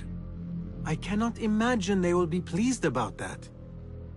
You are a kahramana, no? You serve the concubines every need. When is the last time someone asked what you needed? Someone who would not judge. Someone you could forget was ever here. There must be something you need, Makira. Or want. There is something. Abbas at the gate. He has eyes for Farah. The Walad. He doesn't look at me. But Farah uses a paint to make her eyes bigger. And if I could have some, I think he might... Say no more. I am at your service. Where can I find this paint? The storage room, but no one is allowed in. Apart from Nasreen. Farah trusts her with everything, even her magic potion. Farah has a magic potion. She has Nasreen carry it. Tells her when she wants a sip. It makes her breath foul. Still, I'd give anything to try it myself. And so you shall.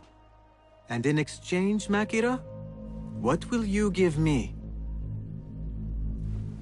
The key to that office. Eye paint and magic potion. Your wish is my command.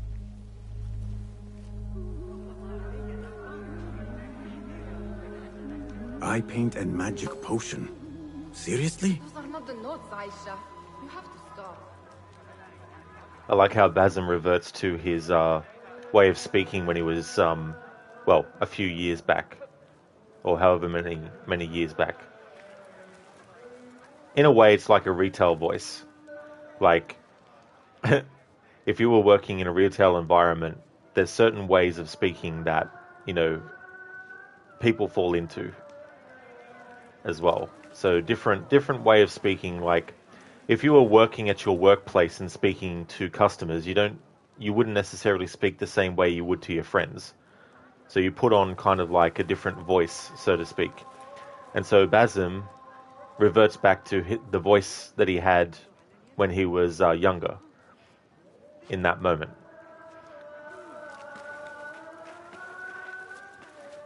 Άρχισες, Buisun. Η Φάρα θα είναι έξαλλη. Sorry, that was Greek to me. Alessandra, basically only since 2019, thermostatic shower crane became kind of required due to the eco function they have, but that means you will need to find an apartment with a bathroom renovated after 2019. Nah, you pass, you just stay where you are. Yeah, that's totally understandable. Don't need to spend time and more money.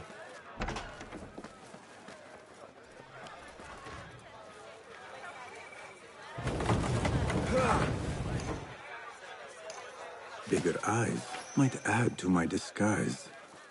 No, focus, Basim. You need that key. So what is this magic potion? Ah, I see. Alcohol. So pay attention to how Basim sounded when he was basically talking to himself versus how he sounds when he speaks to Makara. Here you are. Oh, thank you. The others say I'm too young for paints and potions. But I'm not too young to know why they use such things. Of course not. Now the key. They only know more than me because they've all read this book. The garden and its mysteries. It's all about biology, the body, its secrets. It is quite infamous. Have you read it? No. Farah keeps it in the Khalifa's quarters. They're on the roof, and strictly forbidden. Makira, we had an agreement. Please, if you could just get the book and bring it to my room? It's in the east corner on the left. Oh, fine. But then the key. Paint, potion. Now she has me fetching body books. I meant to play a servant, not be one. I like that line. I meant to play a servant, not be one.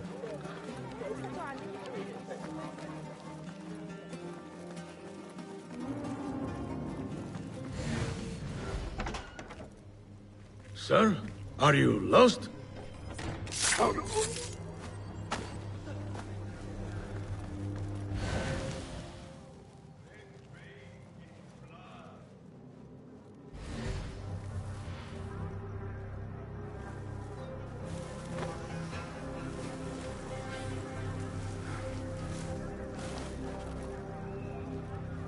There must be another way in.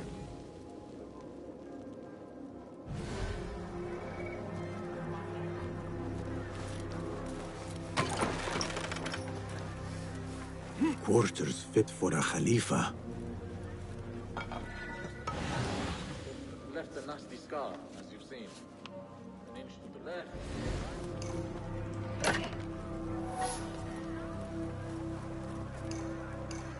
The garden and its mysteries. Not much spice to the title. I guess that was the idea.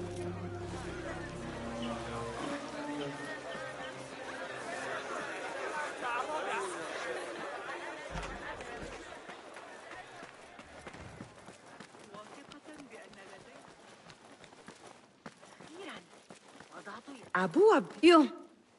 Kabiha might have been lax about lateness, but I am not so lenient as she. I am sorry, Farah. It will not happen again. Farah? To you, she's Sayyidati, or Walad. Go about your duties. Abu Abdullah's ambition knows no bounds. But Farah, we cannot still believe he will take the throne. Have you met his mother?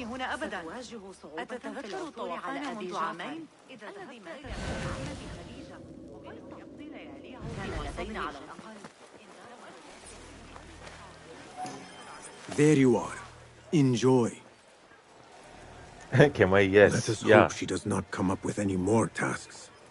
I think I have created a monster. Yeah, Sayadati.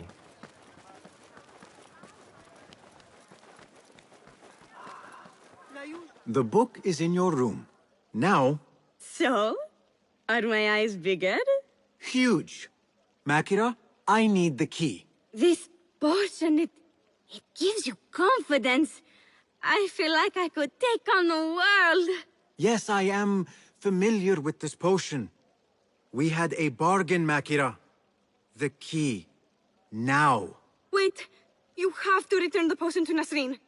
If Farah finds out it's gone, she'll be furious. Then the key is yours, I swear. Fine. Drink some water while I am gone, will you please? This is the last time, Basim. Put your foot down.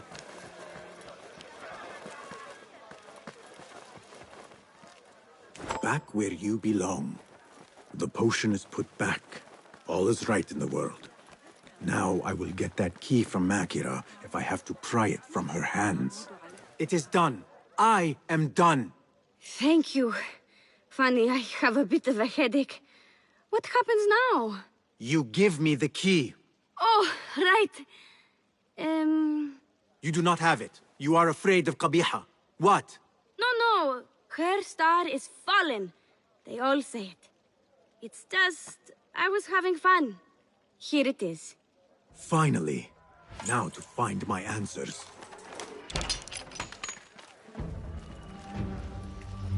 I remember this perfume. I smelled it in the bazaar, and perhaps in the harem. But on who? A hairpin. Nings. When did Qabiha get it? A signed book of Harib's poems. The ocean, the desert, the cobra, and the dove. A map of the Khilafah and Alamut. Yet for its grandeur, the room is all but empty. Things look to be missing, including Qabiha herself. What is this? What did you give her? She always drank from it. She asked me to give it to her. It's harmless. You call this harmless, Nasreen? You should go. Now, give me the key. What happened to her? Me. You really shouldn't have left me alone with that flask. I'll search the rooms. You with me. I did nothing. I did not hurt her. What did you do? Relax. No one is looking at us. They will be far too busy with the book they find in Nasreen's room. Nasreen's room? The garden and its mysteries.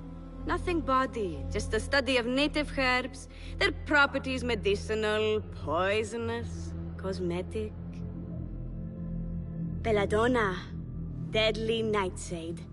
It does make the eyes look lovely in small doses. Shame I had to waste it all on her. What? You saw them? Farah and Nasreen, dripping poison in everyone's ear, spreading lies and rumors about my mistress. Qabiha.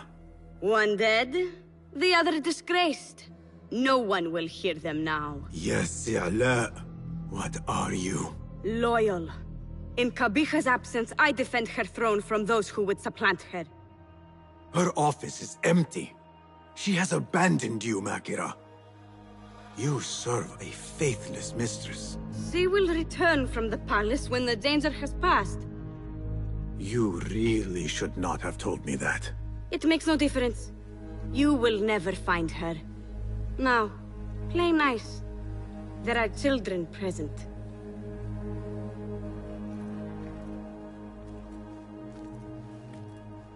Nice uniform, by the way. Suits you.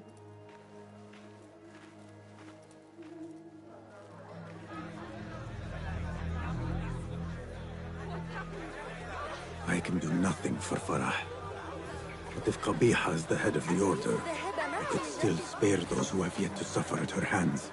I have seen enough from my 3 suspects.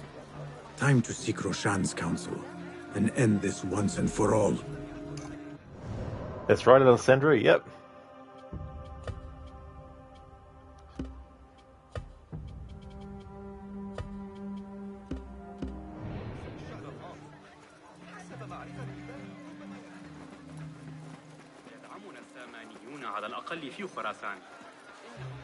Alright, so just a heads up, we're getting into heavy spoiler territory.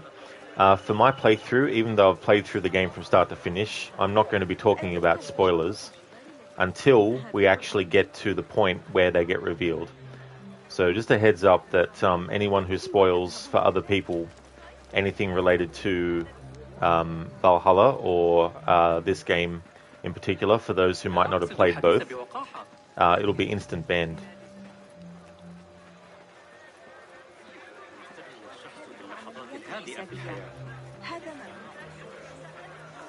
Kenway, what does she mean when she said you are looking for Qabiha? You are no eunuch. You are no eunuch. Well, she just, I guess she just sees through Basim's disguise and knows that he's not one of the eunuchs. But she wants to use him for her advantage while he has him, you know what I mean?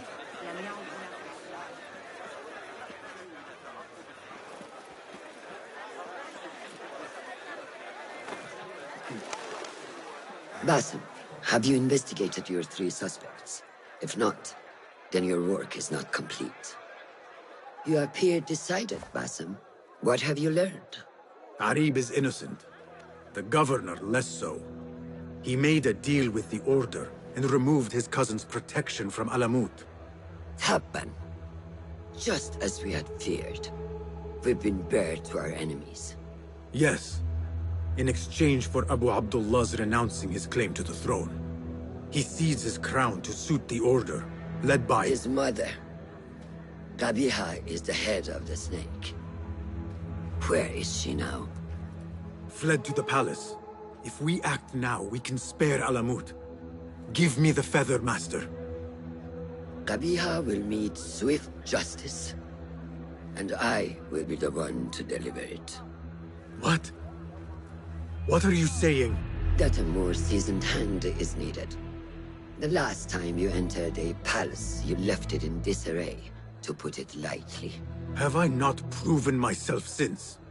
Master, I have earned the right. Earned what?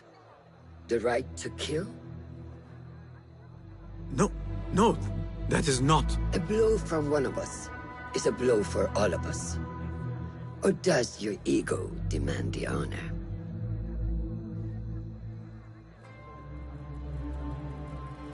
It is not ego, Master. It is duty. I took an oath to leave my life behind, to walk the shadows and to serve the light. I mean to. Qabiha is more dangerous than her underlings. Strike quickly and end this. Do not hesitate.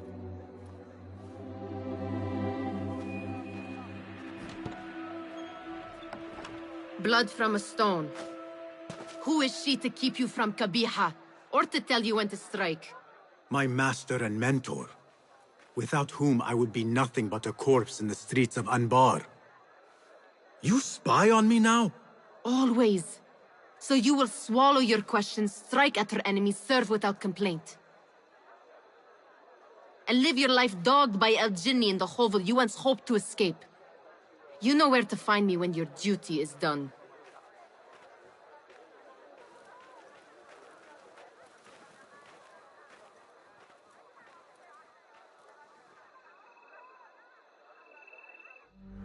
So many dead or disappeared. And each trail of blood leads back to you, Al-Bahamut, the last mask to be lifted. You set Wasif on the rebels, unleashed Al-Ghul, sold your son's crown to seize Alamut. And all for what? Some worthless token of a long-forgotten age.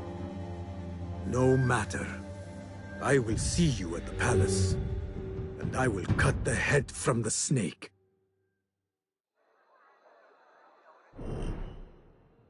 Assassinate Qabiha, head of the Order of the Ancients. Qabiha has fled her rooms at the harem and hidden herself within the Caliphal palace.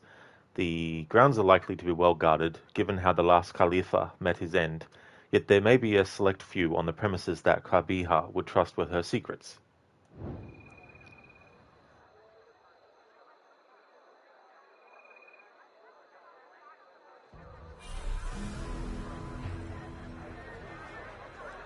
Kenway, you thought at first it kind of implies Qabiha has men in her compartment from time to time for obvious reasons. Oh, I see, yeah. Yeah, well, I mean, the whole idea of a eunuch is to take away any possibility that, even if they were to try anything, that they don't have the equipment to do it. Obviously, if you know what a eunuch means, of course. Basically, eunuchs were male servants that had their genitals cut off, to put it bluntly. You don't get this part. Why did Roshan suddenly question Basim? It's a test. She wanted to test to see if Basim had changed from when he was earlier in the story, or not. Good morning, Cons. It's going good. We're getting closer to the end of the game. But this is my second playthrough. The first playthrough was off-stream. I wanted to play it off-stream to see if it was a game that I would want to replay in the future, and after that playthrough I decided that it was. so ended up getting it on the PlayStation. Because I had the Ubisoft Plus membership for Xbox to try it out and play through it with, and decided that I would buy it on PlayStation after finishing it.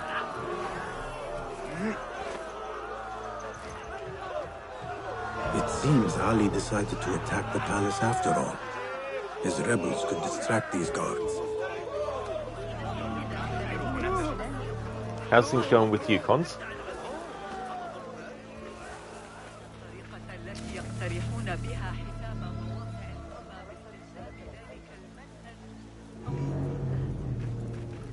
I must be quick and quiet. Qabiha will be on her guard.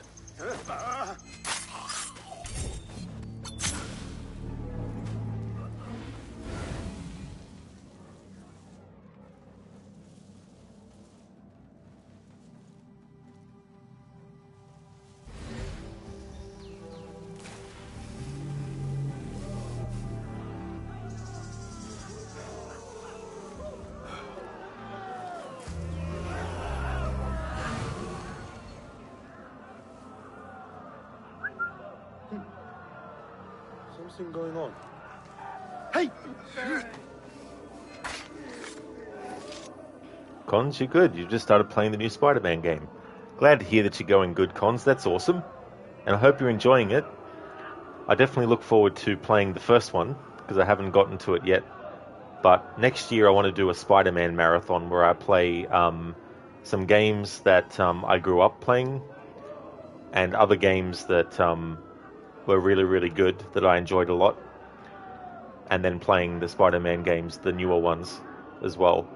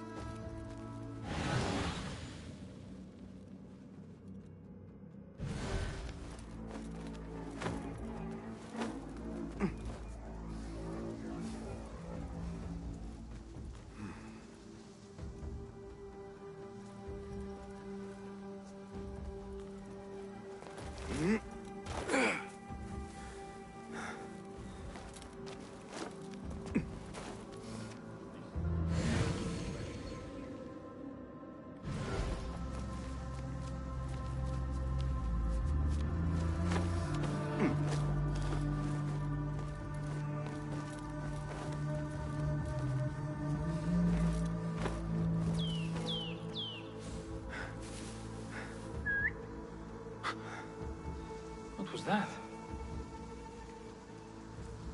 What?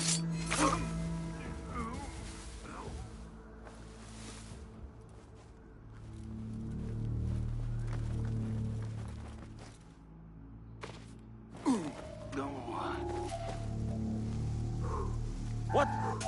Got you! Face this!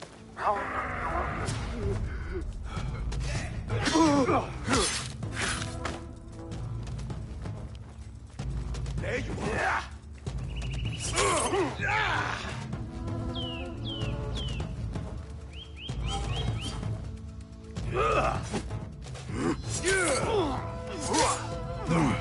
Fight smarter.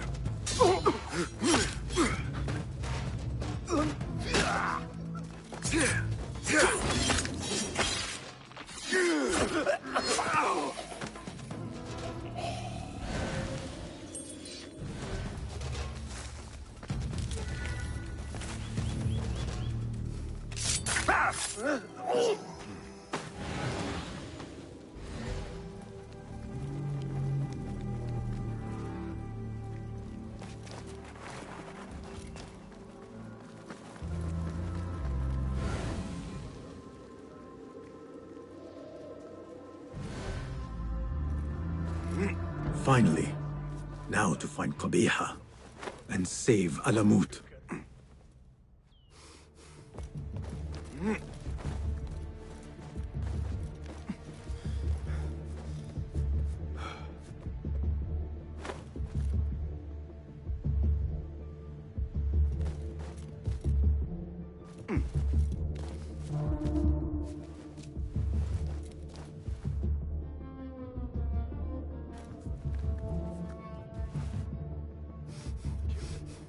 They are wild. So am I. I've taken worse. Fighting with the army. 38.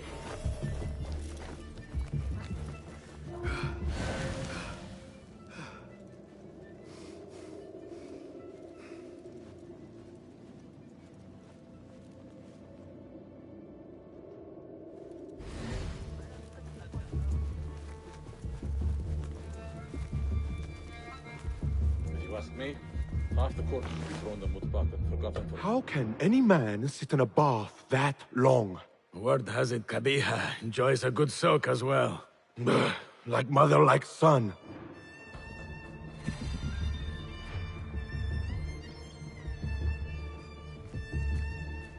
Abu Abdullah must be nearby. Qabiha's son may lead me to his mother.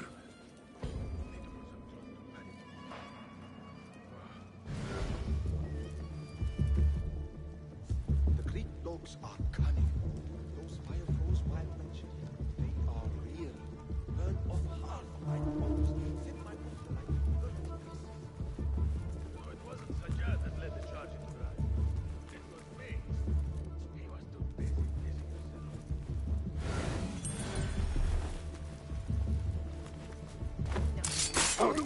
You just killed! Help!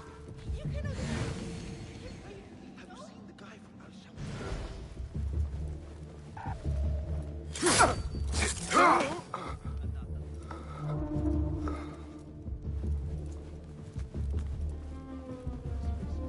About it.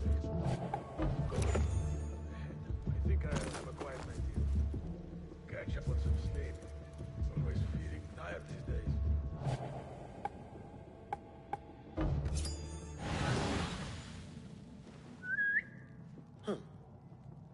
What's that then? If someone comes begging for death, we will open.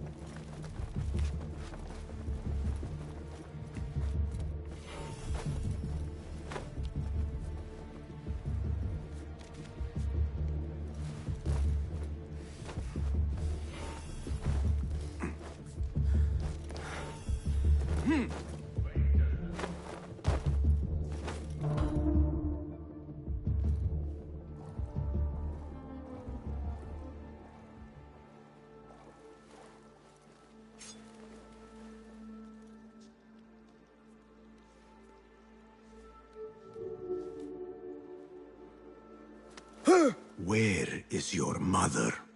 Do you have any idea who I am? Where is Qabiha? I do not know. I haven't seen her since she made me sign away my birthright. Then where would she hide? Think! There is a passage in the library. I followed her once. She used one of the books. Ah!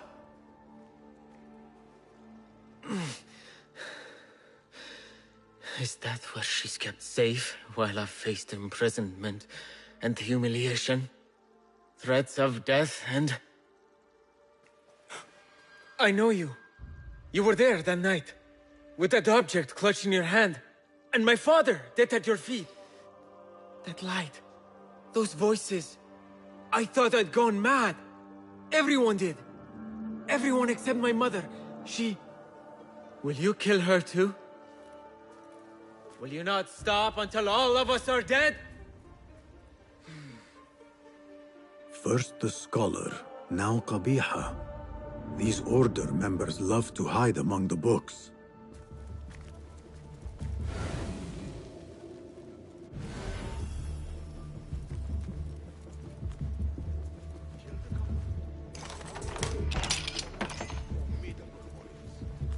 But so am I. I've taken fighting with you. Not looking forward to it. Last time we were posted at the Al-Fidrs, I got yelled at by the Khalifa's cousin. Hey! A real piece of work that shit. She gets the bastards.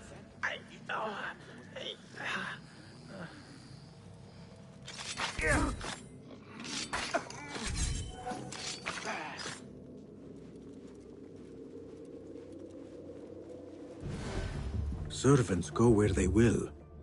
This man might help me open some doors. Such heaviness in the air today. These are treacherous times. And most inhospitable. Are we not bade to honor the guest as he is entitled? We are. But Al-Mutawakkil was murdered in his winter palace. Security has increased here since. I can see that. Everywhere I go, I am met with dark looks and locked doors. If only this were enough to open them. If only. An open door is a priceless thing. This will throw open all doors. I hope your visit improves. I feel a change in the air already. Now I will move with ease.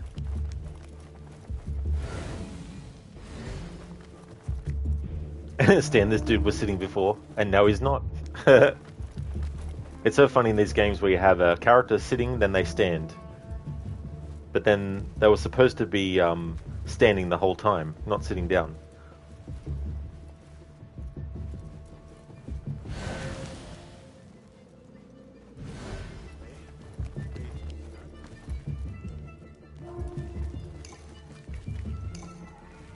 There must be a room beyond this one, but how to reach it?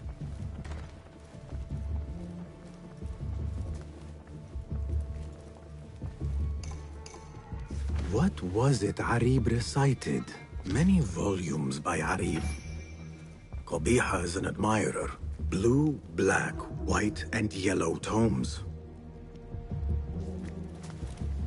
Which book would Qabiha choose to mark her path?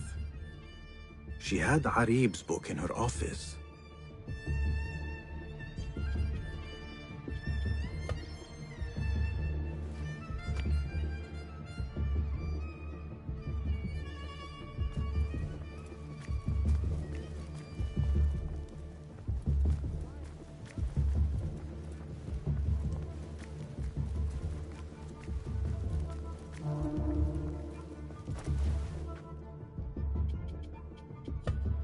What was it Arib recited?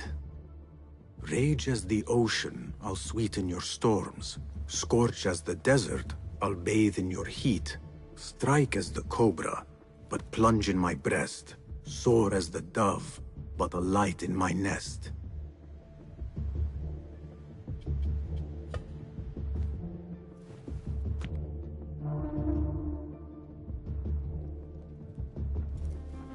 Hey there, Cody. How's things, dude?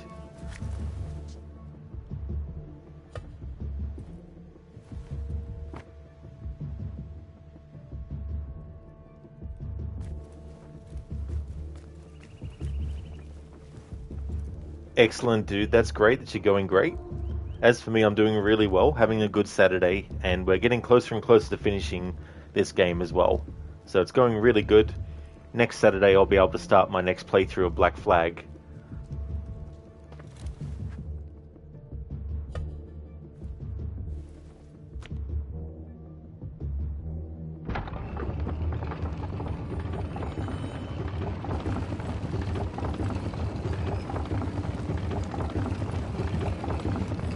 Someone took great effort to hide this place.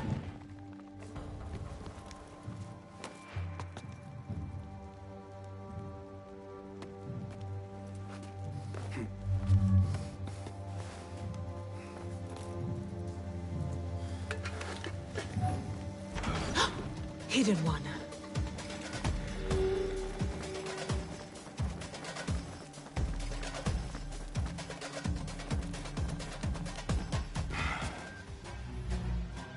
So many years spent searching.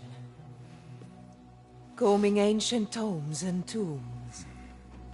Tracing forgotten histories. Snatching at rumor and at myth. When all I needed to do was wait. For you to come to me.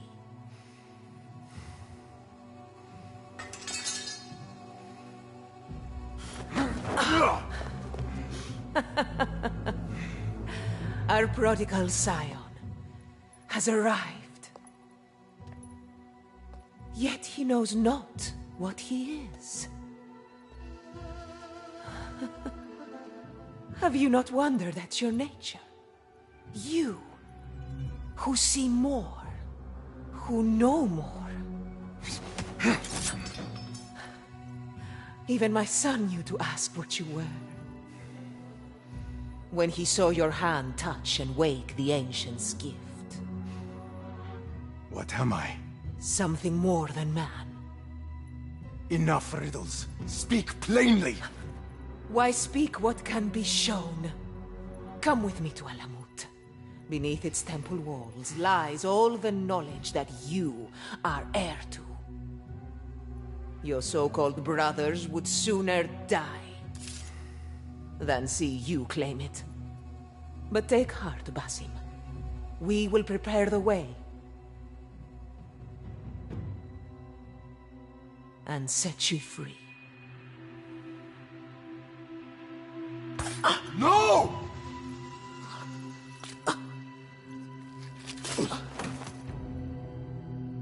What poison have you lapped at her lips? She said I was something more than man. What did she mean, Roshan? What lies beneath the temple? That is forbidden ground. There's nothing there for you.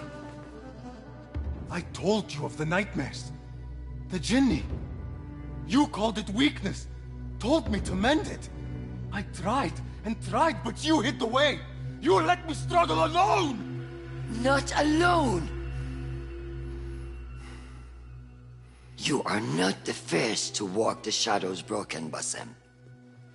Stitch your shattered pieces into a whole. Pour your pain into the Brotherhood. Purge yourself of the poison she dripped, and come home to us. No more than a man,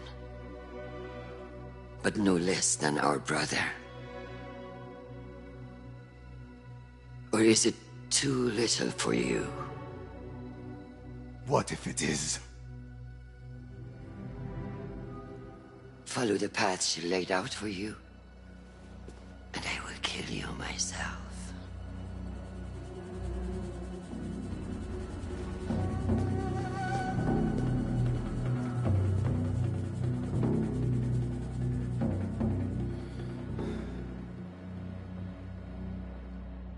I have to get out of here. I have to tell Nihal what I have learned.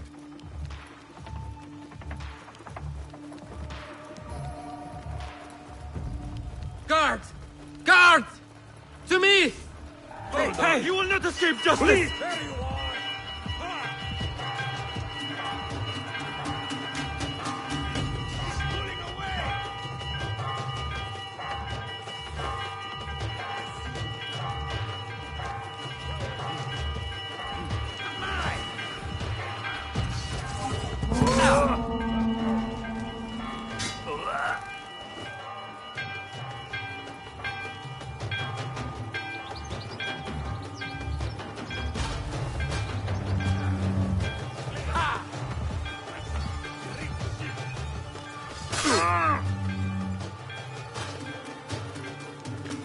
Even when you're sprinting, they purposely slow you down a bit when there's an enemy about to strike you with their sword, and have Basim pull out his weapons automatically. Which I think is not the way it should have been programmed. If you want to stand and fight them, then you will pull out your sword when you want to as the player, not automatically do it.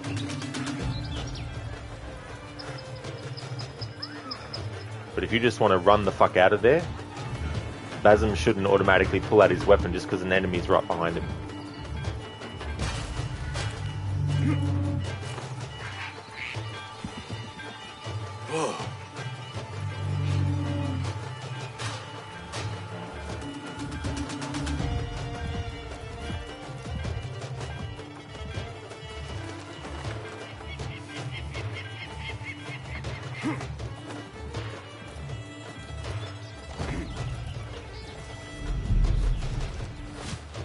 Alhamdulillah. Again, I have escaped with my life. I left things broken behind me.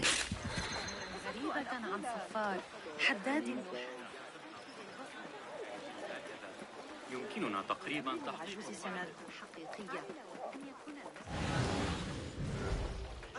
Best keep to the shadows.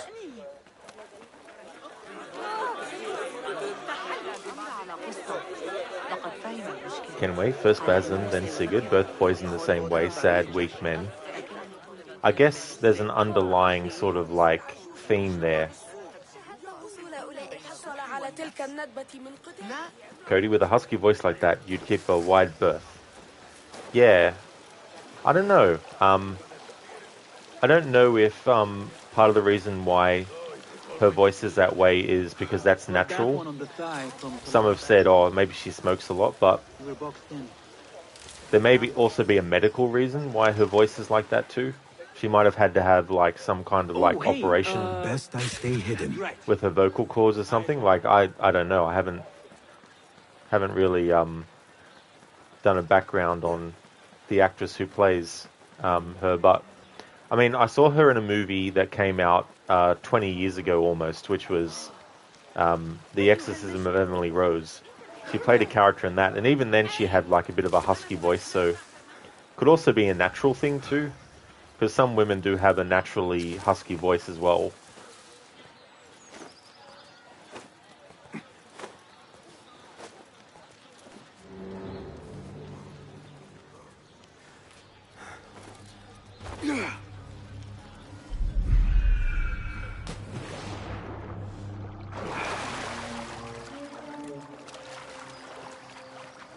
Kenway, her voice has been that way from the start, you think? You've watched her in some old series like 24, and that was like 20 years ago. You think she sounded the same there too? People say this is a natural voice. Yeah. Yeah, in The Exorcism of Emily Rose, she played one of the people that was asked questions of in the court, because that movie's story is based on a real event, and the priest who was involved in the exorcism had to go to court and was arrested and, you know, charged and all that. And she plays one of the witnesses. Well, not really a witness necessarily, but she plays one of the people they get for, like, you know, like an expert witness is probably the better thing to say. Handy. Someone who But has what you need? experience in the field in which something is, you know, like if your experience was in the field of like architecture, and there was a case involving bad architecture, the person might be asked, you know, questions in court about, you know, Nothing else? architecture and all that kind of stuff, and argue for either side as to why the person being blamed shouldn't be held accountable. And she played one of those characters, and I don't know if she was like a mystic or if she was a herbalist or what, but I think she studied the character I'm talking about. That is, studied ancient cultures and their versions of like exorcism and all that kind of stuff, I think. But it's been a long time since I saw that movie, so I might be getting that part wrong. Conspiracy, she was in Punisher series as well. That's actually a series I never ended up getting to, the one with John Bernthal. I think that's how you say his last name.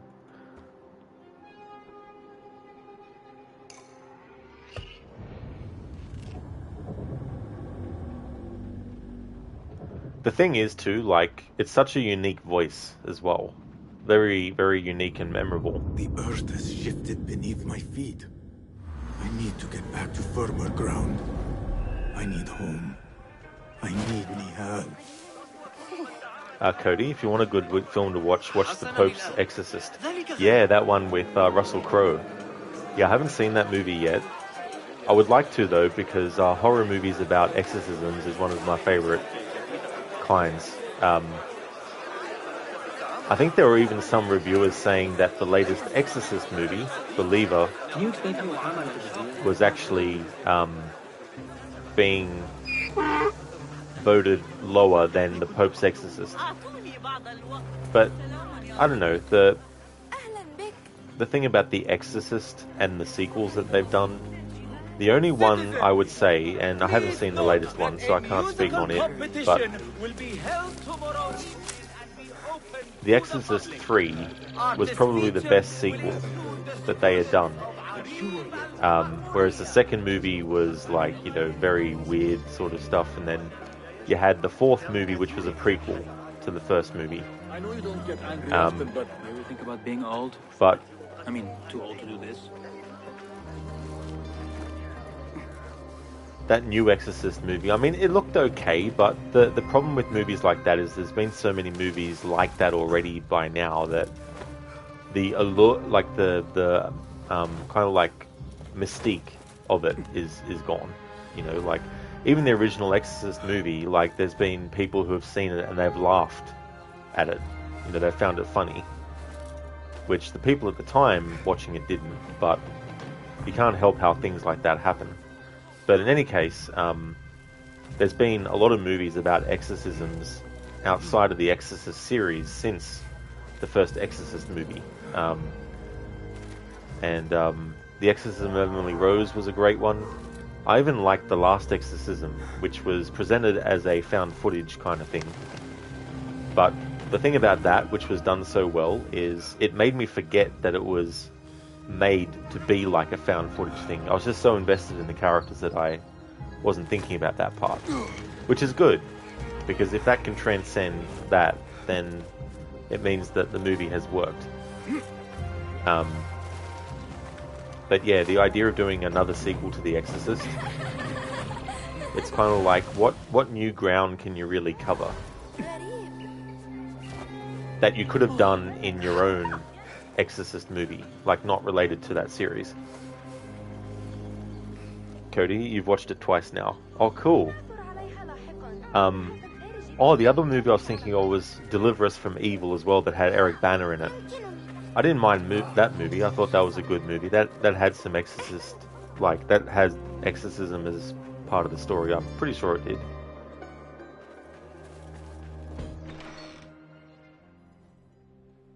Basim, are you well? Basim. I do not know. You were right, Nihal. My enemy, Qabiha, she held the answers. What did you learn? That there is more to who I am. A truth Qabiha tried to tell me. A truth my master sought to silence. That truth lies at Alamut. So we ride for Alamut.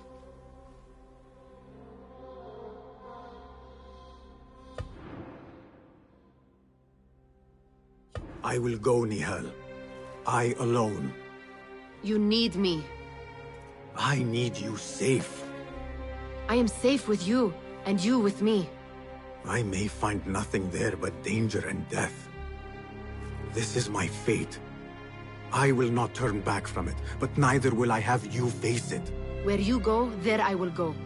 Where you rest, there I will rest. I will walk behind you every step of the way. You are never alone. Now get packing. We will not leave Alamut until you have found the answers you seek.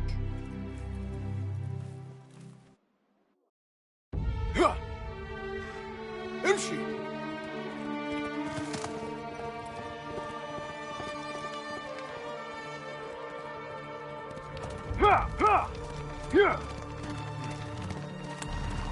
يلا.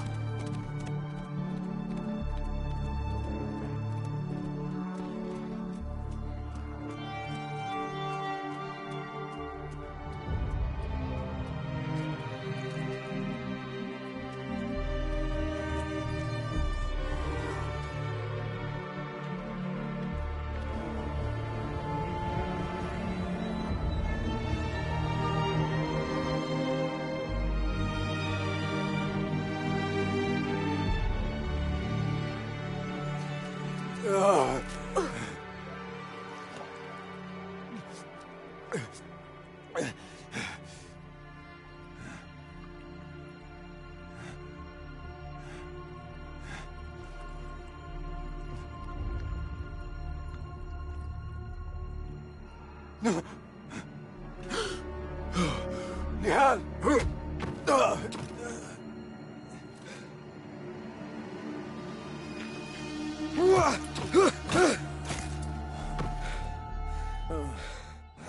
Roshan?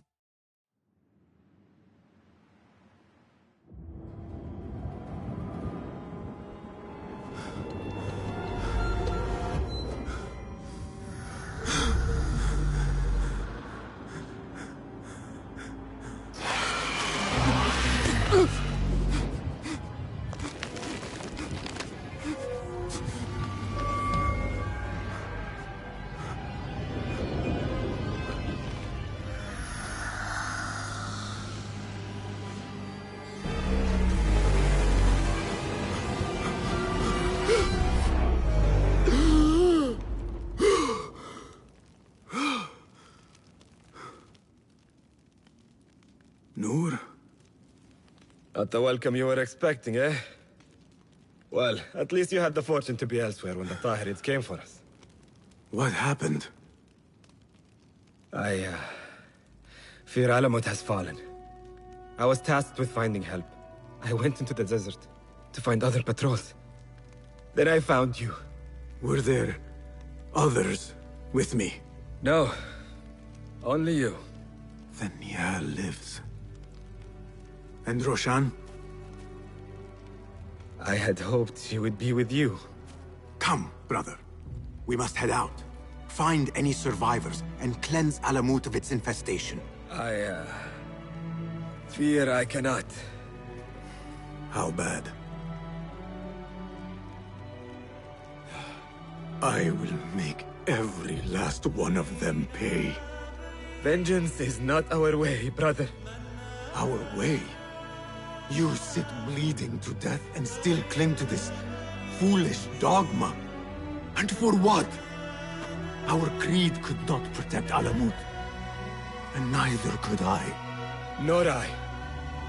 But our beliefs are why you still draw breath. And are why you must save any of us who may yet live. On that we can agree. You have my word. Waffaqak Allah, Basim. There is nothing left to say, brother. Go! Save who you can!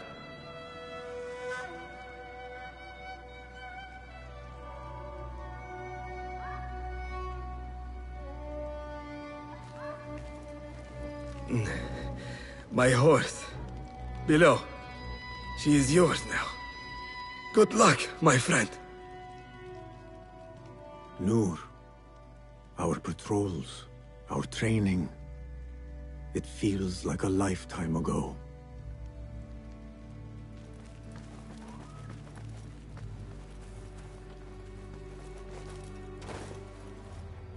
Steady, steady, girl. All is well. All is well. Your master left you in my care.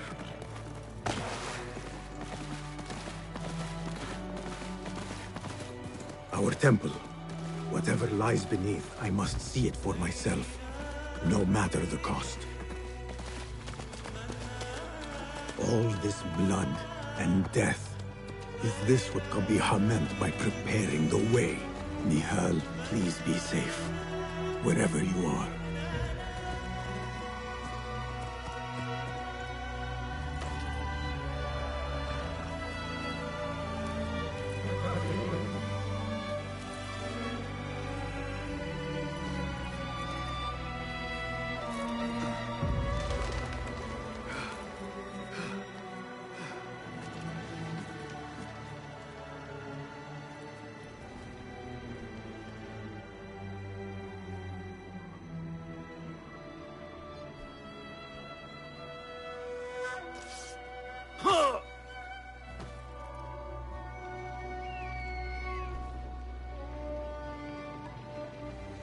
Some of my clan still live. Mentor Rayhan among them.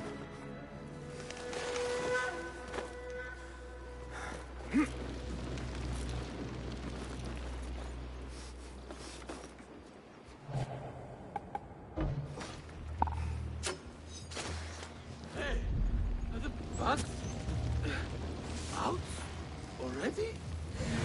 Hey! Wait, hold on.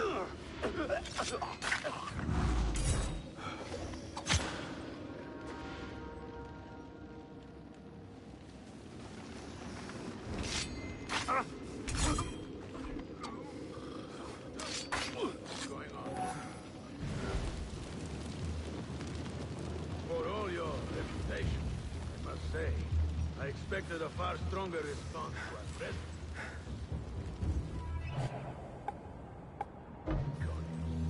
Is that so? And what exactly is it? All I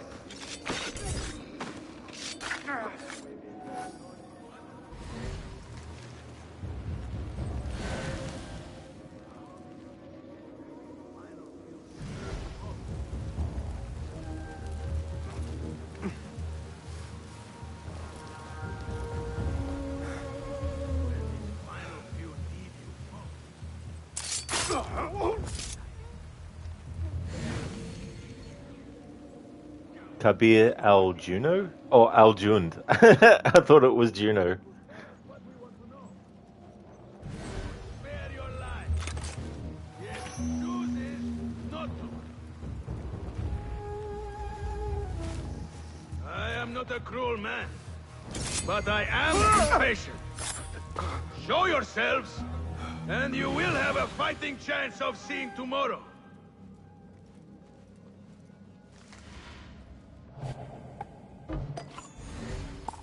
Then.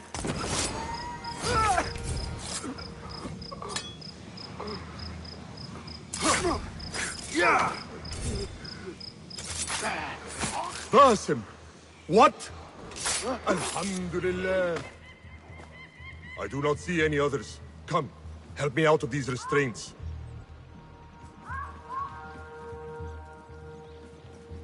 I would, but the game doesn't want to throw the prompt up. And without the prompt, What are you doing? Free the me. game doesn't recognize my fucking inputs.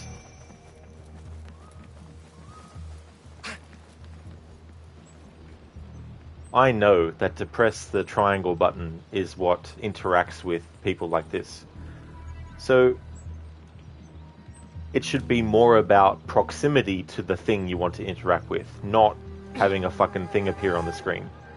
I always complain about this until developers actually wake up and stop doing it.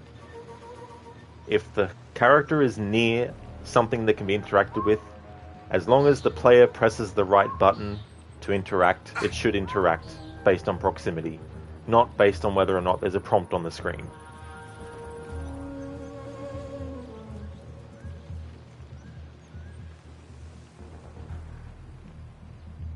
And the thing is too, like, how long does the investigation, and why is this prevented too, as well? It's like, so what? That enemy over there is looking for Basim. He's way the fuck over here. Why can't Basim in real life actually just untie his master here? You know what I mean?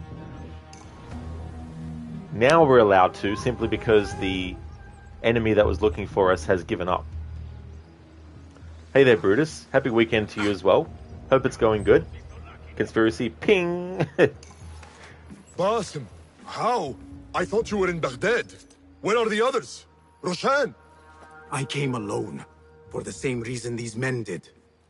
I know the truth, Mentor, about the temple and what it shelters. Our enemies told me as much. They urged me to seek it, because only I could. You? Thus the Order used the Tahirids to decimate Alamut, because you are their key. To what?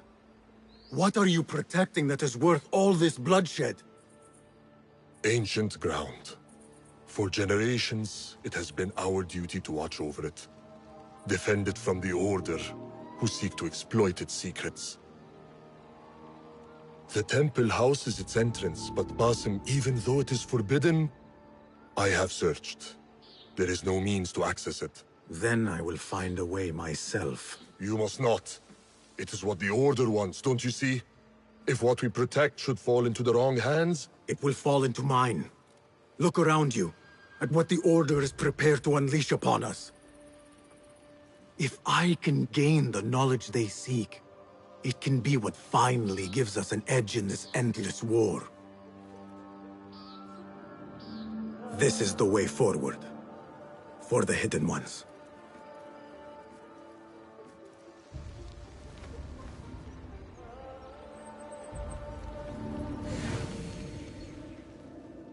Hardos 35, thank you so much for the follow. And Mouse NL, thank you for the follow as well. Brutus, things are great. Hope you are well. That's excellent, Brutus. Glad to hear that things are going great. I'm doing well. We're getting closer and closer to finishing the game now. And then next Saturday I'll be doing the next phase of celebrating Black Flag's 10th anniversary. Man, what a useless mentor. Well, I wouldn't say he's really useless. I would just say that he felt that because it was an area that couldn't be accessed, that it was something for him not to necessarily worry about. And so when he says that to Basim, he's just basically saying, look, I've tried myself, and I can't actually, find how to access it. But Basim is like, then I'll try myself, kind of thing. And I think Rayhan recognizes that Basim is going to do it with or without his consent. So he decides to just let him go and do it. And I think that's partly why he let him go and do it, and wasn't like, no, you will not do this, kind of thing.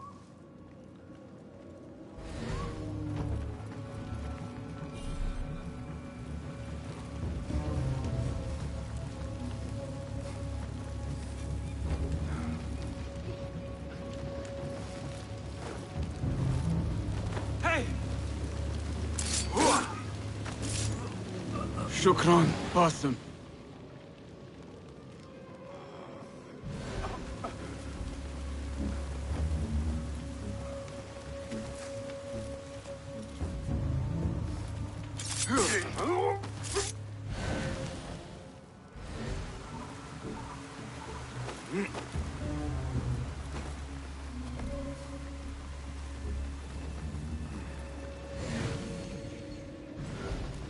The temple.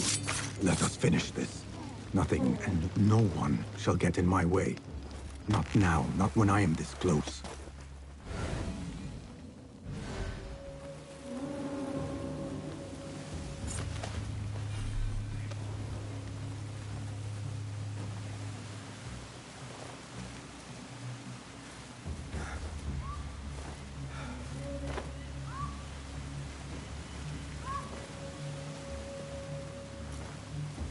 Yeah, so even at this point in the game, they won't let you see if you can scale Alamut.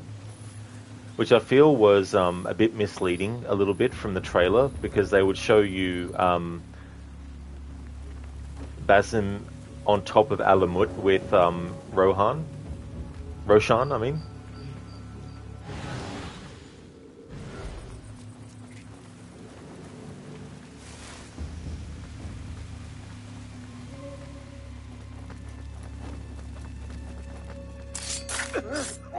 It will take more than you to stop me. More of them ahead. Suffice to say, I am on the right path. Hey! What?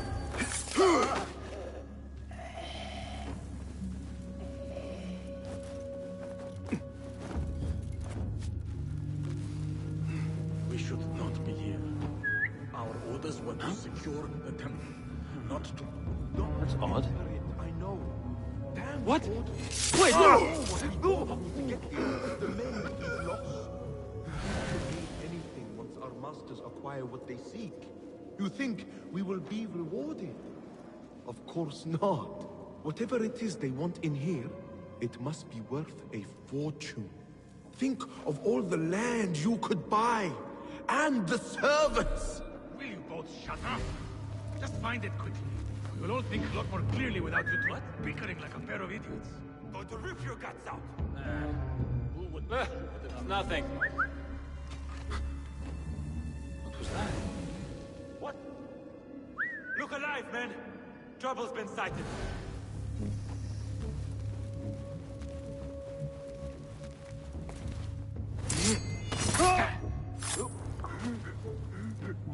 Afro and so you teleported a lot of them and throwing knife at the last guy. Yeah, using the rush assassinate from Odyssey.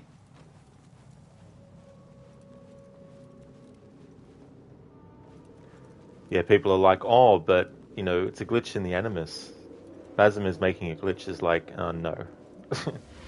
That's not what's happening. I better get back. Your stench must have warned them off.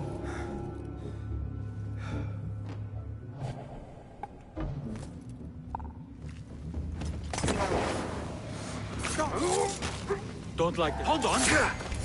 Down with you!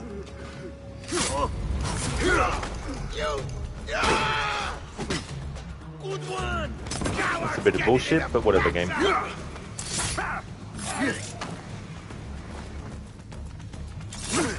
Now to see if I can achieve what these intruders could not.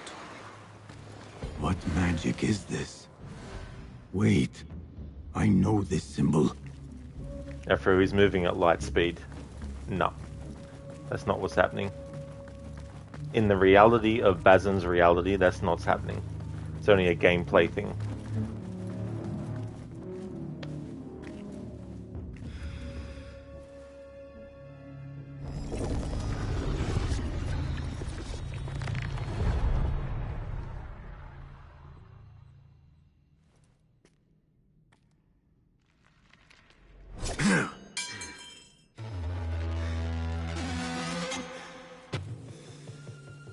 I warned you what would happen. Last chance.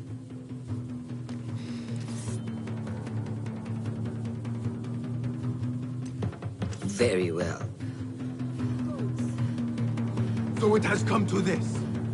Killing each other. Is this your idea of a brotherhood? The Brotherhood is unified. There is no place for those who would set themselves above it. Is that what you think I am doing? Wake up, Basim. You walk the Order's path. The very people you swore to fight against. You're fulfilling their mission. Endangering the very thing you swore to defend. Free will. And where is mine? How can I champion something denied to me? Your creed is flawed. Take out her blade.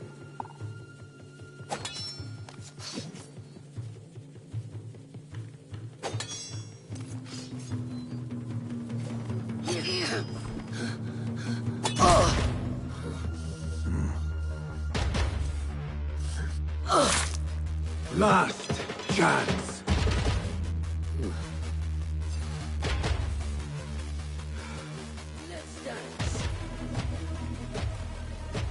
Let's dance. I love that line. Reminds me of Mortal Kombat 995 movie.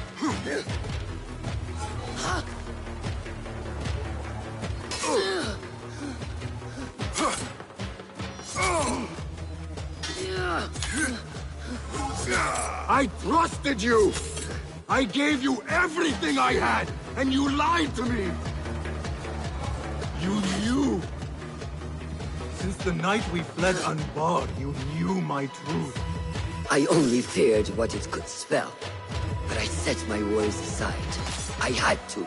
You were but a young man, broken and alone, desperate for guidance, wanting to do good. I am still here!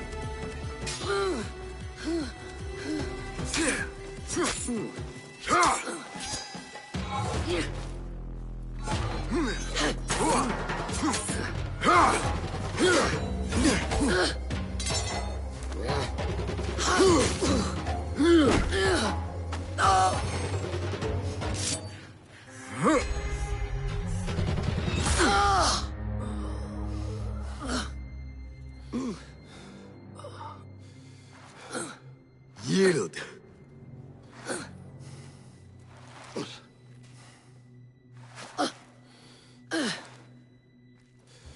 Yield. Basim. Leave her. Come. I never wanted this. But I need to know. I do not want to lose you. To what you may find in there. You do not have to look to the past to know who you are. Who you can be. You can choose, Basim. Put your faith in me. I tried. And in the end, you thought it best to control me. No different than our enemies. Basim. Over here.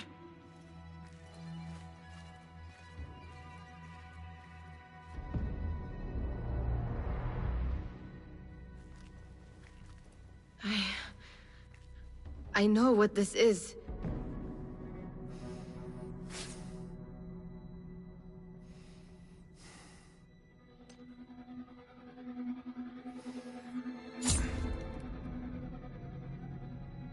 The key.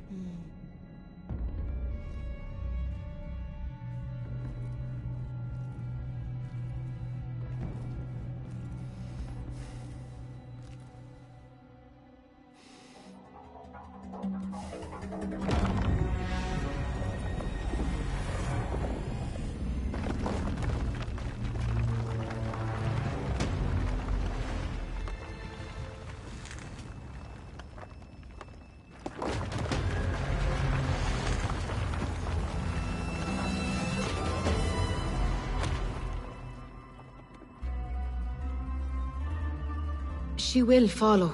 No, she cannot. You saw it yourself.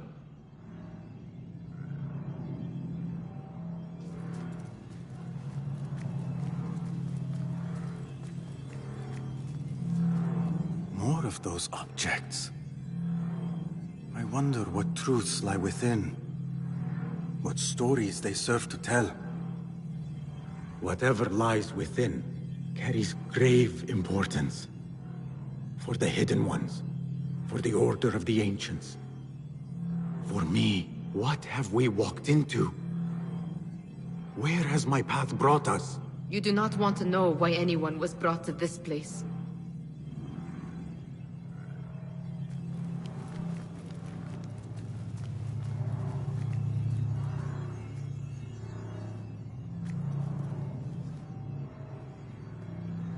Afro, it took you a good 10 minutes to hit her shoulder. Yeah. I hate you, damn you, Kenobi. Hey, game fanatic. Yeah, Johnny Cage said that to Goro right before he hit him in the nuts. That is so true. He also says it at the start of the movie, in a movie that he's actually filming, where he approaches and they approach him, and then he pulls off his sunglasses and then he's like, alright, let's dance. And then it gets called back to later when he's fighting with Goro. Afro, yeah, the level 3 elite guard is harder to fight than her. That is true. Afro, rip, we're going in. That's it. Yeah, Kenway, just as a precaution, it's not a slight against you or anything like that. But yeah, for this playthrough, I wanted it to be a spoiler-free. Even though I know what happens at the end and all that kind of stuff, I wanted it to be a spoiler-free playthrough. Afro, quite a generic-looking temple, not going to lie. I don't know. I mean, it's very Isu-like. The architecture's the same as you see in all the other games that have temples. So I like the consistency between the design and stuff like that.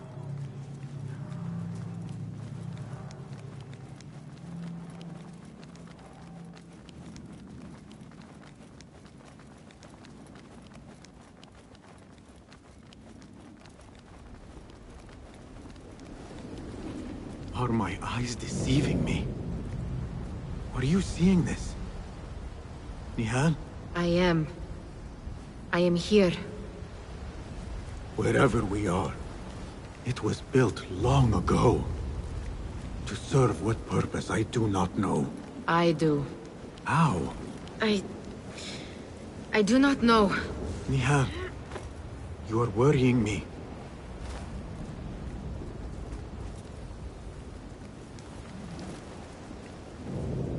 Nihal, look in here.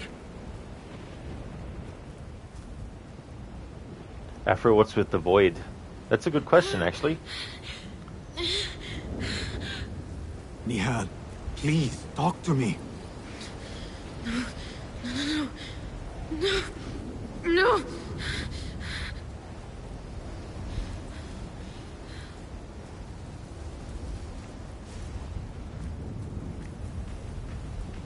Jump in and find out, Master. Go away. Yeah. Do a leap of faith.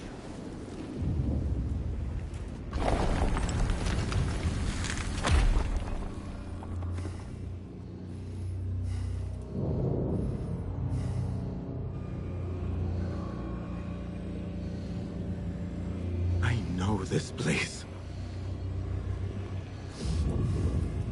Nihal?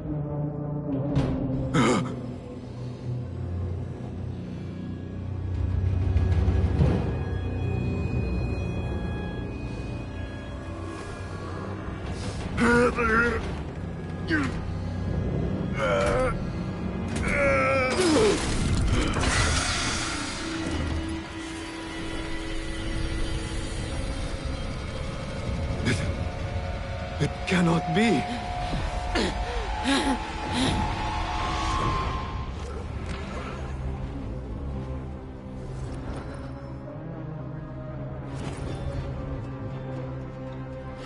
Why do I know this? This is part of your reality, Vassal. I am a part of your reality too. I will walk behind you every step of the way. It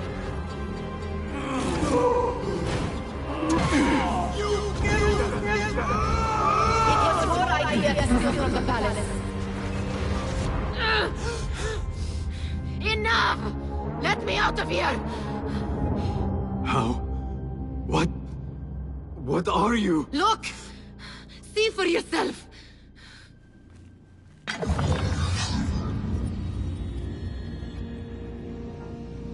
Restos! Laibor Sarhasi! Stalos!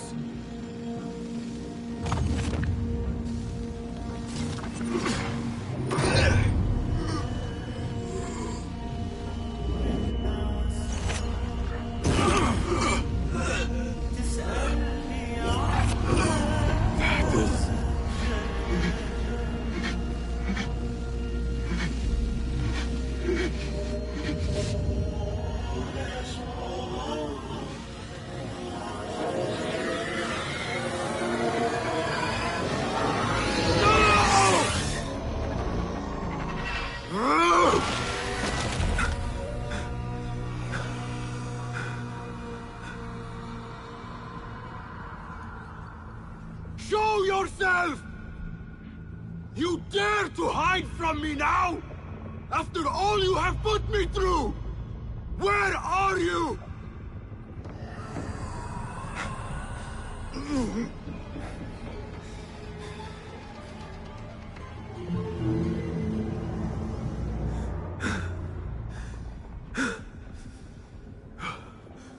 The Jinni in my dreams.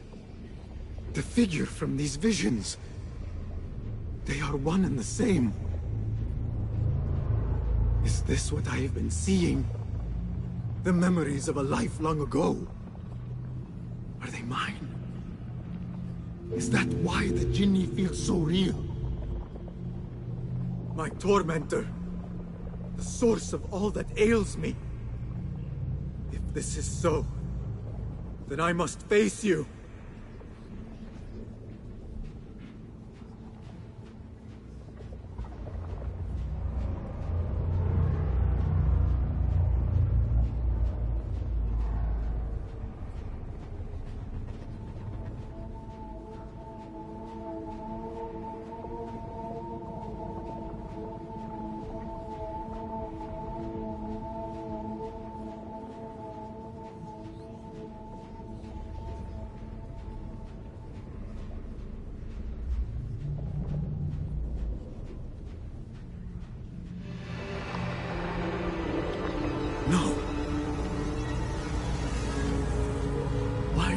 seeing this?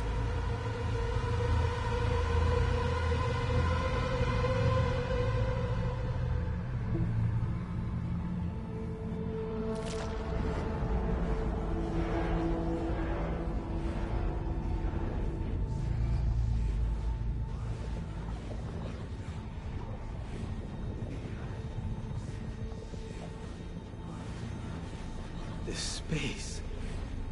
As I move through it, I see nothing but the memories that stir my soul.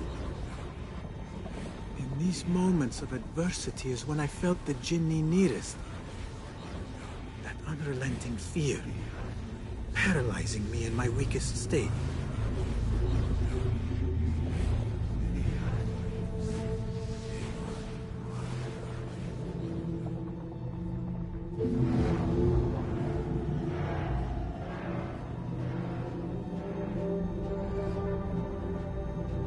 I never understood what it was born of, or why it haunted me so. But I am beginning to remember. I am in a cold cell, begging for it all to stop.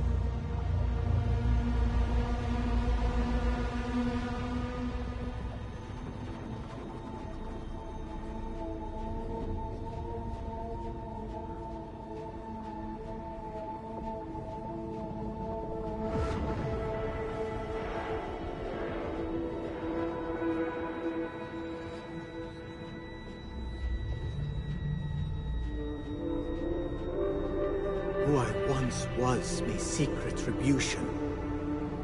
But if I am to move beyond this pain, then what I want is peace.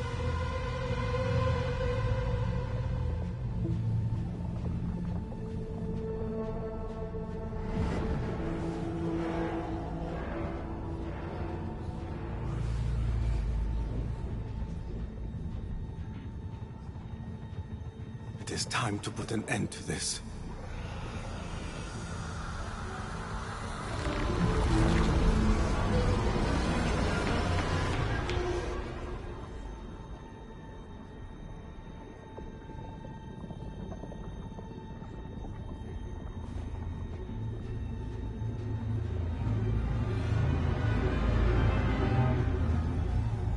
The cell. My cell. I am nearly there. No going back.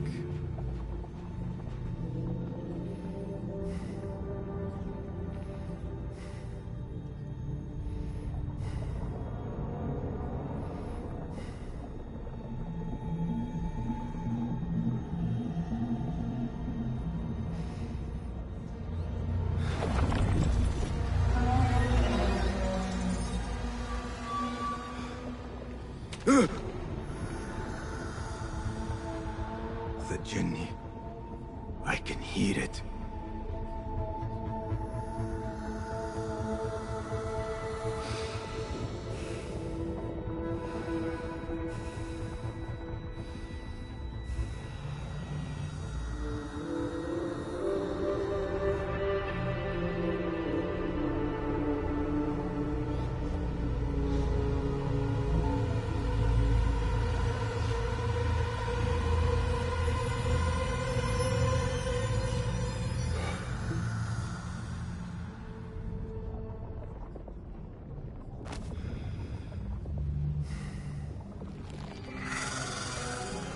I know you now. I see you for what you are. A crippling memory from a past life.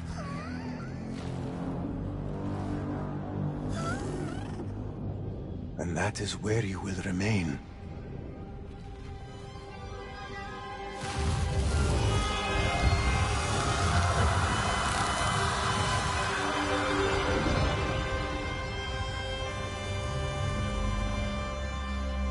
It is over. No, Basim. It is only the beginning. For us. For what lies ahead. A deeper understanding of the world we left behind. And our place in it. All my life I wrestled with who I was. who I was meant to be. And there you were, all this time. The side of me I resisted. A reflection of who we once were. Of who we shall be once more. There is so much that awaits us. A new world. Let me show you. I will never see you again, will I? Will I be alone? You are never alone.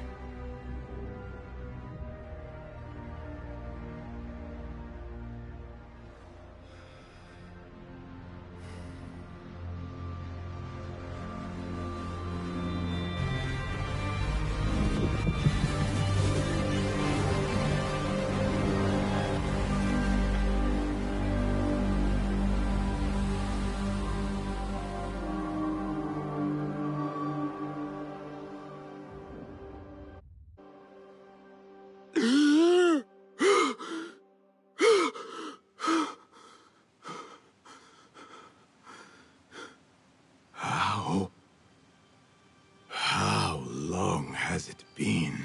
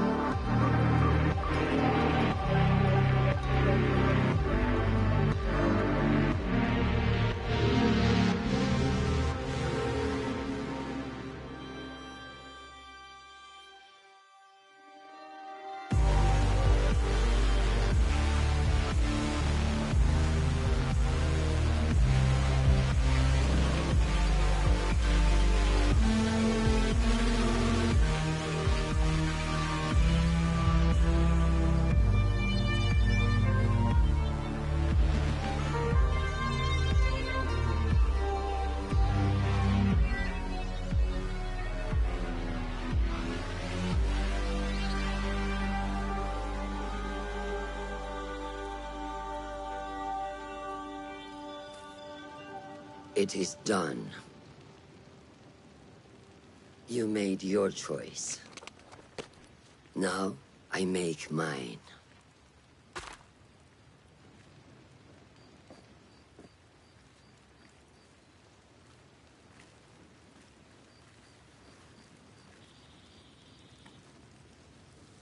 وداعاً روشان بنت الأحد. It was an honor. Come, Basim. We have much to discuss. That we do, Mentor.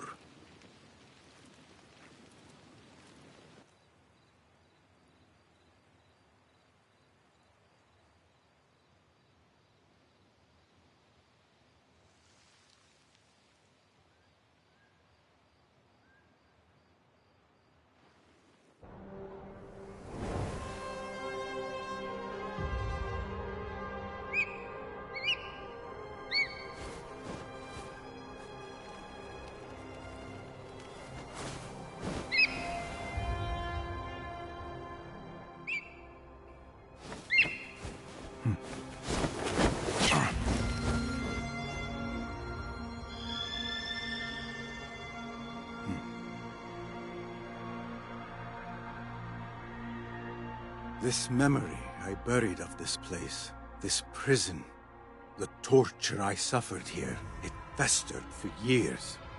In darkness and dreams, masked as a jinni, to haunt me and hollow me, until it consumed my waking life.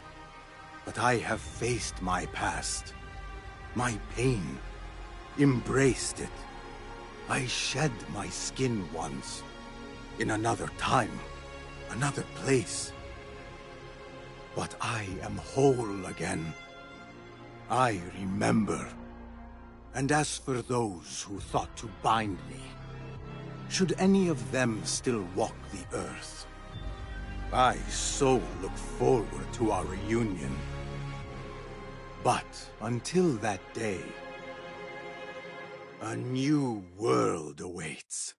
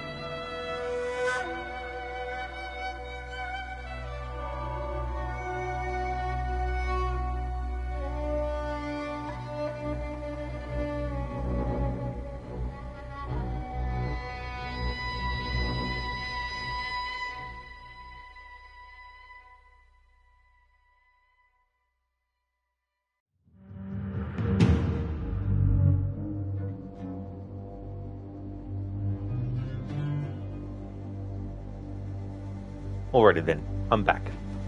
I'm going to pin this up to the top of chat. It's now okay to talk about spoilers about this game, so just a heads up for those who might have just been joining the stream now or not long ago before the credits, or after the credits started. But I'm going to allow spoiler discussion now for Mirage to be active. By extension, that also means Valhalla spoilers. So if anyone who hasn't played Valhalla yet, just a heads up that there will be spoilers that can be talked about related to Assassin's Creed Valhalla as well.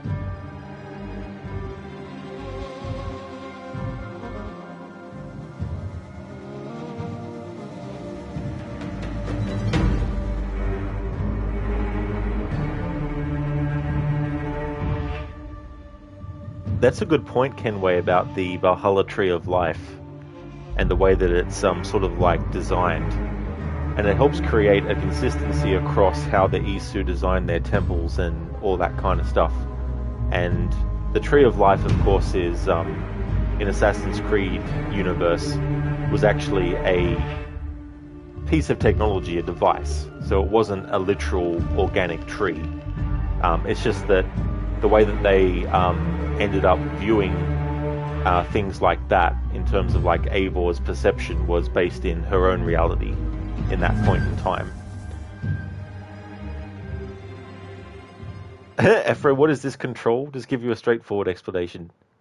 Yeah, I think the thing about this game is it's balancing between catering to those who have played Valhalla and know what happens to Basim based on that game, versus people who haven't played Valhalla and are playing this game for the first time and not wanting to be 100% jumping straight into, hey, this is the revelation about Basim. So that's why there could be some things that people who already know what happens in Valhalla might look at and go, it's taking too long to bring that in. I will say, though, that I think they should have added more strong clues as to what was going on with Nahal a bit earlier than they did. I think having something like, something more like tangible as well. Like Nihal saying, there is something that you need to face, Basim, that I'm trying to tell you, but you just seem to be not wanting to listen. Something like that. But yeah, that's the balance they had to strike. Telling the story for people who don't know what happens to Basim later in Valhalla versus those who already do, and trying to get that balance. Kenway, so the difference between Roshan and Basim is that Roshan was able to find peace without activating this temple. That's true. So Roshan has a tortured past, and when Basim asks her what her first kill was like, she doesn't go into too much detail about it because her whole philosophy is, that's in the past, I've shed the past is in the past. Which is in opposition to Basim, who is searching for answers. So that's the contrast, and creates the conflict between the two. Roshan was one hell of a character. I think so too. Like the way that she's constructed as a character is to be an embodiment of the assassins and their creed, like a very strong adherent to it, but not necessarily being an assassin who was 100% correct in the way that she approached things and all that kind of stuff. Afro, she is a short-sighted character. She can't even see how different she and Basim are. I think Afro, because she suspected that there was some connection between, because she knows that at the temple there was something that happened between Basim and the device, or the disc that she has. That's why she asks him at the start, what does he know about it? She's assuming that he already has some knowledge of it. Because from her perspective, when he was like really wanting to go and do it, and she said, I've already sent 2 people, and what makes you think you could do it, kind of thing. And then once he achieved it, she thought that maybe he knew what it was, and that's why he was so adamant about getting it. So when he actually does get it, and he activates it, then Roshan is kind of like, oh, there must be some connection between Basim and this thing. So when she asks him what he knows about it, she's trying to understand, you know, what is the disc and his knowledge of it. And I guess in a way it could be looked at as her trying to suss out how much he knows about it. But her whole thing has been, you know, forget your past. You know, you're giving up your past for the assassins. You're giving up your past for the Creed. This is the sacrifice that you're making, and all that kind of stuff. And she may not know 100% the actual thing that's going on with the like Basim and the temple. Like I don't think she knows that he's, you know, an Isu reborn or anything like that. But I think she just is like precautionary. She's just like, I don't want Basim to get blindsided by this. You know, I don't want him, because what he wants is what the Order of the Ancients wants, and I don't want him to feel like that's something that he should pursue. And so all her speeches about, you know, forget your past, is her trying to persuade him to not worry about his past and focus forward on his future. But she doesn't anticipate that what he's going to discover is going to be so strong that it's going to make him just want to actually, you know, do that. And that's why she's, you know, sort of thing like, you know, like, you will be more, you know, what's that thing she says? She says, or is this all too little for you, kind of thing. So she's sort of like sussing out with him whether or not he's willing to actually sacrifice. And that's why when she realizes that he actually does want to go ahead with it, her last sort of ditch thing is to say, you know, if you follow down this path, I will kill you myself. But of course, Basim just wants those answers so strongly that he's willing to go against Roshan. While that wasn't the last chance that she gave him, obviously, but it was her last kind of attempt to persuade him without violence, without actually doing a violent act, you know. But once it got to the point where he was like, no, I'm going to open this thing, then she was like, right, this is your last chance now. I'm going to engage you in combat. If you die, then, you know, so be it. But, you know, if I die, then, you know, at least I'll die protecting you from this, or trying to protect you from this as well. So I think there's a lot of that going on with her character. But I don't think, like, you're right in a way, she is short-sighted in that she doesn't know that Basim is a sage. Like, she doesn't have the knowledge that the Templars do in Black Flag, where they know about sages and they know that they exist, you know. But she's short-sighted in the sense that she doesn't see further beyond this artifact. Obviously has power. Basim has some kind of thing with this artifact. We are protecting a temple. I don't want him to access it, because she doesn't know if letting him access it is going to ruin things, because the Order also wants access to it, you know. So that's why she's so against Basim actually opening it, because she's like, hey, you know, the Order of the Ancients, they want to open this, and that must mean that it's very important that they open it, which is why we need to actually protect it. But there is flaw in that logic, because it's like, if Basim doesn't understand or know early on why, then what's going to happen when he finds out later? And we see what happens. You know, he's very angry, and he's sort of like, you know, you lied to me, kind of thing, because that's information that, you know, he would have liked to get earlier as well. I mean, you can see flaws in it. Like, it's like, well, you know, he's a hidden one. You know that he is, so you should trust him in being a hidden one, that if he was to know that there's a temple underneath, that you could trust him with it, you know. But she doesn't sort of trust him enough, because it's something that the Order of the Ancients want as well.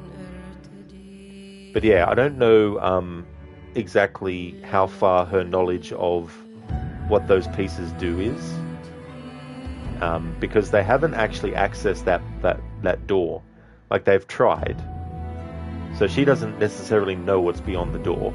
All she knows is that, hey, the Order of the Ancients, they really want this.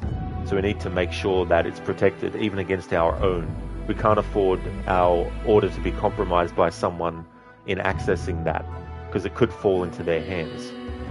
Which is why when Rayhan is like, hey, this could fall into the wrong hands, Basim is like, it will fall into mine. Because from Basim's perspective, he knows that the Order of the Ancients want it, but he knows that he's the key to access it. Therefore, in his mind, he is the one responsible. And because he doesn't want the Order of the Ancients to have that power either, that's why he's not going to sell out the Assassins and give up the power to the Order of the Ancients, or, work with them.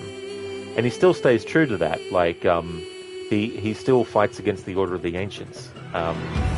It's just that he also knows that in his past life as Loki, he was imprisoned, and that he was tortured, and that his son was imprisoned, and that he knows what it's like to be imprisoned. So knowing that his son is imprisoned definitely, adds so much to it, and all that kind of stuff. But it's a bit hard for me to explain it in a succinct form because I'm going off of my memory. I'd have to collate everything and then look at it and then analyze it and then structure it properly.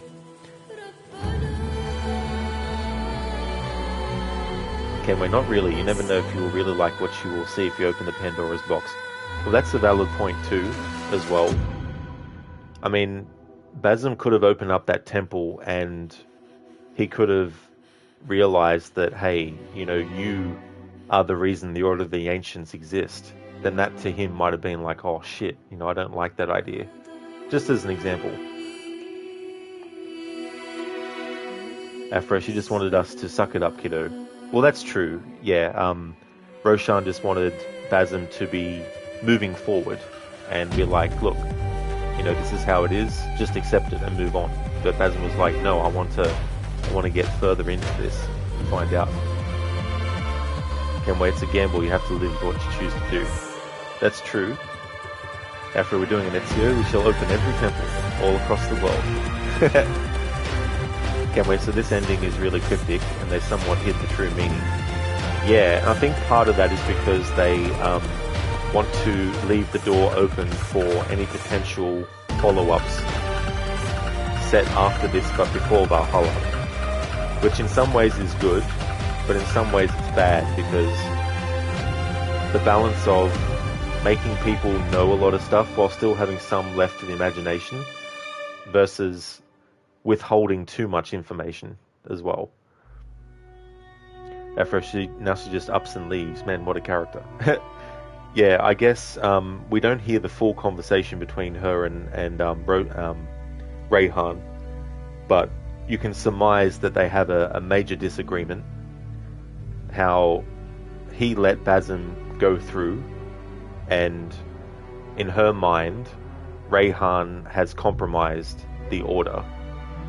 And she's like, fuck this. I'm willing to sacrifice this if this is what it's going to be, Stan, it's a shame we know so little about Roshan. That's true. There is a novel apparently coming out soon that will probably shed some light. But again, if you don't read, it's one of those things where it's like, well, what's the point in not telling gamers what... You know what I mean? It's that balance again of telling the rest of a character's story in a different medium. Or different media. Okay, where you can see even Enkidu wants nothing to do with Basim anymore because now he's not the same Basim. Yeah, I like how they did that. That was really, really good because the fact that Enkidu recognizes that there's a change in Basim, he knows that he's not to be trusted anymore. And that's the thing between the Eagle and the Assassins, as presented in Mirage, is there's a connection between the two and there's a trust between the two. And because the Eagle can sense that there's something different about Basim, it's almost like even though Basim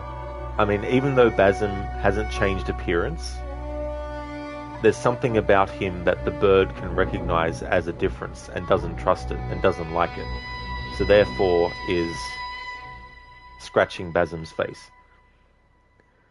Kenway, you can even see how he says that we do mentor. Yeah, because the whole thing with Loki, right, is that he doesn't doesn't like to be chained up. He doesn't like to be told what to do.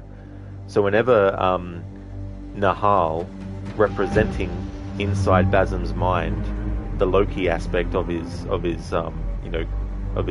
being, she's trying to get him to do things on his own without approval, right? Because Loki wouldn't want to get approval, kind of thing. Conspiracy, you somewhat understood the ending, a bit confused. The bit that confused you was inside the Temple of Hologram from the disc. Yeah, so I don't know if that is supposed to be Odin, who is torturing Loki in that hologram. But it could also just be a torturer who is working for the Isu or whatnot. It could be another human who's doing it, but the whole thing there with that is, of course, the tormentor is supposed to be the torturer, and Basim's seeing Loki's memories of it as a genie instead of seeing them as what they actually were, which is a theme that's the same in Valhalla. What Eivor sees in the memories of Odin is not how things looked for Odin.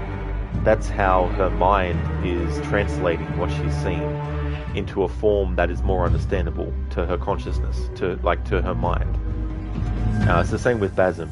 Everything that he's seeing as what's happening with Loki is, sort of mixed up. Like he's seeing the part of Loki, he's seeing the Loki part of him as Nahal, and she looks of his time period. She's not wearing anything different, but because he's seeing the hologram, his brain is starting to translate it into what it actually looks like as well. Whereas for other people, it would probably be like, what the fuck is this? Kind of thing. And there's still a bit of that when he's witnessing it, but his mind is gradually getting used to what it is. And then he recognizes that the genie is actually just a representation of the torturer from Loki's memory. Afro, you mean, come on, that's just bad writing. Her only way to stop us was to kill us. Nice going, mentor. Yeah, I guess her belief that Basim was betraying the Order was so strong that she was willing to kill him for that, but also to stop him from accessing the vault because she didn't want him to have the power that potentially the Order of the Ancients could have, kind of thing. Okay, well, not really. If you break the vow you took, you betray them and you're supposed to die. This does not look like a loophole to you. Yeah, I mean, the whole thing with the Assassins is that you're not to compromise the Order, and breaking any of the tenets would be considered that. And one of the tenets, of course, is compromising the Order as well. So in Roshan's mind, the fact that Basim wants to go ahead and access the vault, and in her mind, because him accessing the vault would mean the hidden ones are put in danger at the hands of the Order of the Ancients. That's why she's like, I need to stop Basim. All my warnings and all that type of stuff have gone by the wayside. It's time to actually, fight. Afro, what vow? Living your past life is metaphorical. Ezio left his life as a noble. Arno is guilt-ridden. Ward, sure, but they didn't leave their ambitions behind. No one does. You don't just drop everything and start anew. Roshan's character is flawed like that. With her daughter of no one creed, Connor didn't just abandon his people after joining the Assassins. That's it, Afro, and you're definitely right. With the other characters in the series, when they take the vow to be an assassin, they're not, and the Assassins aren't telling them, hey, you're doing a vow now, which means that you literally have to put aside everything from your past. And if that was true, then that would mean that if someone that you knew and came to you for help, and you could help them, oh, I'm sorry, but I joined this group and we're not allowed to acknowledge, because that's getting along the lines of Scientology, where unless you're actually a Scientologist as well, you could need some help with something, and they're like, nope, you're not one of us, so we're not going to help you. But the thing is, Roshan takes it very seriously, so she's really embodying the creed really, really strongly. where she's like, "No, I made a vow to shed my past, and that's what I'm going to do, literally." And you look at the maxim of the creed, which is nothing is true, everything is permitted. It's not supposed to be taken literally, but it can be taken literally, you know, and that's the thing. You know, Roshan, she's like, "No, if I'm going to sacrifice my past, it's because I want to shed it, and therefore I need to ignore everything from my past and just accept what is in my reality now and then move forward." So for her, that's her thinking. But Basim, even though he says that the genie has stopped attacking him, it doesn't mean that he's going to stop the pursuit of finding out what is behind it. And that's what drives him. You know, he wants to know why the genie is haunting him. He wants to get to the bottom of it as well. Hey there, Adrian. Welcome on in. Yeah, the only present day you get is right at the start, and then nothing for the rest of the game. Even after the credits, there's no after credit sequence where you see like anything. There was one that was leaked, that was found in the game code. Having seen it, I know why they would get rid of it, because it's too vague, it's too mysterious, it's too what the fuck is this even referring to kind of thing. So I'm glad that they didn't want to actually have that. But that doesn't mean that I feel they shouldn't have actually had a bookend to the introduction, the present day, you know, introduction, where William Miles is, you know, talking and narrating. We should have seen who he was talking to at the end, at least as a bookend, but we didn't. You know, and even the one that was leaked, I think it's Slider V2. So I'll just provide a link to that. They actually were able to get that from the code.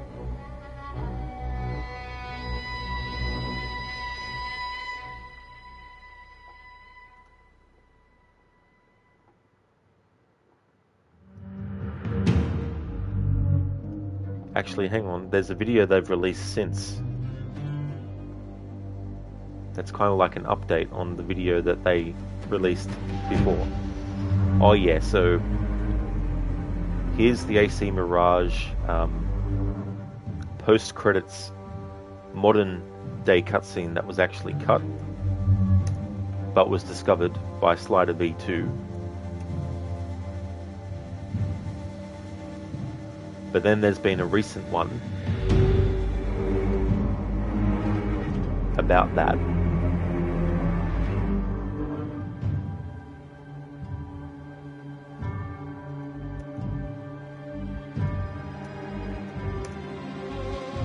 Which I guess is a little bit of an update. This video that I'm about to link I haven't seen yet, so I don't know what content it talks about regarding that ending that was shown in the previous link. But there's a link to that, so it's probably best to watch the first one I linked first, and then watch the new updated, or the analysis of that was updated.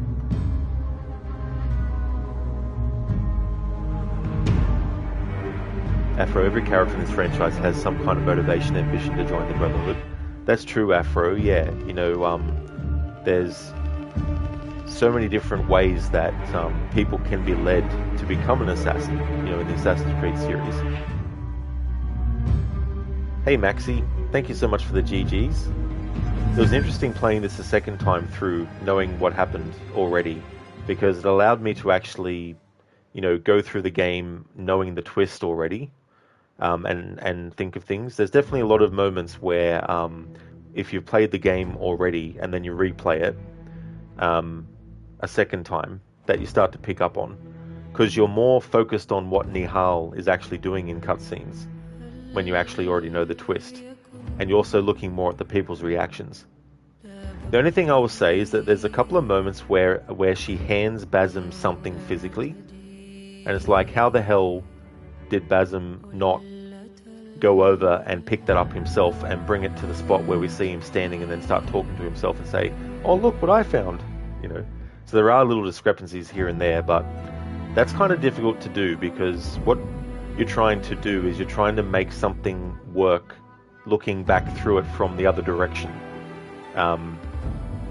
Whereas through the first direction, i.e. in chronological sort of like thinking, you're not thinking that Nahal is just some person that's invisible. So you're not thinking, oh, how is Basim getting the book handed to him by someone invisible? It's only when you already know the twist that you look back at that and you think, hang on, how could that be possible? So there are little things here and there that don't quite 100% make the twist logically connect when you replay the game, but it's definitely something that, you know, is a bit difficult to do in stories. It's like if you've seen the movie The Sixth Sense and you watch it again, no doubt there'll be some moments where you're like, there's an error. But some of those errors are just something that can't be done, that can't be resolved. Unless, you know, you are up front with the twist straight at the start of the movie. I am, Maxi. Yeah, things are going really, really well. I hope things are going well with you too. Stan, she should have done what every great manager does, offer him monthly food tickets. Do you not know the law from memory, bro? Unfollowed, unsubscribed, unloved. Yeah. But yeah, offer monthly food tickets. Like, hey, Basim, you know, what can I give you that will stop you from wanting to open this temple door? Conspiracy, you thought Rayhan was going to be a bad guy like Al-Mualim. He was very odd when he was first introduced. That's definitely understandable, Conspiracy, because like Basim is eavesdropping when he hears Rayhan talking about what he's talking about, which doesn't really 100% like when you know that the people that they're talking about are helping protect Alamud. It's not until you get to the end of the game where you're like, oh, so the group that is now attacking Alamud, that is on the side of the Order of the Ancients, is doing so because the governor made a deal with the Order of the Ancients, and therefore the protection that the group was giving to the Hidden Ones is now being rescinded. You know, so you don't know how to read, unfortunately. Yeah, with the book thing, yeah. Hey there, Steeper, welcome. But how could Rayhan compromise the Brotherhood when Basim is a member of the Hidden Ones? Yeah, I mean, the thing about that aspect is like, Basim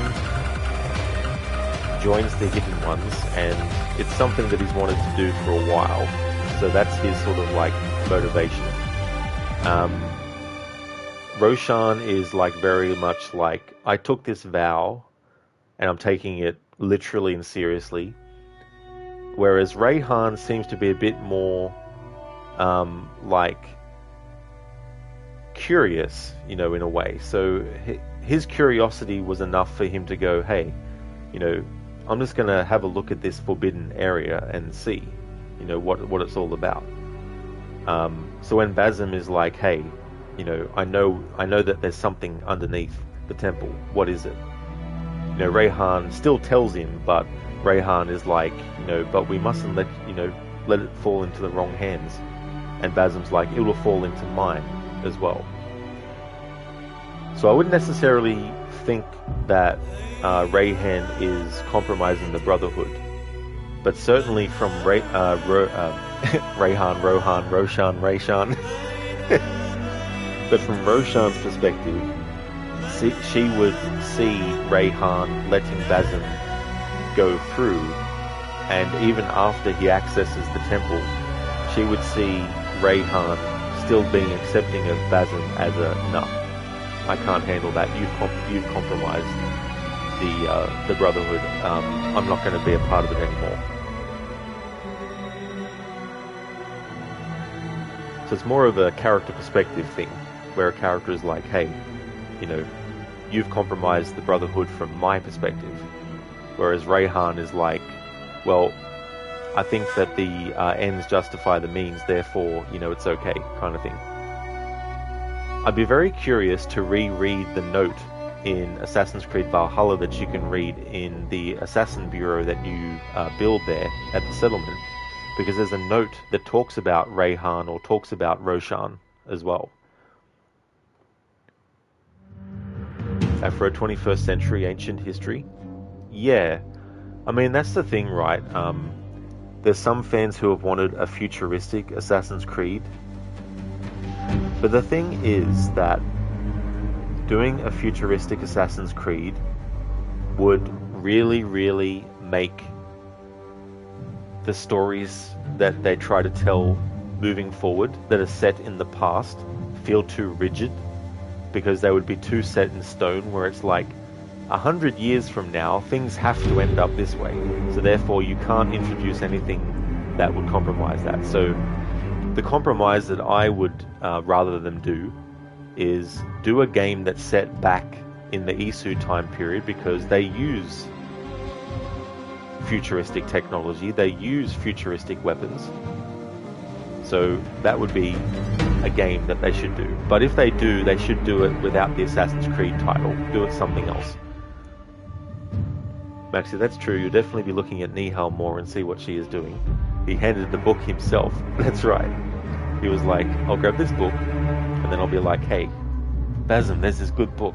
And then he just forgot that he said that to himself. And then he's like, oh, Nihal, you brought me this book.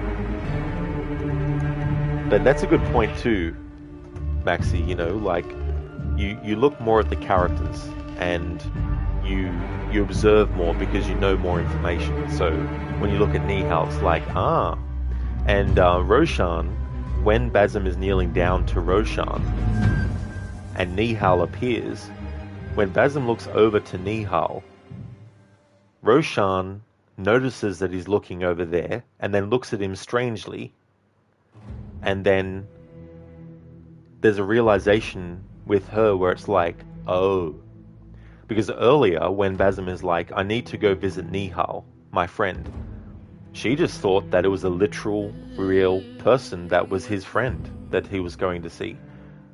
So she did not know that Nihal was a figment of Basim's imagination. She just thought that she was a real person. So when he goes, you know, there's someone that there's a friend that I need to go see. And at the start, when he's like, Nihal, when he wakes up after the incident at the palace, and she's like, not quite, you know. She doesn't know at that point that there's anything, but at the end there, when she sees Basim literally looking over at something that's not there, and she sees that something's not there, that's when she is like, oh, so he's seeing things. So that's another thing to look out for as well. Okay, when Nihal was sus to you the whole time, no interaction with anyone else, and Basim never mentions her to anyone. After that, Basim defeats Roshan, Nihal comes and Basim looks at her. Roshan looks at the direction Basim is looking at, but the look says she doesn't see anything. That's right, yeah, she doesn't see what he's seeing, because it's all a figment of his imagination, born from memories that he has that have been long suppressed. And Nihal is representing Loki, who is the side of him that has been repressed. The memories of Loki have been repressed, or suppressed, I should say. And she doesn't know that, but she does. She's like, hang on, something's a bit sus here. But that's a good point, Kenway, as well. Like at the start, when Derwish is talking about how I can't remember the name of the character, but he mentions how she uses a lot of butter, and Nihal is like, that she does. But Basim doesn't say anything. Knowing that Nihal is not actually real, it makes me think that we are actually hearing what Basim is thinking. And what he's thinking when Derwish mentions uses a lot of butter, Basim is thinking, you're right, she does, but he doesn't want to say it out loud. But Nihal is saying it because that's, you know, she's part of his consciousness, or his, you know, part of him. So, you know. But yeah, there's definitely going to be moments where you look back and you go, that can't be possible, that no one noticed as well. But like I said, already knowing the twist, when you look back through the other way, it's going to be very easy to see discrepancies. But when you're playing through it normally, there's a lot of discrepancies that, not for everyone, but for some, will not be apparent straight away. Conspiracy, hope we get more backstory on Roshan's last name. Yeah, I think there's a bit of, like...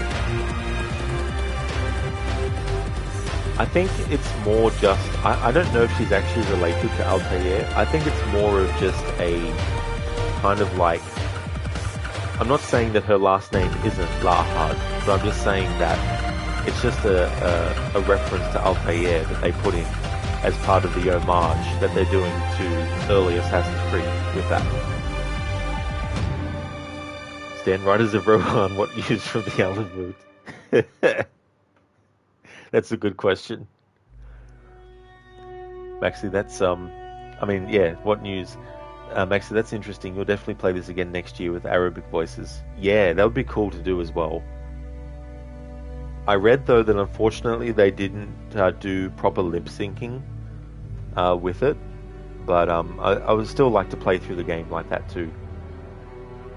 Because it's cool to be able to play a video game set in a certain part of the world and actually have that be a spoken language you can choose to actually have played. So you think that means from Ahad? Not 100% sure.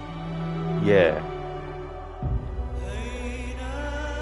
I mean, I'm not saying that it's not possible that Roshan might be a ancestor of Altair's, but for now, I just think it's just a nice kind of like, you know, homage to Altair to have someone with a similar last name.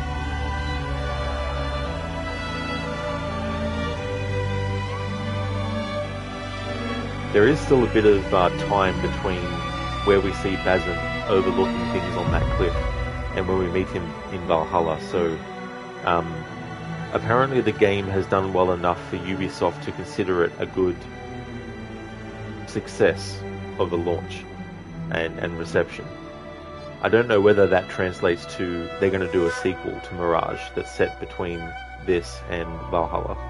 But if they were, there's still plenty of story to tell. However, I think what they should do, if they're going to do a follow-up to Mirage, where we play as Basim again, don't try and hide any sort of like information from people who don't know that Basim is actually Loki. Because the problem with that is people who already do know after playing Valhalla or after playing this are just going to get annoyed at the fact that you're still treating the character like they don't know that they're Loki. You know what I mean? So I think if they're going to do a follow-up to Mirage, be 100% upfront with what's going on with Basim, and show certain things like all those discs that we see. Why not have Basim, after each assassination in a sequel to Mirage, go back and actually look at one of them? In Revelations, when Ezio looks at the memories of Altair, he does so using very similar discs. In fact, I think they are supposed to be the same discs from that temple under Alamut, because Altair goes there and actually uses them to imprint his memories onto them. And then Ezio gets them and then relives Altair's memories. So I think for a sequel to Mirage, what they should do is have the opening sequence be in present day with Basim in present day. Actually show him in present day. Then have him experience his memories of events that take place after Mirage. And within that, Basim is actually experiencing memories of Loki in those discs. And so like in Revelations, where after you do the mission to get the disc, Ezio accesses it, in a sequel to Mirage, have Basim do the same thing. Assassinate whoever the Order of the Ancient Member is that he's dealing with, and then go back to Alamut and look at one of the discs and relive a Loki memory. But in this case, actually relive that Loki memory and have everything look the way that it did in his time period. You know, don't have things look the way that Basim's mind would see it. Because by the time Basim gets to this point in the story where he knows and remembers his past life as Loki, then when he's experiencing memories of Loki, they should look to him the way that they actually were, not through the veil of Basim before he knows that he's Loki, or Eivor before she knows that she's Odin, reborn. I think that'd be a cool thing to do. And that way you could put in a few more sort of like Isu time period sections of the game, but actually have it something that you play as. Because I would like that to happen, instead of it being a one-off thing. Because in Valhalla they show you what things actually look like for Odin and all them, versus how Eivor actually perceives them to be, based on the fact that Eivor's comprehension of those images is such that she can't translate them 100%, so her brain translates it into a form that she could understand. That's why Odin and all the other people look like they're wearing the same kinds of clothes that she wears in her time period and other people wear in their time period. It's why the environments look the same as they do in her time period. That's not how they actually looked, but that's just how her brain is computing that information and translating it into a form that she can understand. The same is happening with Basim when he's experiencing everything with the genie and all that, and when he sees Nahal, he's seeing Nahal dressed the same way that people in his time period dresses, not how Loki would actually have looked, and how other people in the Isu time period actually dressed and looked. But after he knows that he's actually Loki, then if he sees any memories of Loki, he should see them as they are, not through the veil of someone living in Basim's time period. And that's something that I wanted more out of Valhalla, actually, was show Eivor experiencing memories of Odin, but have her see them as they looked. Enough of the fantasy veil, So that's one of the issues I have with Dawn of Ragnarok. Because Dawn of Ragnarok, Eivor should not be seeing things still through the imagery of what things look like in her time period. She should be completely seeing things the way that they actually look, because she fully remembers that she was actually Odin. So for a sequel to Mirage, they should follow on with that and have those segments where Basim goes back to Alamut, looks through another memory disk, experiences another Loki memory, and then we as the player get to play as Loki in his own time period, experiencing what he experienced, looking like the way that he did, if that makes sense.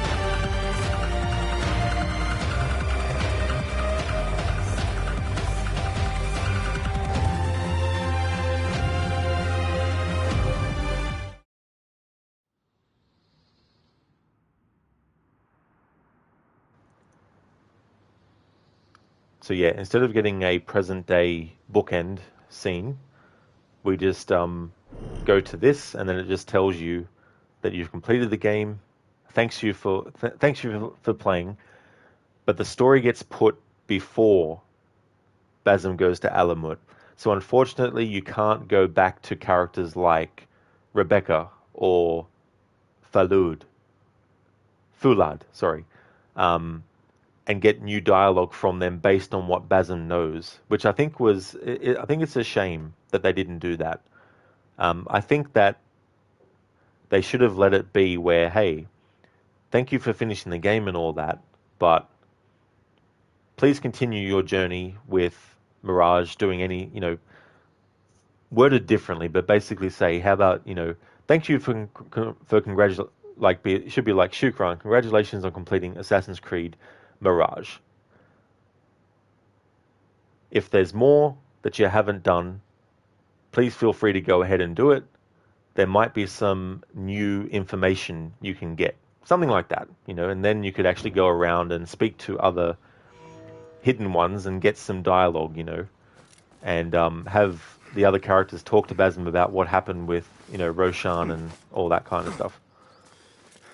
Instead of reverting the time in the story to back before that stuff.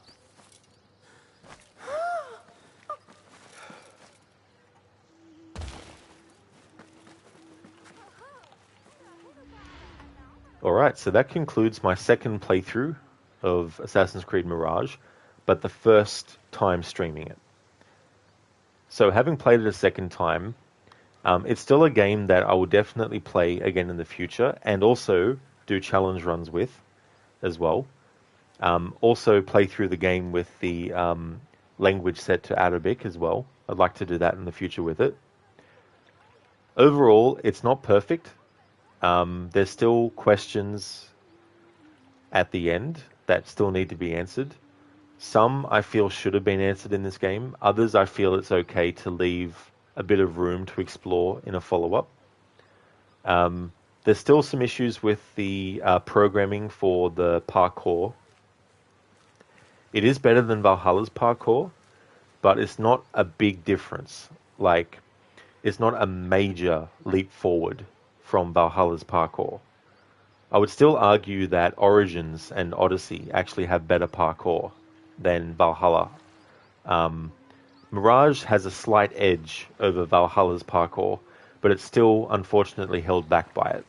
So I feel that if Mirage was able to be built on an entirely new game engine from the ground up, then that wouldn't be an issue, because it could be, very different. So the next playthrough that I'll do of this will be next year. Not necessarily an annual playthrough only, as in I'll only play it once next year and not more than once. Because I do want to do other types of playthroughs. So, with this game done, it means that next Saturday I'll be starting Phase 5 of celebrating Black Flag's 10th anniversary. And before I actually forget, I want to actually reveal what I'll be doing as part of that. So next Saturday, I'll be starting Phase 5, which at the moment, I'm just calling it a showcase phase. And basically, I'll be going through the game world and observing what the NPCs are doing, looking at the actions that they're doing, their reactions to things. So when there's civilians who are just going about their daily life, listening to any dialogue that they might say, looking at the things that they do, and then testing things in the game world to see their reactions, to get their reactions, to see all that kind of stuff. Showing not every outfit that comes with Black Flag, because there's some outfits that I can't access because I don't have the version that actually has those outfits. And some of that I probably can't even access because it was locked behind something that's not available anymore. So I won't be able to showcase all the outfits in the game. But what I will be doing with Black Flag in Phase 5 is I won't be changing the outfits with long periods of time between changes, because I want to actually showcase all the available outfits that I've got, but also can be crafted as well. Database entries, I'm going to be reading more about the environments and the locations of the game, but not the characters this time around. So I'm not going to read any database entries about the characters, because I'm leaving that for another phase. The other thing in Phase 5 I'll be doing is I'll be actually looking at the different environments in the game, and also looking at the different locations and exploring them a bit. So it'll be more of a showcase of stuff like that. I will still do the story, so I'm not just going to not do the story and just travel around and look at these things.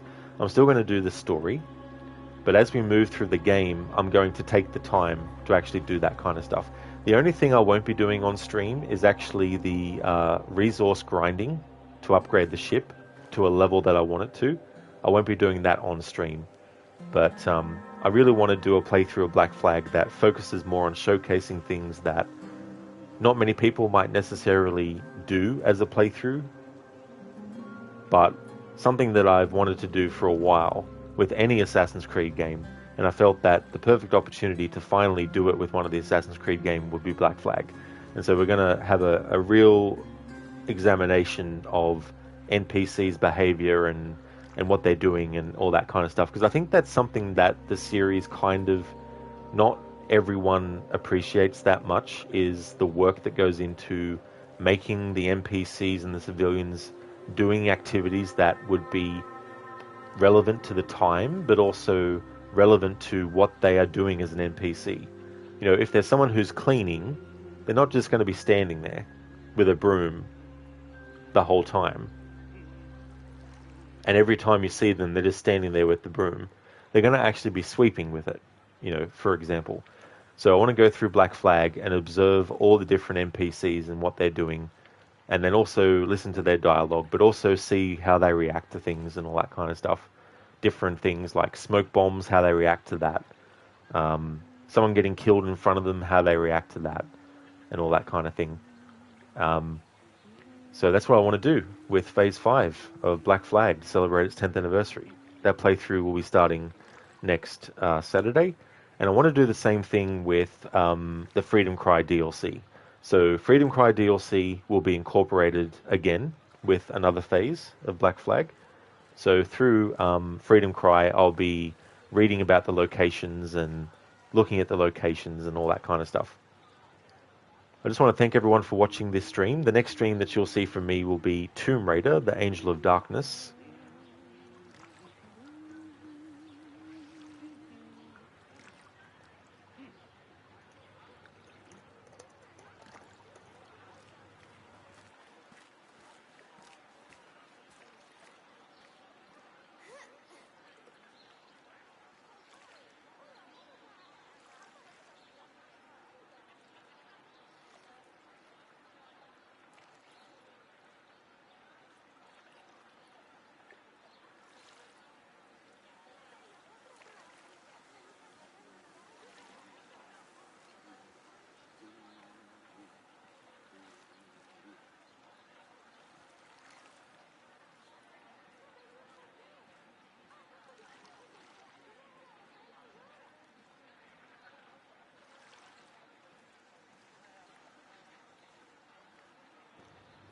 Would like to highly recommend people check out Crocodiles, who's been playing Assassin's Creed 1. He's actually doing a playthrough of all the main entries in the series, and he's doing a no HUD challenge with all of those. So no HUD with AC1 all the way through to Valhalla. And Mirage, actually, as well, sorry. So doing a really, really interesting challenge, but also doing some other things. For example, he's not allowed to look at the map more than once per hour. So once an hour has passed, then he can actually look at the map. But he doesn't have to look at the map after an hour has passed. He can actually he can actually choose not to look at the map, and then after 3 hours have passed, for example, he gets 3 looks at the map.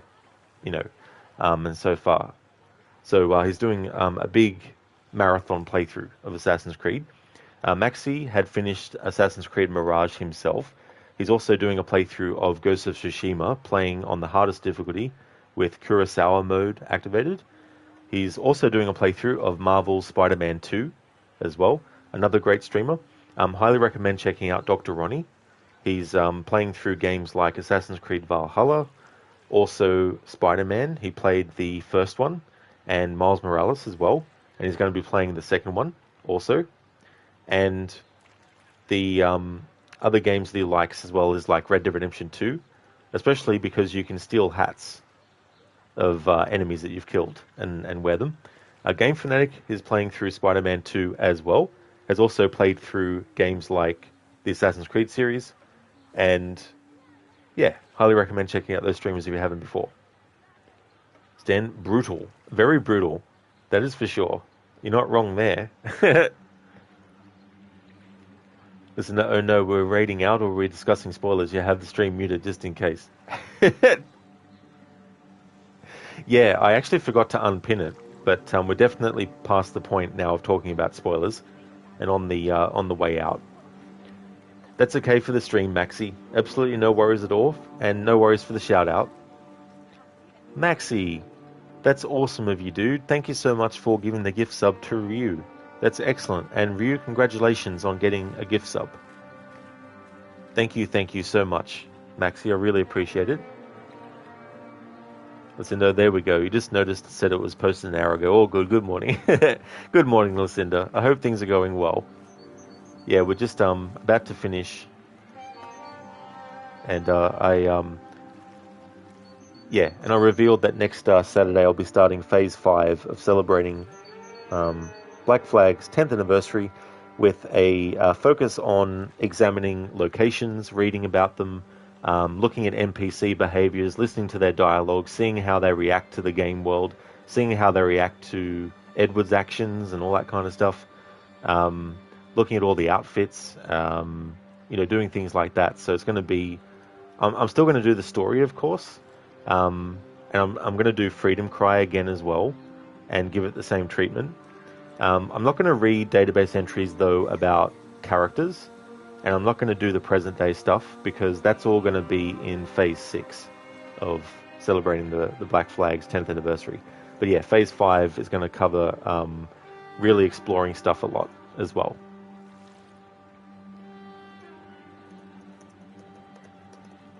Also would like to highly recommend people check out Lucinda as well. Lucinda is playing games in the Resident Evil series as part of October Horror Month. Has been doing a playthrough of Resident Evil 4 Remake recently, a replay on New Game Plus, but playing through Separate Ways for the first time, the DLC for that. He's also playing through the Assassin's Creed series, but that's on hold during October. But once the October horror streams are done, she'll be resuming Assassin's Creed series. She'll be jumping into Assassin's Creed Origins for a first playthrough of that game. So highly, highly recommend checking out Lucinda's channel.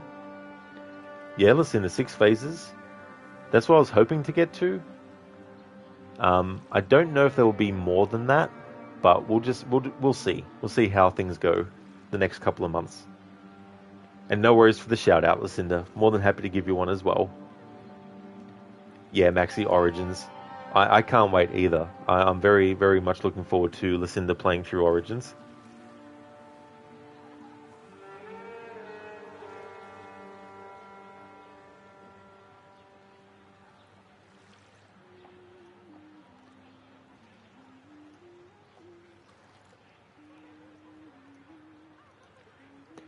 Alrighty then, so not going to be raiding anyone.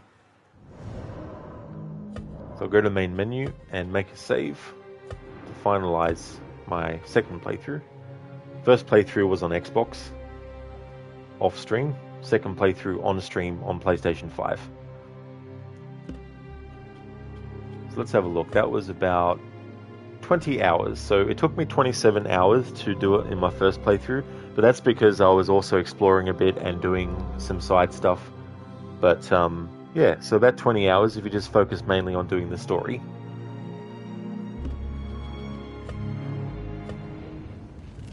Listen, you've liked what you've seen of Bayek from other people's playthroughs, so you're excited. Oh, that's cool, Lucinda, that you're looking forward to it as well. Yeah, that game, got so many good memories of that game as well.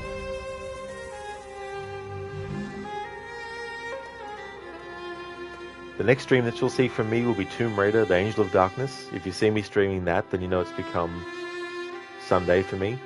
And as for Horror Month, Alan Wake Remastered is what I'll be doing. I've already done one playthrough of Alan Wake Remastered for October, but I'll be doing another one, but this time more in-depth one as well.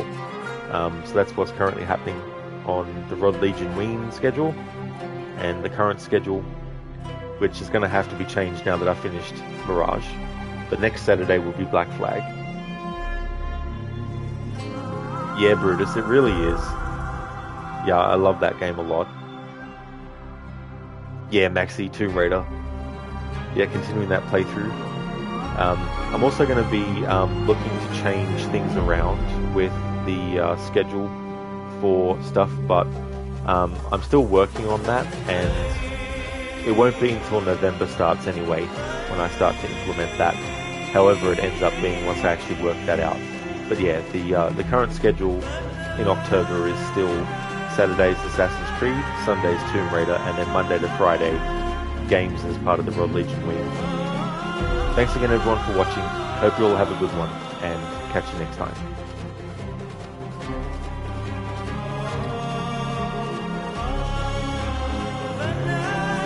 See you later, Brutus.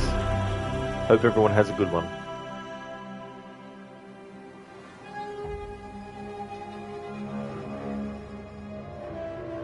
You too, Maxi. You take care as well, dude. Thank you so much.